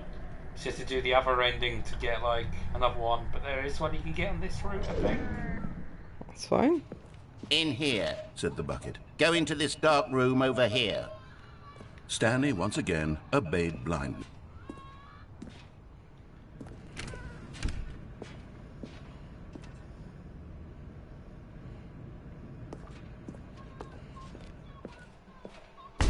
Ooh. Now pick up the phone, said the bucket. Pick up the phone and it will take us back home, where we can go about life together. Will it be a real girlfriend this time? Will my wife be real? This is the Or is the sad bucket my story wife? of a man named Stanley and his bucket.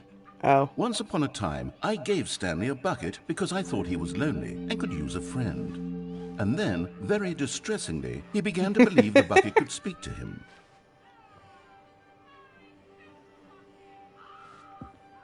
Oh, he's drawn pictures of the bucket.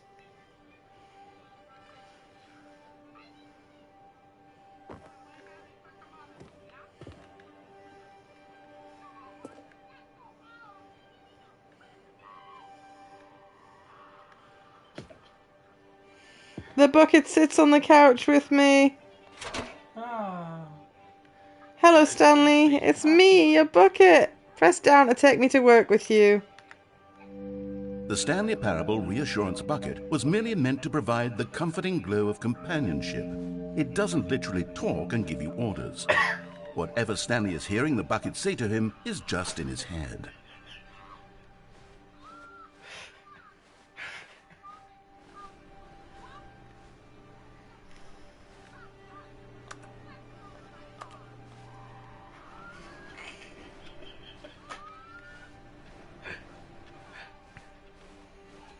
My bucket! Lately, I've been concerned about him. Wouldn't you be concerned as well? To see him delusional like this, obsessing over an inanimate metal object? I want to say something to him, but I don't know how I can convince him. I don't know if he'll listen to me. Oh, I'll try anyway. Stanley, can you hear me? Listen to me. It's just a bucket. It can't think, it can't talk. All it would ever truly do for you is effectively transfer a liquid from one location to a different location. That's it. It doesn't do anything else. Don't listen to the loud man. Go back home with the bucket. You see, he's not listening. He's still taking orders from the bucket. You know, once upon a time it was me he took orders from. Me he trusted and listened to. Now all he cares about is his awful bucket. This stupid hunk of metal. My beautiful bucket. Ignore everyone in your life except for me. It's sad, but I suppose he doesn't need me anymore. From now on, he's just going to cling to this bucket, this cold, empty bucket, this sort of shiny bucket. Well, I'll give it this. The bucket does have a nice shine to it.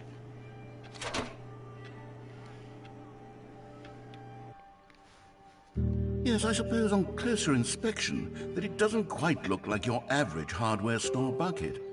It's just a little more, what am I trying to say? Sturdier, more capable of transporting liquid. Like it would be better at moving an amount of water from one room to another.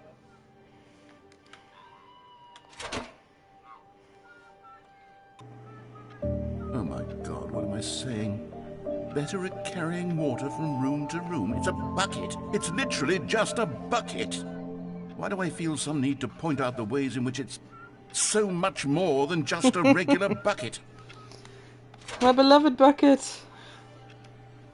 Oh no. I'm having feelings for the bucket. No. What's going on? Why do I want to be with the bucket? Hear what the bucket has to say. Do anything it asks. What's wrong with me? I don't understand. Perhaps, if I had the bucket, this would be less confusing. Yes, the bucket could tell me what to do in this troublesome situation. Kieran, I think he's a pansexual. Oh no. Stanley, give me the bucket. Give it to me. Give me the bucket, Stanley. I need it. Give it to me now. Give it or I'll... There's going to be some weird background music if the mic's not working properly. Go back to work, Stanley. My bucket. Bucky. My precious bucket. My bucket's not here. Ah. I think it was taken unjustly from me. Phone's ringing again. Hi, Stanley. Just wanted to leave you a message to let you know there's a few things I need you to pick up on your way home from work today. We need milk, cereal, dish soap, spaghetti, get a thing of sugar, some bread, and... The confusion and the chaos all seemed to melt away as Stanley embraced the bucket. My wife was telling me to get a shopping list. But I have my bucket. I don't need no wife. I have a bucket. That was beautiful wisdom, thank you. Everyone's sad in the world that they don't have a partner. So Stanley clutched the bucket tightly to his chest and entered the door on his left. I don't think I've actually gone for the regular ending with the bucket yet. I think I went for a different path. Still no one was here. Stanley needed the bucket's warmth and comfort now more than ever. Perhaps his boss's office was where he'd find answers. All right, I've got a second sticker back here, and I'm going to slap it on as well because I think it's appropriate. You see? I feel that it works because the sticker is also Put a a sticker bucket. of a bucket on my bucket. That way, if you're ever unsure whether the thing you're holding is a bucket or not, you can look down at this sticker and say to yourself, ah, it's a bucket. There really is a wide variety of applications for this sticker. So have I missed the opportunity to get the broom closet ending then? Yes, because I haven't had an ending since. You know what? I could take the name-calling and the dismissal of your kinship with the bucket, but now the broom closet is just giving us the silent treatment. And to be honest, I'm sick of the pettiness on display. You can stay here all you like, but I've had it with this impetulant room of cleaning supplies. Easily the most childish such room I've ever been in. I'll see you outside, and we can get on with the story about you and your bucket. So how long do I have to loiter in the broom closet, or have I missed the window for that? Because you said it. Close the door.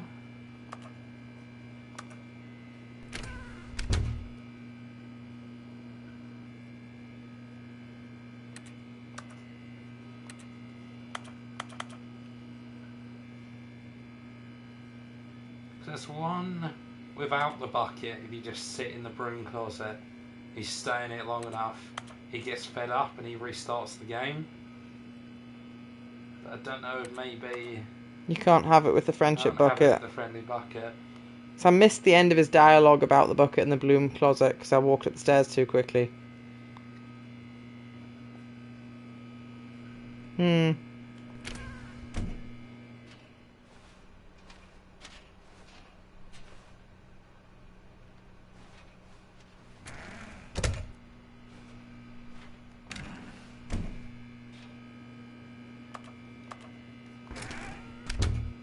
No. I think I've missed that one. That's fine. Coming to a staircase, Stanley and the bucket walked upstairs to the boss's office.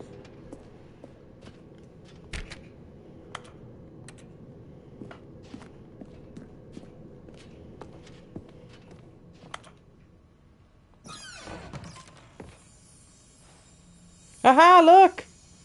Collectible! One of the miniature Stanley figurines. Remember, no reward for collecting all of these, only the intrinsic pleasure of a job well done.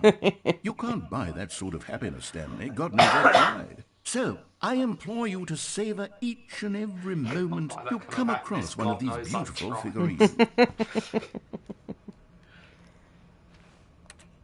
A bucket is an object that transports water. This is a sink.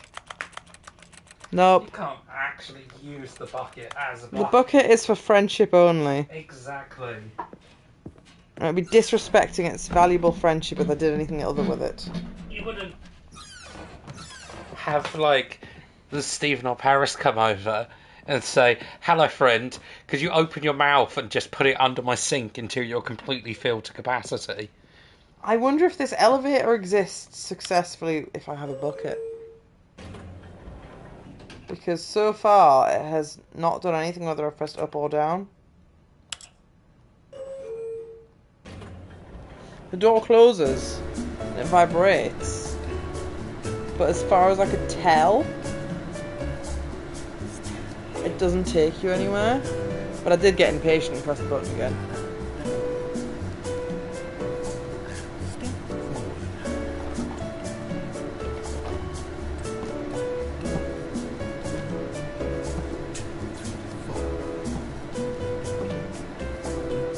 No!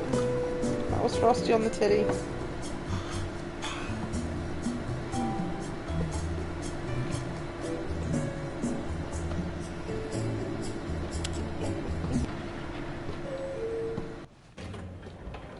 Same room again.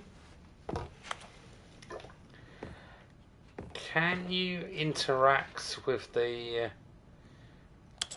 thing to enter a code?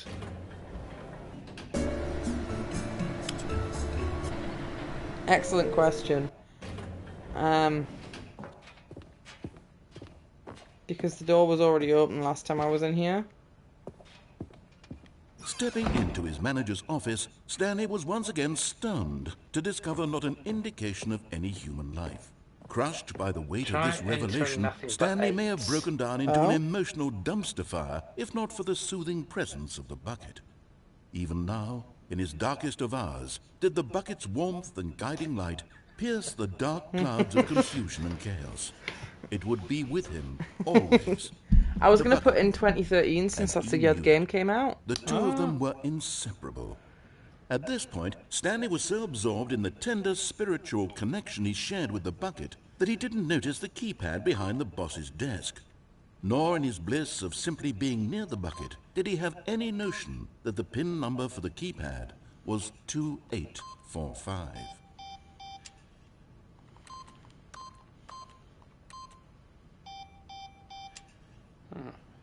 2845.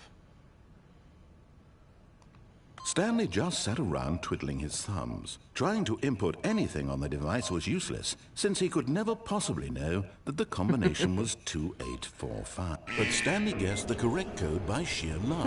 I thought you'd get something for putting 2013. Was the bucket guiding Why did you him? think 888? Because in This is certainly the most logical one of the explanation. old versions, you could just keep pressing A and it would go like off the side of the screen. Oh. You could go 8, and you got a special ending for entering nothing but 8s into the keypad.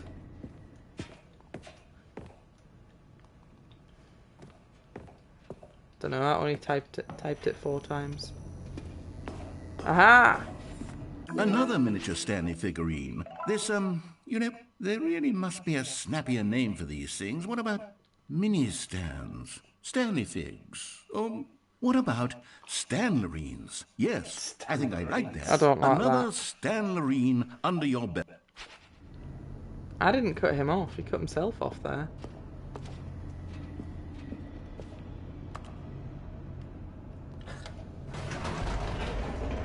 To discover the terrifying truth, but The true ending, I have my lovely bucket. you bucket by your side. Who knows if I have a wife, if she's well.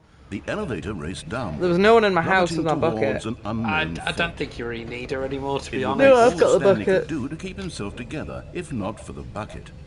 Soothing him, comforting him, I should probably go to bed reassuring after that in this, this though. darkest moment You're of my uncertainty, support he would be bucket. all right. Oh, thank you. The bucket is here for you, Stanley. I don't like the Everything bucket will title be the fine. internet gave women that one time.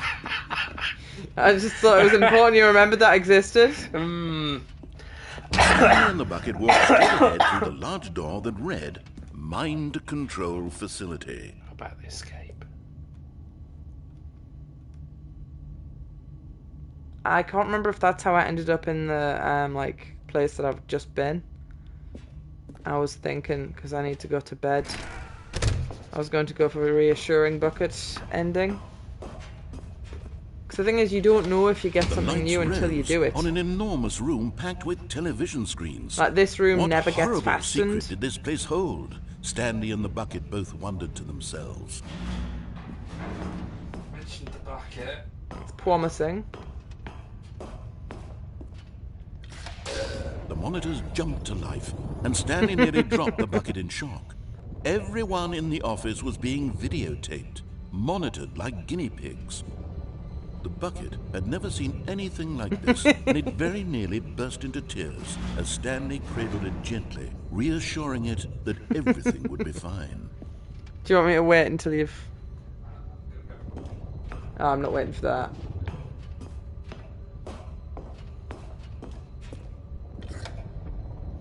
Was the bucket under the mind control facility's influence as well? Had the bucket been told to do things it didn't wish to do? What kinds of things does a bucket want to do or not want to do in the first place? These questions raced furiously in Stanley's feeble mind. Was the bucket mind controlled too? Has it been forced to do things it doesn't want to do? What does the bucket want to do or not want to do in the first place? He couldn't accept it.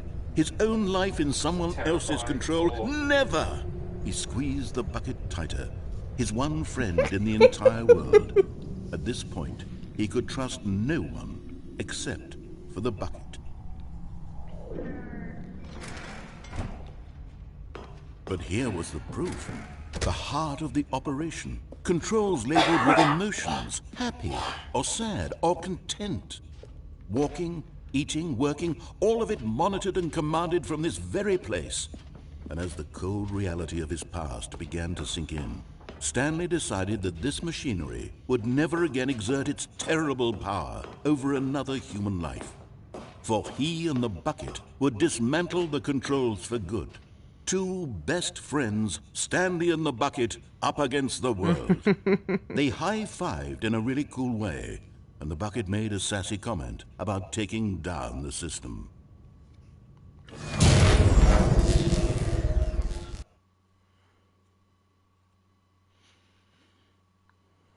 Stanley and the bucket waited in blackness.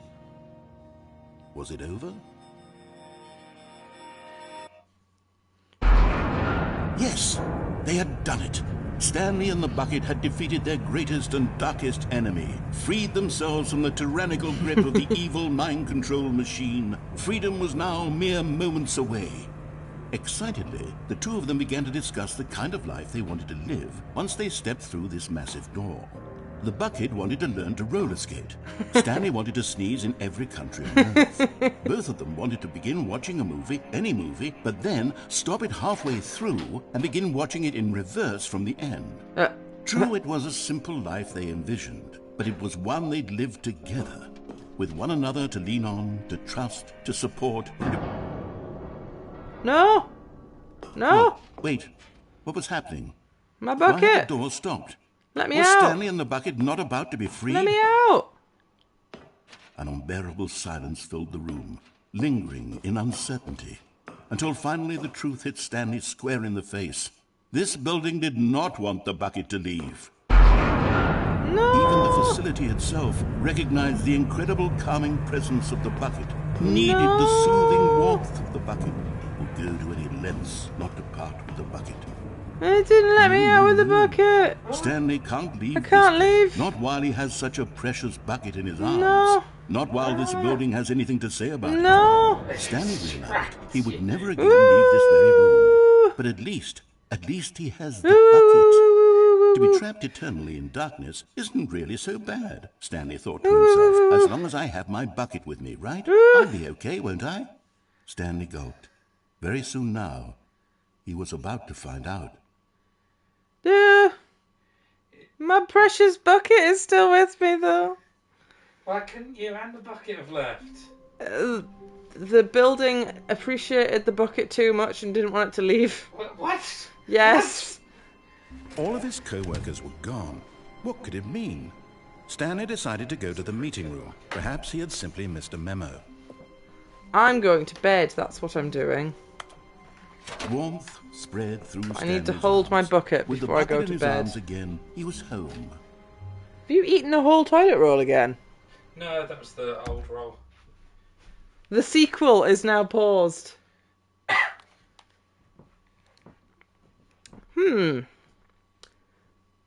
very odd. Well, I need to go to bed.